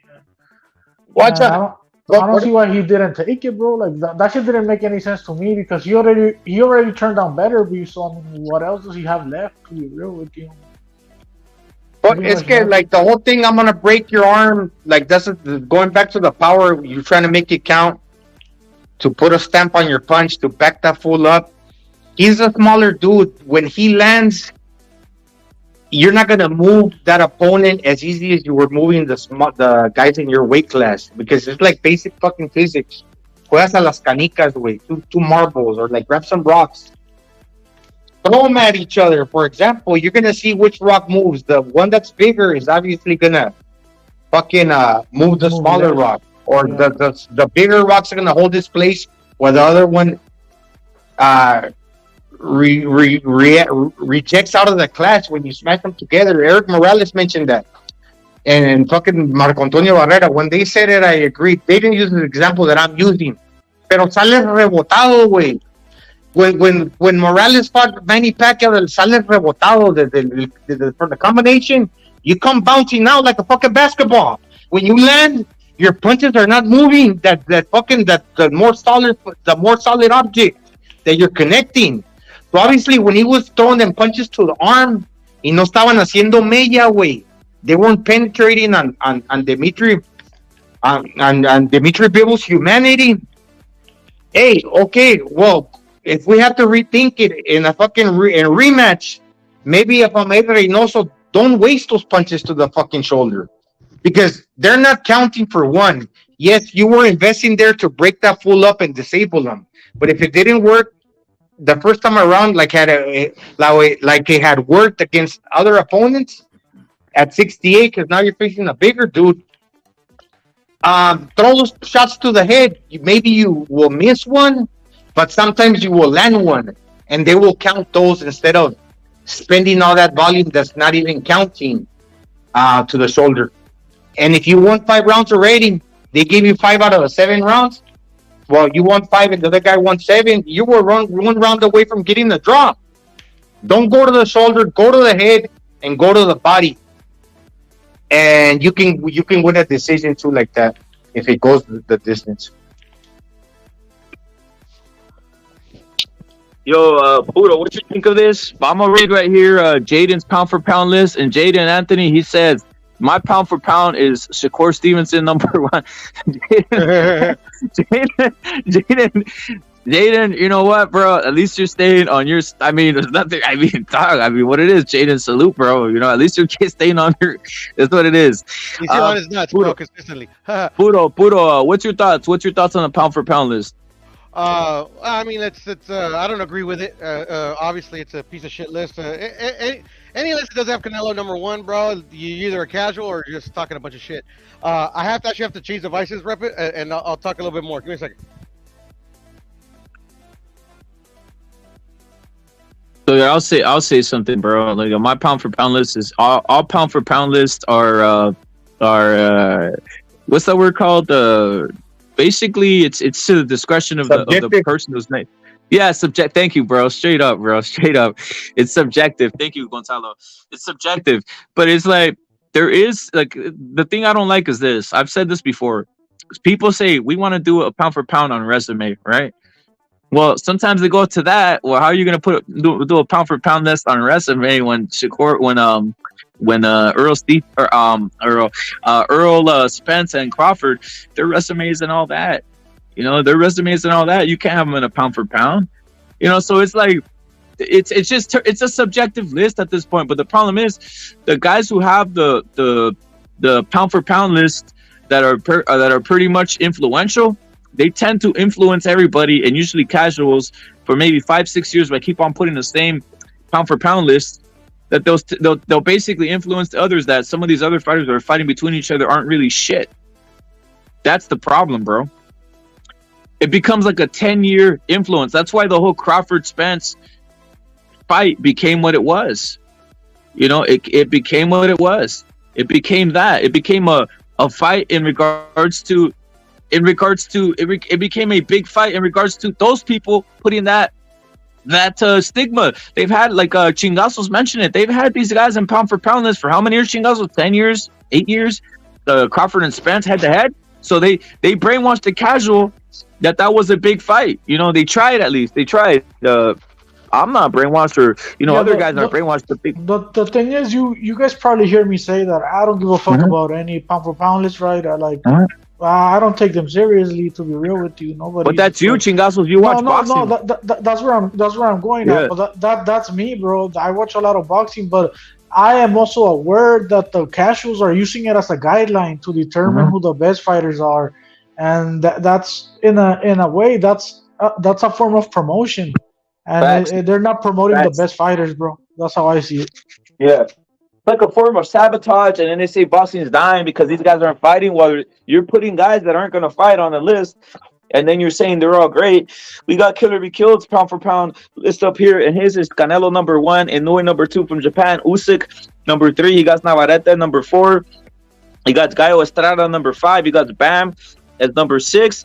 He got Jaime number 7. Facts. I got Jaime about 6. I'm gonna change him. I'm gonna put him up on my top 5, bro. Seriously. I got Venado.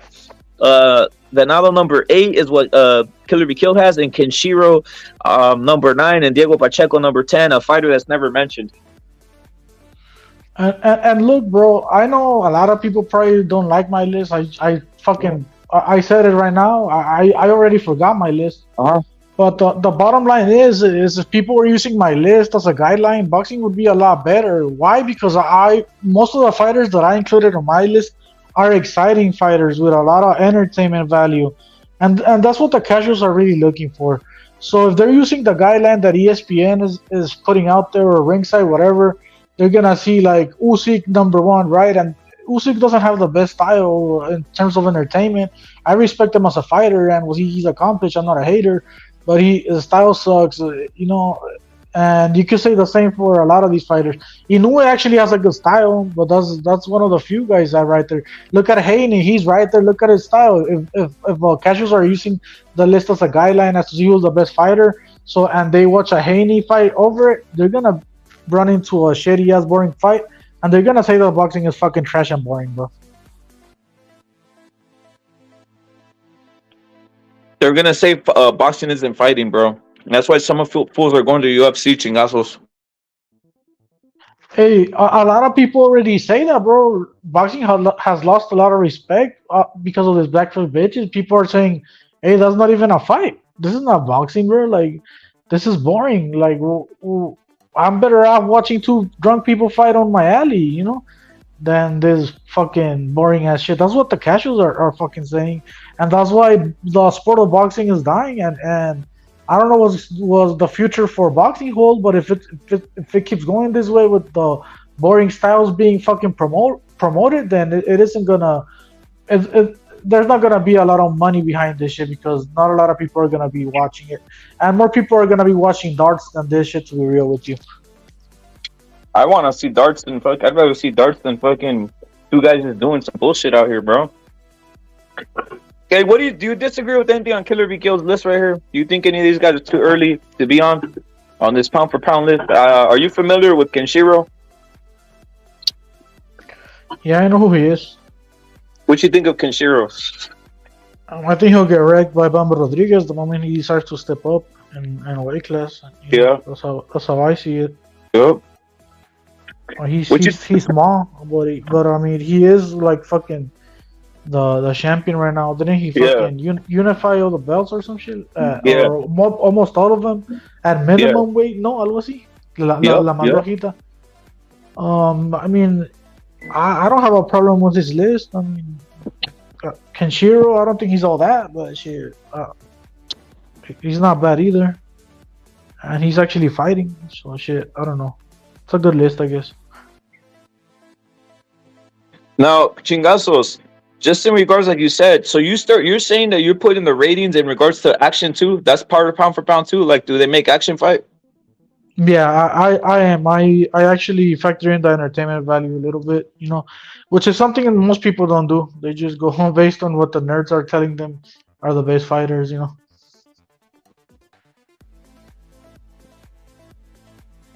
I got a question, Chingazos. What are the best coaches in boxing? I don't know. Depends on your style.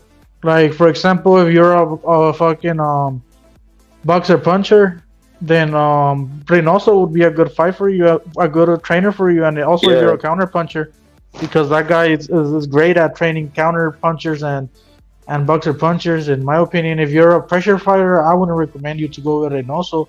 I recommend you to go with someone like Manny Robles or Robert Garcia. The only problem with Robert Garcia is there's a lot of people in his stable, and he might not focus on you. He might be focusing on whoever has a fight next, probably like a BAM or something. I don't know. There's a lot of good coaches, but like I said, it depends on your style and what you're looking for. That's how I see it. I don't think fucking Bomac, o como se llama el gordito? Yeah, Bomac. Yeah, Bomac. He doesn't look like a good trainer to me, just based on his physique, but shit, I could be wrong. But yeah, I don't know who's the best trainer, bro. It depends on your style. I think Reynoso's good, but again, if you're a fucking boxer puncher, I think I'm gonna say Manny Robles just because he's underrated, bro. Yeah. And because he's good for pressure fighters. So yeah, Manny Robles, if you're a pressure fighter. Well, here's my list of the pound for pound best coaches in boxing, bro. This is my list of the pound for pound best coaches in boxing. My list goes as follows. I got tied for first place right now, Eddie Reynoso and Junior Lopez. I got them tied for first place. I got number 2. I got Manny Robles. Number 2, number 3. I got Derek James. Number 4. I got Joel Diaz, and number 5. I have Robert Garcia. What's your thoughts on that list, and who would you change around there, Chingazos?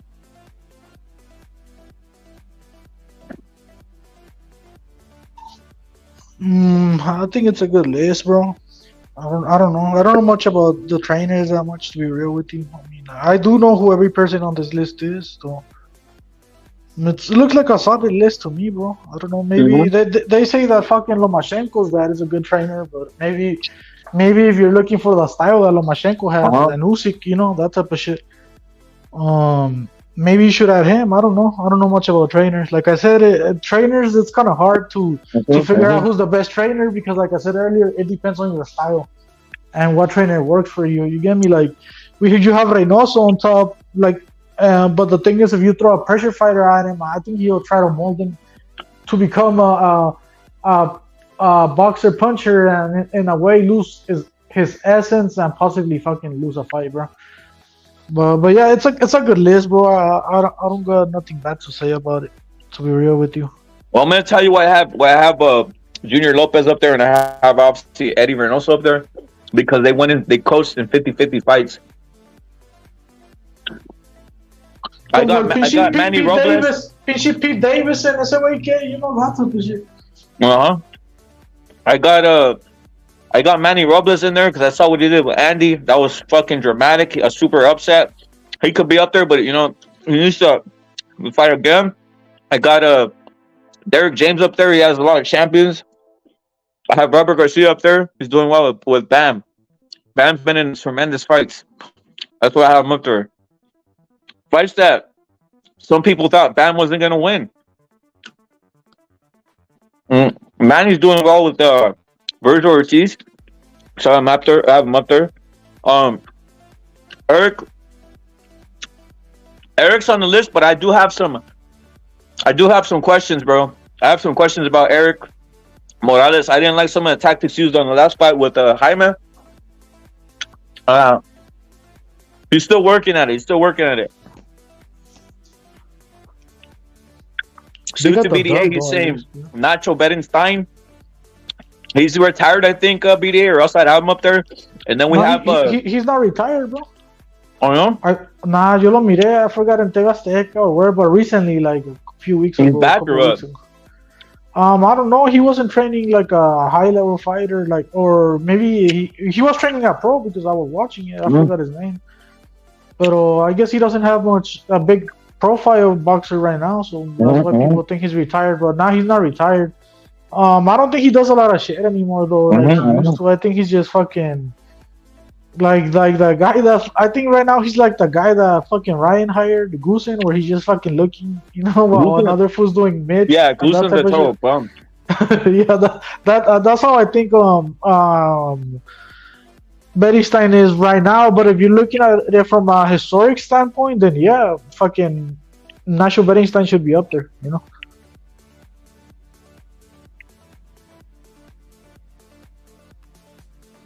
Mm. Historically, you're right, bro. Historically, there's some other fighters like even Freddie Roach, right? Or other coaches. But it is what it is, bro. And heavyweight coaching is what it is, too, guys. Yeah, he fell off, no, el Beristain poquillo, and fucking Ray Vargas didn't even want to work with him anymore. I forgot over why. I think he should have. Because he said he doesn't work. He doesn't really work, bro. Yeah, that's the thing. What I was saying earlier. Exactly, bro. He's too old already, bro. He just stands there, bro.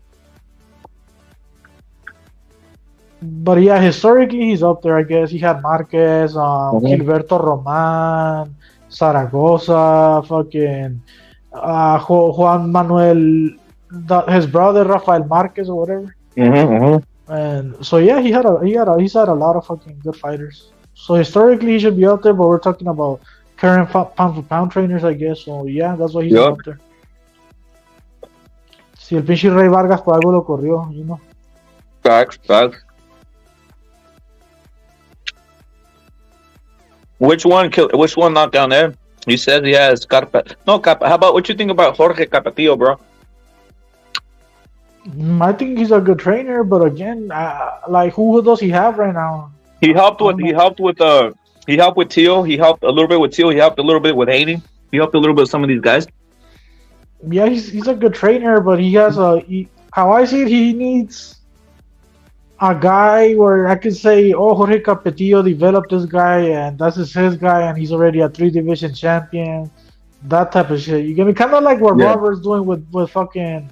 I know Roberts has done it with a bunch of fighters, but kind of like what Robert Garcia is doing with Dam Rodriguez right now, where he's had it since he was like a younger in the amateurs, right? That type of shit, and he turned him into a world champion. Blah blah blah. I don't know if Jorge Capetillo has a guy like that he could say he molded him, made him, developed him since the amateurs, and now he's a world champion. Does he? Yeah. If he does have a guy like that, put him in the live set. I don't know.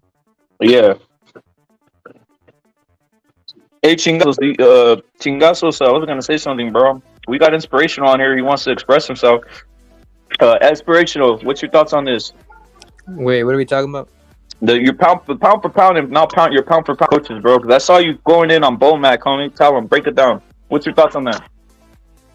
Nah, I just said Bomac. I'm gonna send him some more Cheetos. So is Bomac up there or no? Is Bomac who's your top 5 coaches, bro? Shit, I'm gonna say Capetillo number 1. For real. Straight up. Nah, I'm joking, man. Straight up, bro. He got Rachel destroyed, so he should be number 1. Yeah, of course. Who else? Reynoso number 2. Derek James. Who else? Fuck. What other trainers are there? Fuck. Shit.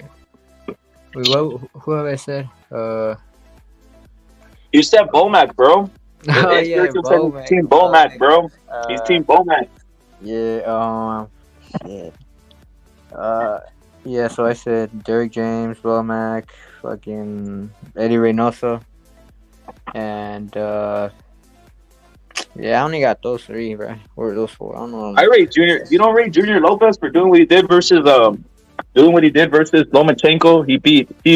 He strategically beat Papachenko. He beat the brains out of him, and then he strategically beat Josh Taylor's coach. He just beat him senseless. Oh yeah, true. Yeah. Oh yeah. No. Yeah, I got him up there too.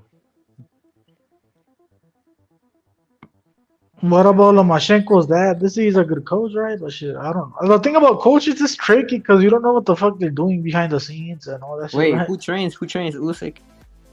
Lomachenko's dad. I Oh believe. yeah, he does. So Papachenko, yeah, that's what I was asking you. Papachenko, he got schooled by Junior though. That's the problem. You know, Junior Lopez schooled Papachenko. He taught him a life lesson in coaching. yeah, that's true. Yeah. Man, Junior collecting scalps out here, bro. facts. Straight up, bro. Straight up. We did it first. We did it first. We did it first. Straight up.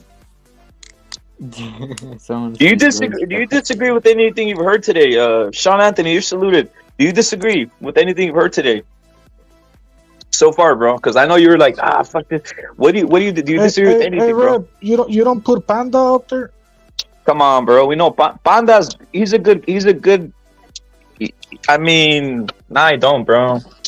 What do you think, Chingazos? I don't know. Panda, you already know he likes to say that other fighters are better than his fighters. So that's what I don't like about fucking Panda, bro. In other words, he cooks too much. Yup. We got Poundsy saying Eddie, Calvin Ford, Derek James, Robles, Calvin Ford, bro. Calvin Ford, Tio Senior, Rudy Hernandez. Yeah, all these guys are actually forgetting about them. Yeah, Robert Garcia is good. Joel Diaz also good.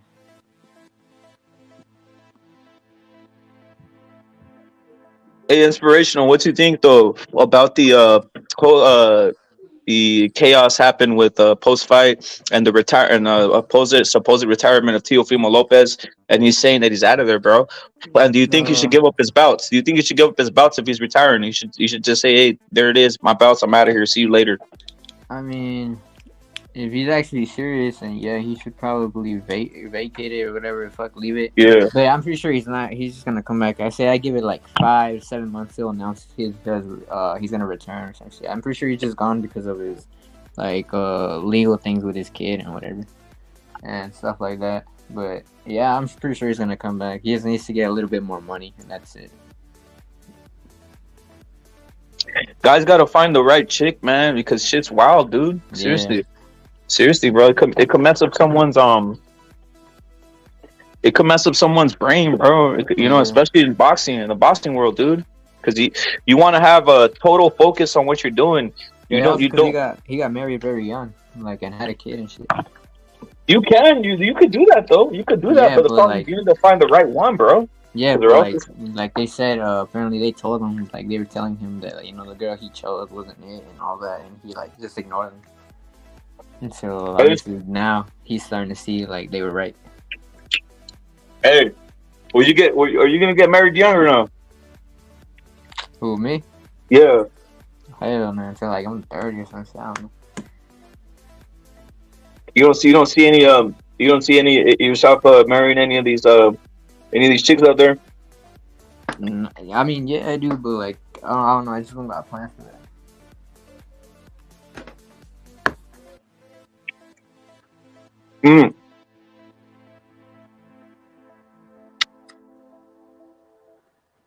Inspirational. What time is it on that side, bro?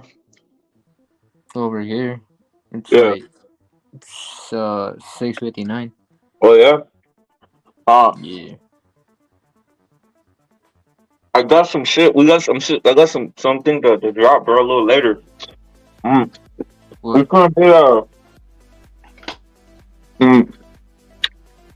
it's gonna be woman based. It's gonna be talking about relationships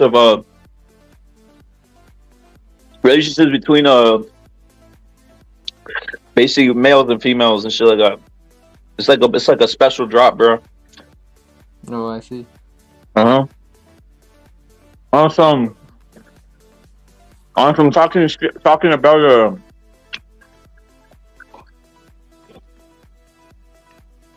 about what's that fool's name? Andrew Tate, all this type of shit. Oh yeah. What's your thoughts on that, bro? Andrew Tate. Yeah, all that shit. Yeah, all that type of shit with these type of guys dropping this type of all these types of things, bro.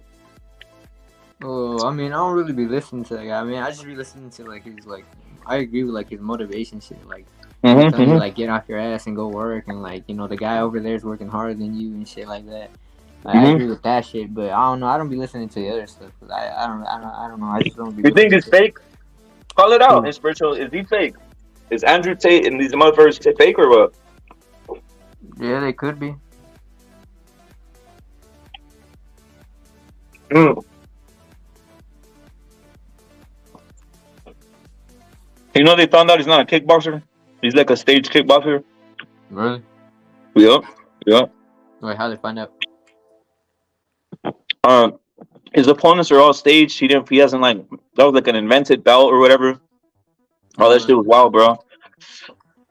Yeah, I mean, either way, like you could tell, like from his fighting style, like he's just Yeah. ass. Like apparently he said he had like hand injuries. That's why he wasn't good with like his hands and shit. Like if you Have you see him seen? fight, Have you like seen him hit fights so mitts, bro? soft, bro. He fights Yeah, that's like what I was weird. saying. Have you seen him hit mitts, bro? Have you Yeah, seen he him hit? hits Has so anybody in the chat zesty. seen this clown hit mitts? Yeah, sir. He hits like zesty as hell. Like, Mm-hmm.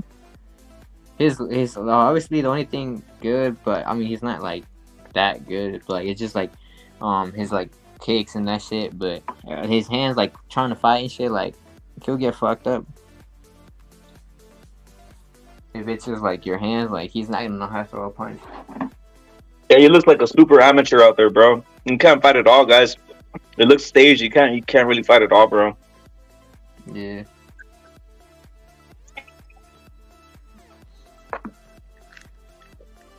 Inspirational. You been in the gym or no? Who, me? Yeah. Yeah. What you do? What's the type of work you're doing out there, bro? Are you just doing shadow boxing or you sparring or any of that shit or no? Yeah, I just go there to spar and shit.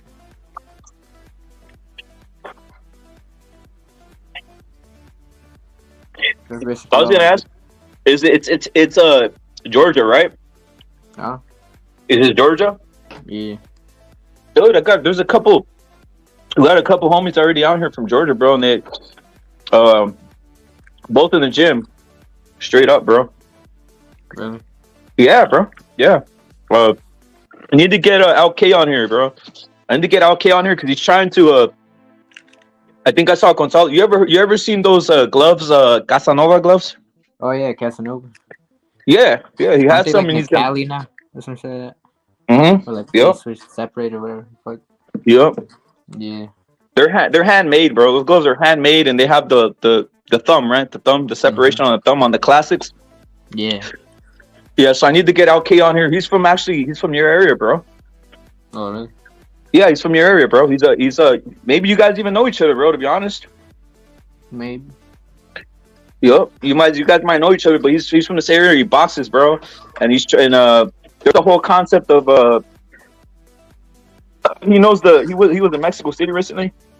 Mm-hmm. He basically exposed why Canelo's hated, bro, because over there in Mexico City, those guys are just listening to all of the fucking Marquez shit, bro. No. We got Poodle on here. What's your list, Poodle? My pound for pound? Yeah, break it down. Your pound for pound list. Shit, I haven't broke it down since Tio just won his recent list, so it's pretty much the same as the last one. You know, I got Canelo number 1. Fuck, I forgot who I had number 2. I don't remember my list right now. If you give me a second, I'll pull it up. 18th Street's Impala. 18th Street's MIA right now. I don't know where he's at, bro. Salute to 18th Street. Impala, you're saluted, bro. Facts. 18th Street's MIA right now, homie. Yeah, he's missing in action. He's always Yeah. in the chat too. Yep.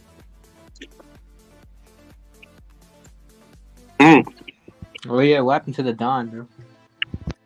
He's on a mission right now, bro. Is he He's on a painting his mission. nails in his truck? He's just on a mission, bro. Hey, remember that? I mean, I was gonna say, do you disagree with any of the Don's boxing takes or no? I think I have, but I forgot what they were. But it was like a while back. But he's Mhm. like funny as shit. It's funny. Oh yeah, who was schooling the Don?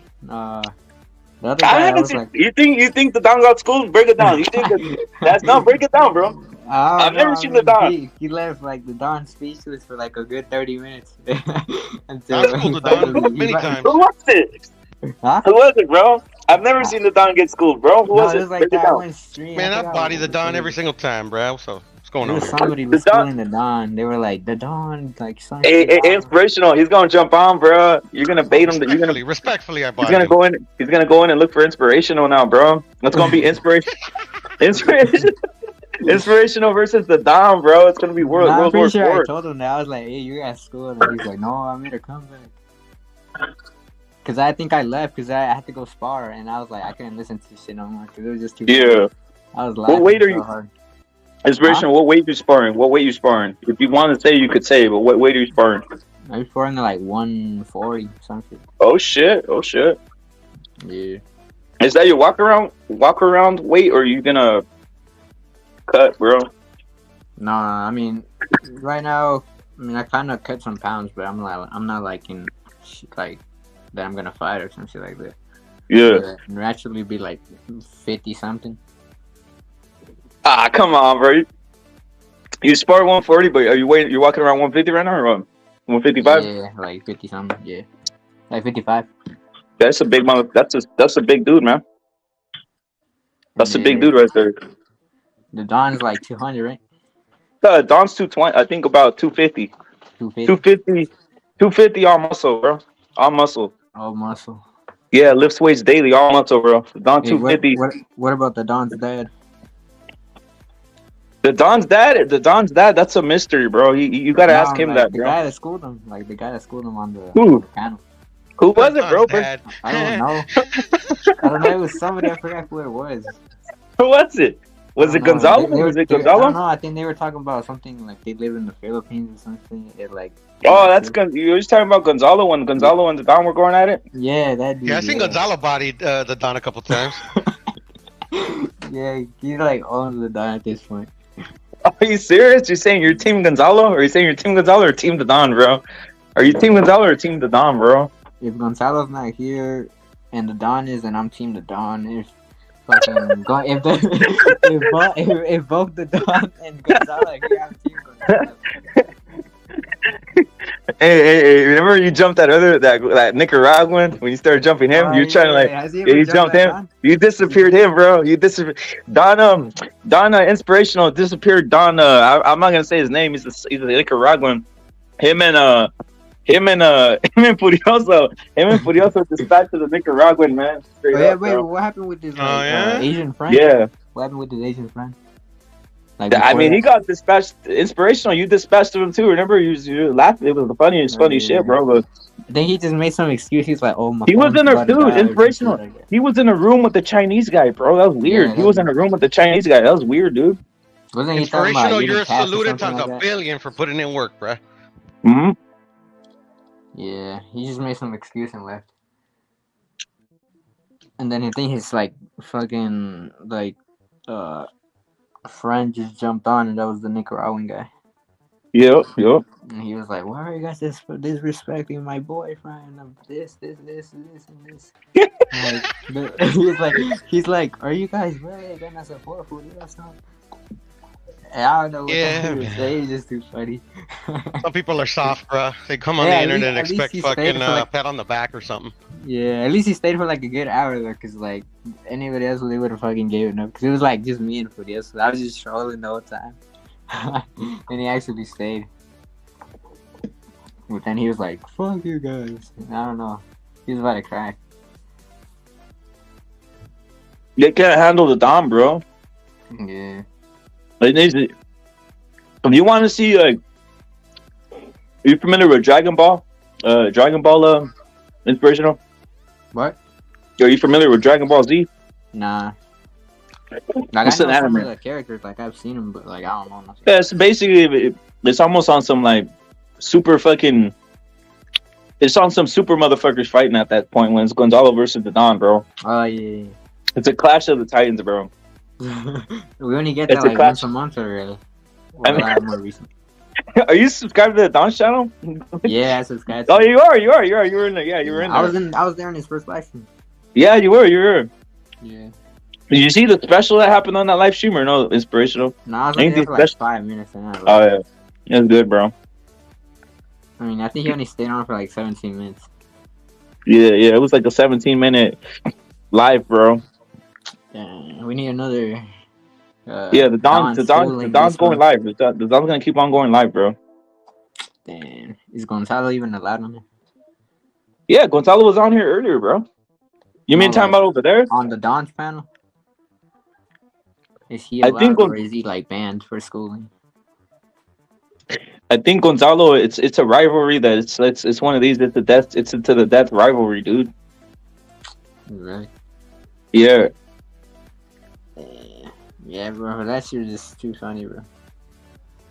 I like that that stream. That was actually entertaining. Yeah, that shit was funny. That shit was funny, man. Remember, I went to, as I said, I went to go spar and I came back and these guys are still going at it.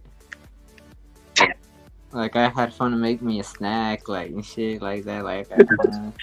Shit, and these guys are just shouting. I like, heard it was going sad. I didn't care about that. But that was like, What you saying? You're saying you went to spar. First you heard the beef cracking off. And you said I gotta go spar, right? Yeah. And then you came back. The shit was still cracking off. It was still and you just like made a snack and that shit was still crack. That's what happens sometimes, bro. Yeah, I was like, the fuck? I was like, what's going on? And then I was like, because at first it sounded like he was talking about something else, and then he just kept going on. And I picked up that that's where they left off, that's where I left off, like listening and shit. And because I kind of paused it, like I to like save where I was at, because I wasn't gonna go back because I was gonna lose it. Yeah. So I just paused it, and I don't know. It was, and then when I came back, it said like an hour later. And then I pressed on pause, and then I was like, "Wait, let me see if they're actually like." I remember the timestamp, so I could come back. But I was like, "Wait, let me go check what they're talking about now." And then he just kept yelling at the dog, and I was like, "Bro, it was just too funny, bro." Damn, bro. There's some classics out here, bro. There's some classics, bro. So the Don bows down to Gonzalo. I don't know. Are you trying to start some beef? Are you trying to start some? Are you saying that? Who got the best of it, bro? You rate it, bro. We're gonna rate it. The Don. It's inspirational saying. He's gonna call it how it is. What'd you see? Break it down. It's the Don versus Gonzalo. What'd you see? Break it down. The strong points, the weaknesses of each contender out there, bro. Break it down. What'd you see strong on each side and weak on each side? I mean, all I gotta say is like, you could just tell who's the most dominating out of the whole fucking yelling at each other shit, because the Don was quiet like a good boy, and then he was just letting his dad talk the whole time. Like, he didn't say much, and I'm pretty sure he left like right after. So I mean, that basically tells you everything, that Gonzalo was schooling. He took the Don back to school. So what was it? Was it like what do you rate the round by round? Was it 10-8, 10-9? What was it? How many rounds? Like, if it was let's say 10, it would be 10 to Gonzalo, 0 to Don. Yeah. Did you see maybe the Don took like round 1 and then he just gets destroyed? Like, is that easy? Like, there's little tricks though. There's little tricks, bro. There's little tricks to the game that they're pulling sometimes. Like at the end, like he left the Don basically like kissing his feet and shit. Like he oh shit! like the Don basically cleans after the fucking Gonzalo. Oh shit, bro. Oh shit, we got the Don in the background, bro. He's saying he's looking for your inspiration, though. Really? Yeah. He's looking for you, bro. Should I let him on? He says he wants to attack you, bro. Not even playing. Yeah. Are you ready? Are you ready or no? We got the Don ready to cook, bro. Are you ready for that or no? Bro? Tell me. Tell me yes or no, bro. Break it down. We keep it boxing, bro. Hey, Tell where's me. my security, Gonzalo, bro? Yeah, where's the security? Where's the security, bro? He's coming, bro. Gonzalo, where you at, bro? Gonzalo, where you at, bro? Damn, bro. Damn, he jumped off, bro. He jumped off. He was in the back. He jumped off. I was about to. Hey. Yeah, inspirational. You jumped off, bro. It's crazy, dude. Crazy, bro. What you got to say to that? Inspirational to say something. He's hearing, obviously. You heard everything that was going on. Tell him what's going on, bro. Break it down. Is he still losing? What? Is he still? What? Is he still losing? Break it down. He's saying he's Don. Yeah. Yeah, the Don was losing. Oh shit! Yeah, Inspiration's not backing down. I told him Inspiration's not backing down, bro. I told him like 10 times during the pan. I just don't think he heard me because I was like, Don, you're getting schooled. Like, you're getting Let me drop the link, bro. Let me drop the link, bro. You're so funny. Yeah. I love you, Don. Let me drop the link, bro. The Don, bro. An inspiration to many kids. Hey, Budo, what's your thoughts on the entire drama behind everything? With the obviously Teofimo saying Teofimo saying he's retiring. Do you believe that or no? Budo, you there? I think Budo jumped ship, bro. We had the Don on here in the background, bro, but I don't know if I don't know if his connection's bad, bro, or something, bro. The thing about the Don, he's always on the road, inspirational. He's always on the road, bro. So sometimes it ends up, oh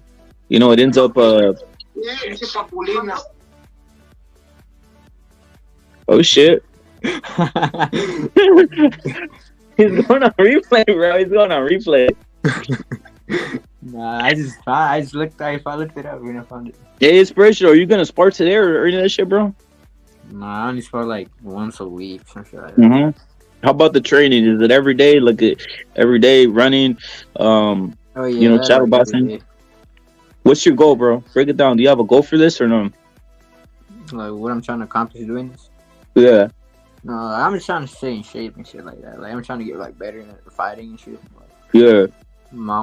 Just that basically.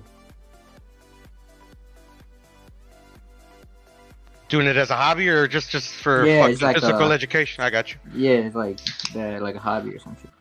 Are you like the Ryan Garcia of Georgia? You just out there and you're ready to go. You're ready to you take it to the next level. You're just building the fan base and then boom, next thing you know, you're out here fighting everybody. Probably. There it is, bro. He said it. Well, I'm gonna be like, but now Lopez start at like age 22 or something like that. I mean, it could happen if you give a fuck. Right? If you like fighting, it can happen, bro. To be honest, I could be a Rolly Romero and start at like age 19. Like, yep. Yeah, don't be like that motherfucker. Fuck him. I could get knocked out. Do you have a chin or no? Do you have a chin or what? Do you have a chin? Yeah, I mean, I've taken many shots to the chin. Like, I left my shit like wide open a couple of times and got clipped and nothing happened. I just kept going forward. Yeah. That's good, bro. Yeah, but you don't like to... You gotta bite down on the mouthpiece and shit. Yep. Hey, Budo, are you there, bro, or not? What's your thoughts on the Teofimo? On Teofimo, if he's retired, should he drop the belt or no?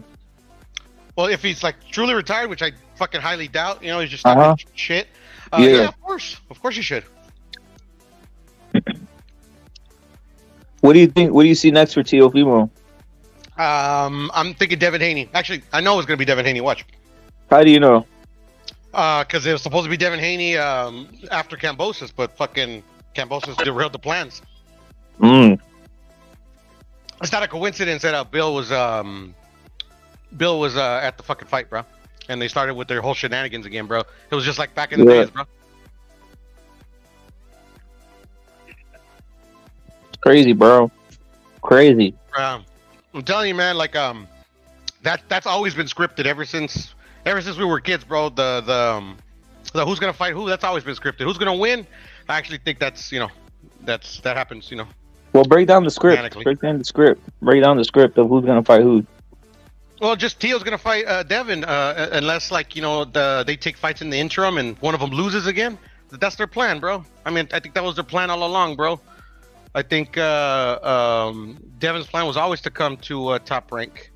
That's why the WBC was so invested ever since he's been a kid.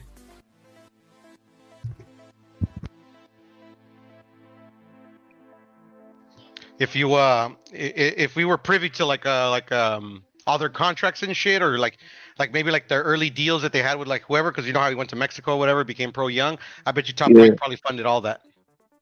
Do you think so? I mean, I wouldn't doubt it, bro. It's just, I mean, come on, it's just too neat. And they're saying Bill Haney has hands in every honeypot out here. So he's with he's obviously around PBC. He's been around obviously Matchroom, so he has his hands in there, and he's been around Top Rank, and he's getting his hands in there. So he's kind of doing like the whole. Yeah, go ahead. He's putting his hands everywhere. Mm-hmm. That's probably why Floyd didn't sign him, and that's probably why like they've never really got along, bro, because they probably already knew he was going with the competition. It's crazy shit, man. Inspiration, what you think of that? You think Teal fights Haney next or what? Haney? Yep. Shit. I don't know. Yeah, they could potentially fight, but I don't know. I'm pretty sure this is like last year he's supposed to be with Top Rank, because I think he signed like an extension like back like 2 years ago, and it's supposed to be over, and he already like announced supposedly his retirement, so he might just be waiting out or something like that to leave. But they could fight. I mean, that would sell a good amount. That's the thing. That's why I think all the retirement talk, all the like mental health, all the like airing your fucking public grievances, all your public business out on the internet and shit. It's all for promotion, because these guys don't sell shit and they know it. And they're trying everything and anything to fucking get the public to be interested in them fighting. Thanks.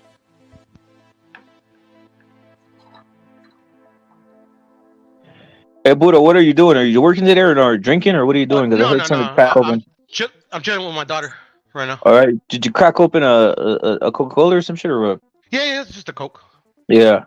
So I was gonna say, other than what you think of the Canelo Abadu Jack thing, bro? Because I never got your.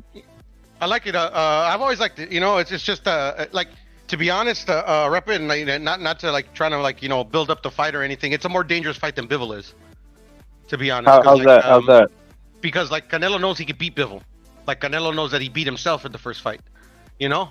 Bivol knows this. That's why he's fucking like he says. Yeah, that's what I said. Bivol knows. That's why he says, "Está poniendo los moños." You know, it's like he's fucking like literally. There's no like take all the fucking bias away, all the fucking white TBC bullshit away, and just think logically. There's no reason why he would want his belts, because like say he does beat Canelo, like he's just gonna vacate him. He's not gonna fucking. He's not gonna defend him. He's never been a career. He's never even like. I think he probably fought back in his early days, less than 175. So. Like it's like literally it's just a it's a ploy. More and more fighters and more promoters are starting to realize that YouTube moves the needle. Like I know it doesn't move the needle as much in terms of sales or pay-per-view buys, but it does move the needle in public perception of these guys. You get what I'm saying? So that's why you see like all these fucking channels that like, oh, I'm a Canelo fan. You guys are just Canelo fanboys. You know, that's why I'm keeping it real. And I mean, come on, they're not keeping it real, bro. Like they're not. Literally, like, you know, like a year ago, like they weren't mentioning none of this, bro. Like David Benavidez was never a forethought until recently. Well, look at this clown, Showbiz the adult. That guy's a fucking total clown. That's I just didn't want to name drop him. Yeah. But that's the guy I was that I was referring to, talking about he dropping things about like, you guys are just Canelo fanboys. I'm a real Canelo fan. I'm like, man, get the fuck out of here with the bullshit, bro. Yeah. But at the end of the day, it's like Battle Jack is not, like I know he's older, and like I never like really thought he was like the cream of the crop, but he is like it's a dangerous fight for Canelo. I think he beat him. That cruiser, what is the cream of the crop? That's the problem. Like the cruisers never had cruisers. But that's what I'm saying. But even cruisers never really had no cream of like nothing. That's the whole point. Like cruisers always guys that no one knows. That no one knows what I'm saying. Recently. Yeah, Cruisers recently nobody knows. Yeah, exactly. Facts. Yeah, so I mean, like at the end of the day, bro, like you know, we're on these channels, bro. Like we gonna change nobody's mind here, bro. You know, but I mean, like, but I'm gonna keep, you know what I always do, bro. The counter narrative, bro. I'm gonna keep fucking, you know, speaking the truth, bro. Maybe some of these motherfuckers will get wise.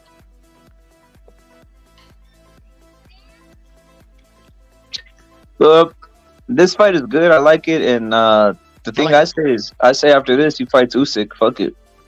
I mean, that'd Canelo be versus crazy. Usyk. That's fucking nuts, man. At cruiser. No, at cruiser. No, 'Cause I if know. Usyk, Obviously a cruiser, but imagine fucking how to fight at the shit, man. You're already there. Might as well fight him no, heavyweight. that's a crazy fight in regards. And think about this. He's already Mm. Canelo's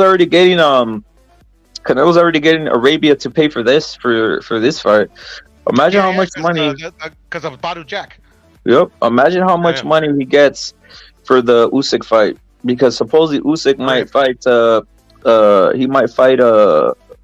What's this guy's name? He might fight Tyson Fury in Saudi Arabia too. So Yeah, he would have to. I mean, I wouldn't say he would have to, because he like Usyk just signed.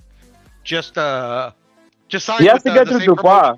He has to get through Dubois. He signed to the same promotional company that this guy signed to, with Badu Jack. Yeah.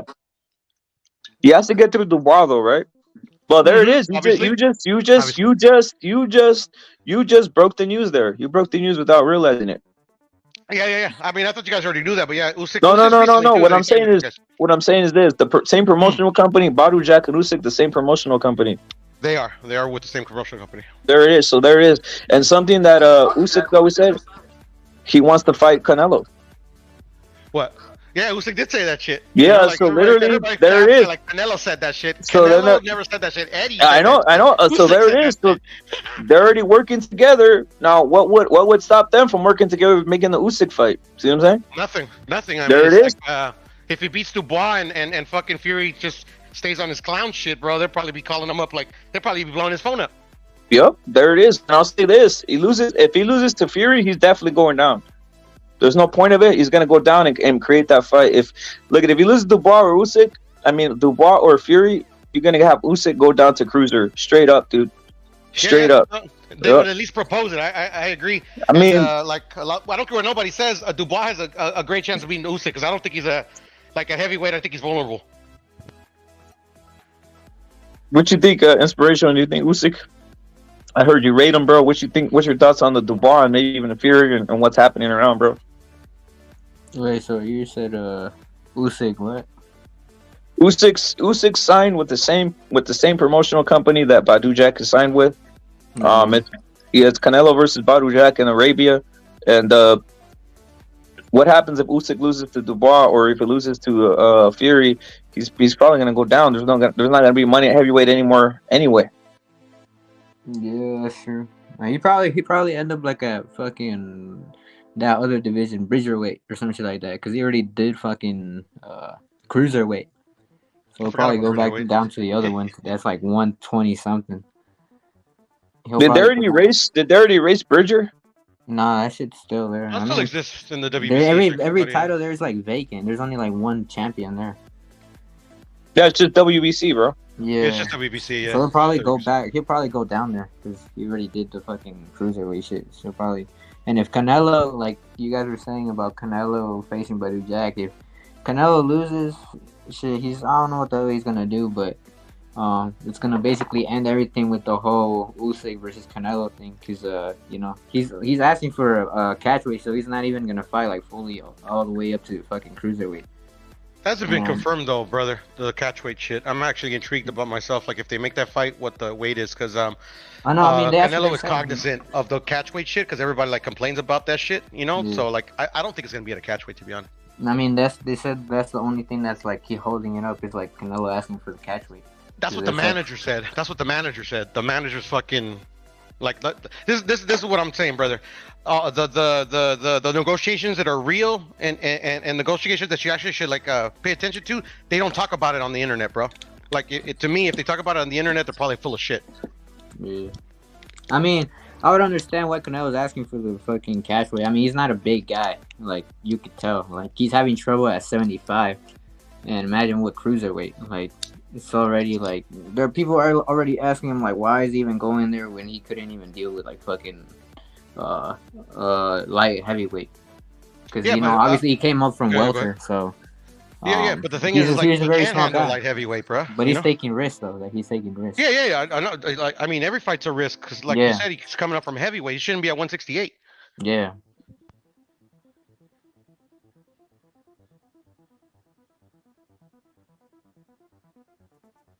Hey, we officially though, Beetle ducked him, bro. That's the one thing. Yeah, bro. Like, and I don't believe in ducks, bro. But like, bro, come on, man. You're not giving me any I choice. know Here. that's bullshit. Come Yeah, that's on. bullshit, dude. Yeah, come on, bro.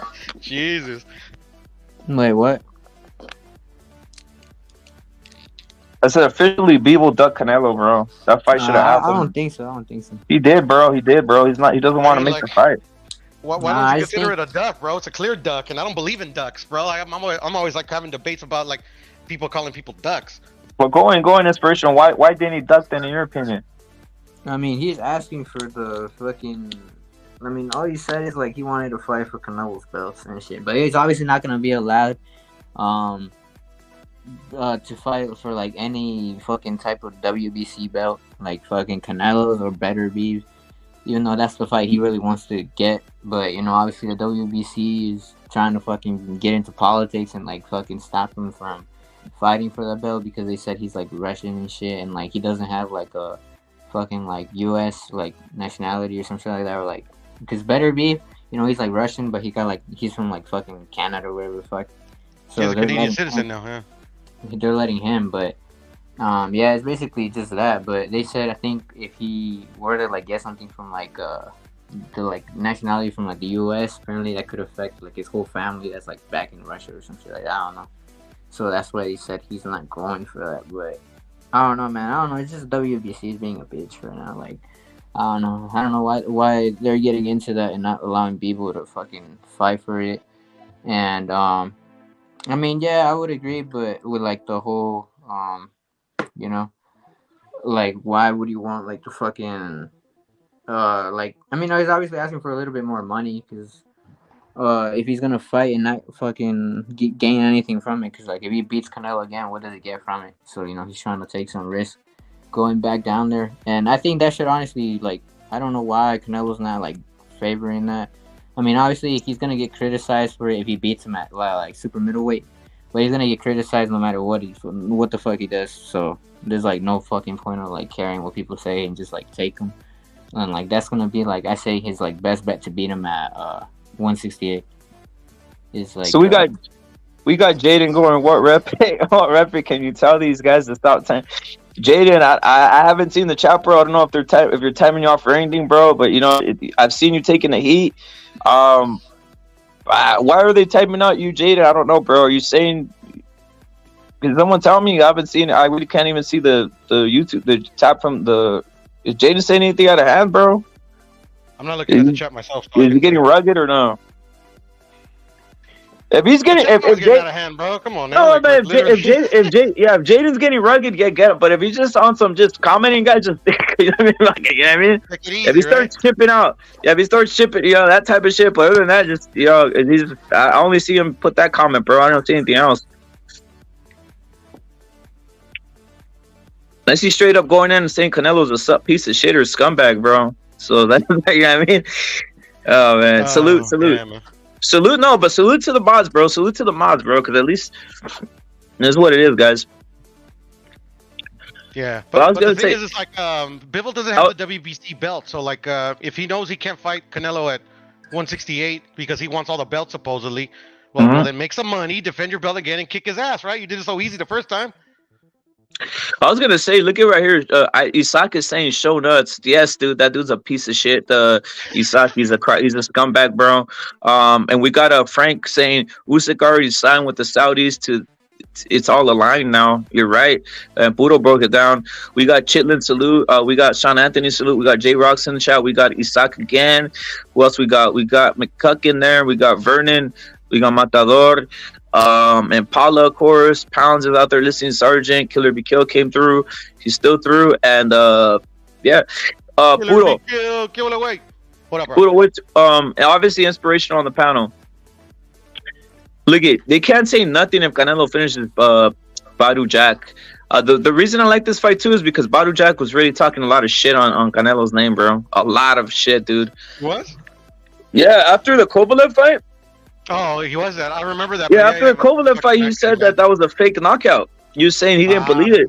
You see what I'm saying? So it's like, yeah, a lot of people said that shit. Yeah. I want that. I Go mean, in, a lot of bro. people would fall for it because obviously I think Kovalev, I think he even went on his own like Instagram and said I got knocked out or I got paid to fucking take a dive. Like he was shouting some shit on his Instagram. Like Yeah, right I after remember the that fight. shit. Yeah, that's because he got his ass kicked and he couldn't take it. And I think he also got in trouble because I think he was streaming on his fucking Instagram. He was streaming a DAZN show. He got in trouble with them as well for doing that shit.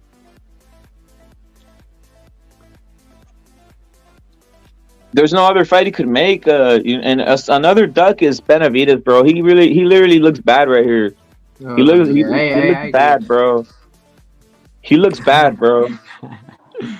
Yeah, and all because of his daddy, bro. Because I like David, because David doesn't say shit, but his dad don't. Yeah, you're right. It's his dad, bro. It's his dad. David's dad. Yeah, David's dad's a scumbag, bro.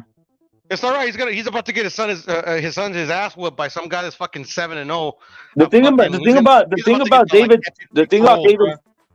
about David's dad, he only goes to places where he's not gonna get challenged, bro. I know that for a fact. That's all I gotta say. Straight up. Yeah, of course, brother. Straight up, dude. That's the thing. Why would he come Straight here? up. Straight up. I already invited. Hey, Buddha, I already invited him here, and trust me, I'm not gonna go soft on him, and he ain't come around, dude. That's all I gotta say.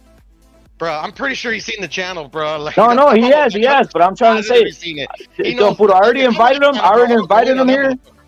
Nah. Hey, Jaden, it's what it is, bro. Just chill out, bro. Just don't, let Jaden say whatever he's gonna say, as long as he's not hating like a motherfucker, bro. Because Jaden's already taken more abuse than I've seen other guys. That's what it is, bro. Jaden's from the UK, by the way, so I know that for a fact. But I'm gonna say something. Look it, this guy Jose Benavidez will never come to somewhere where they're gonna challenge him or actually no questions. There's gonna be, oh, yo, Jose, yo, how you doing? Yeah, hey, you're doing great with David. Oh yeah, and how's right? Like shit like that. Fucking funny, fruity shit like that, dude. Like you think anybody wants to see that garbage, guys? Fuck that shit. I don't either, dude. The fuck? And here's another thing, like, it's just like no waves will be made like that, is all I gotta say. Straight up. Windy City, you're saluted, bro. Facts, Windy City. It's a form of like censorship in full effect, dude. It's crazy. But I was gonna say, what's your thoughts? Inspiration on some of this stuff, and we got Gonzalo on here too, bro. Guys that just don't want to get challenged or really talk, they just go on to safe spaces, bro. They go to safe spaces. Yo, Gonzalo, what up, bro? Salute. What's up, bro? Oh, no. There's no way, dude. Jaden, that's what I was gonna tell you. As far as that, I don't think there is that, bro. Jaden, there is not that, bro. That's just inspirational. Where'd you hear the thing of the weight clause, bro? You don't have to name drop or anything, but where'd you hear the weight clause thing, bro? I'm glad guys are bringing this because I haven't heard this yet. Is that already something that people are saying, Will? What Inspirational saying on the weight clause and? Yeah, because are you serious, guys? His manager, Badu Jack's manager, says that's the only thing that's holding up the deal. Like people have been reporting that it's almost done. Whatever. But obviously, like that's one of the big criticisms throughout his career is that like, oh, Canelo has to beat motherfuckers with catch weights, and that's why like for the Kovalev fight, for every fight going forward when he was calling his own shots, that's why he made it. That's why he wants to fight Bivol at 175 with no rehydration. Is for people doesn't talk shit. So that's why, like, I'm not saying he's not doing it because like he is going up a weight, like fuck, bro. I mean, like, whatever. Like I would rather him not do it, and I'm pretty sure he's probably not doing it. But if he does it, I'm gonna give him a pass. It's fucking cruiserweight, bro. Come on. But yeah, like literally, like the manager saying that that's like the only sticking point to the deal getting signed, and I don't, and the thing is I don't believe it, bro, because the negotiations, bro, they're especially when it comes to Canelo, they're not trying to fucking fuck him up, bro. They're like anything that they say on the internet, I don't believe. I'm gonna tell you what I think it is. What's the limit for cruiser? 200. 200, brother. Is there a low weight for cruiser? Meaning, is there a minimum for cruiser? The minimum, anything above 175, I believe it's cruiser. Before the limit was 190, but now it's 200. Now, how many times has Badu Jack fought at cruiser? Once. Like six times. Once. No, not cruiser. Maybe about once or twice. No, once, I think. Yeah. Once or twice. I'm sorry, it was twice. Popeye, He fought Popeye and then he fought this guy for the championship, right? He fought Popeye Rivera and then he fought this guy. But what was he campaigning at? Light heavy, right? He was a middle, super middle, and light heavy. Yeah, super middle light heavy. He's Like a Canelo. former super middleweight champion and light heavyweight. So yeah, champion. He did what Canelo's trying to do. Yeah, so he's basically making excuses right now if he's talking about any weight. Like, say they say it's 190, it's 190. Who cares? It's what it is, right? Like, what the Yeah, fuck? he's not a big like cruiserweight, but He's not a big guy. He actually kind of fat, to be honest. He looked kind of fat in his last outing. I'm just keeping it real. He didn't look he looked fat, right? He looked like you just eating way out there. So it's like I don't buy the whole weight draining or weight loss thing for this shit, bro. Be different if he's like tall, skinny. It's not like he's Fandora or some shit, right? Fandora is straight up. It's nothing like that, bro. Yeah, he's a career super middle light heavyweight. So Yeah, there it is, he's got bro. 50% kill.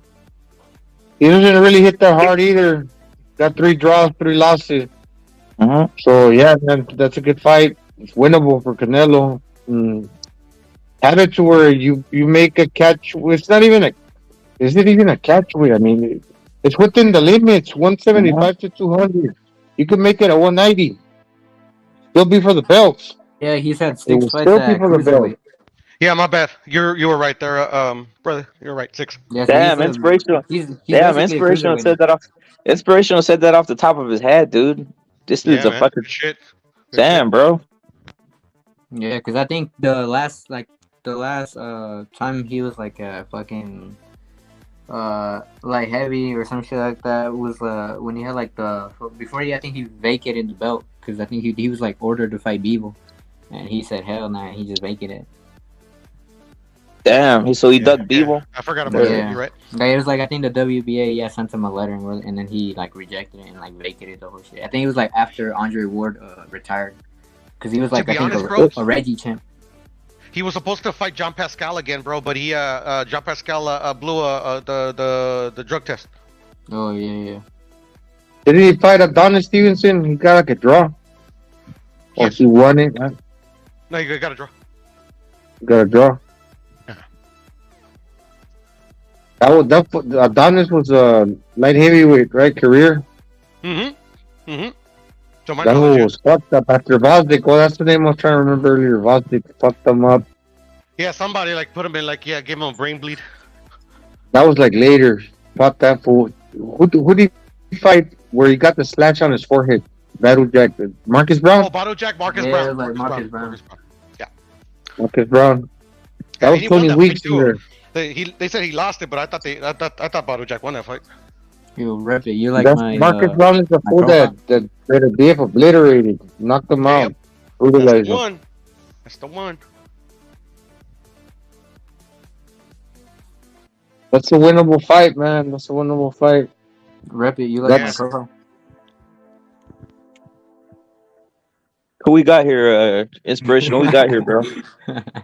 We got the son. What's his name? Zurda. And then we got Oh, Canelo. yeah. I mean, we'll see. Inspirational. he has to. I've seen that picture. I've seen that picture. Yeah, no, but inspirational. He has to. Like, if that's the thing, though. He's ducking. Inspirational. That's the thing about Bevo. He's ducking, bro. No, yeah. He's ducking. Bibbles got to be scared, bro. Like he's, he probably took the fight because he's like, this little shrimp's not gonna beat me. He fucking like at the end of the fight, like where he puts up his arms like before the shit's announced, and he's like so surprised that because he knew fucking he says it. Him and his coach said the fight was fucking close. The judges got it right. This motherfucker, I mean, like, it is what it is, bro. Yeah, I mean, I don't know, man. I only saw A Canelo little win like midget 2 Mexican rounds. from fucking Jalisco, you're scared of and shit, bro. I mean, at the same time, yeah, I would like to see Bevo beat up Canelo again. Like, That's the thing, but Bivol doesn't want to give you that pleasure, bro. I think he could like easily like beat him again. Like, That's what a lot of people say, bro. But the first time it wasn't easy, bro. So I mean, he like boxing, like he landed more in every single round. yeah, of course, that's why he won the fight. But I mean, it wasn't easy. Obviously, It he wasn't didn't easy. land like cleanly. Like I heard you guys say, like he didn't like land so many combos on him, but like he did land He enough missed to beat him. 600 punches. He missed 600 punches. Yeah, something like that. Maybe, I don't know. I didn't really check much, but all I saw is that like I think I went back and checked, and it said like he Canelo would land like 5 punches and Beal would land like 12 or something like that. Yeah, 12 out of like fucking whatever. No, but my point being is like, cause Canelo didn't fucking land shit either. You know that credit that to Beal's defense, bro. But like that fight like is not an entertaining fight, bro. Like they both kind of like sucked offensively. Yeah, Canelo just has like 2 options right now. It would be like sacrifice. The PBC sacrifices Charlo, like they were gonna sacrifice Errol Spence to Canelo, like back then, but just that Canelo wasn't gonna fucking accept that offer, so they had to make the Crawford fight because like Errol Spence doesn't fucking fight, and I'm pretty sure he's just looking for obviously like a big payday to fucking retire and shit.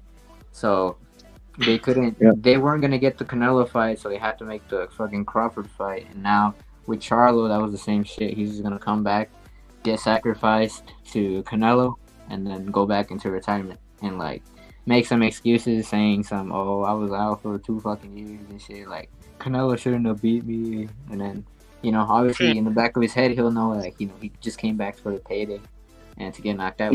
But when they say Canelo runs boxing, it's because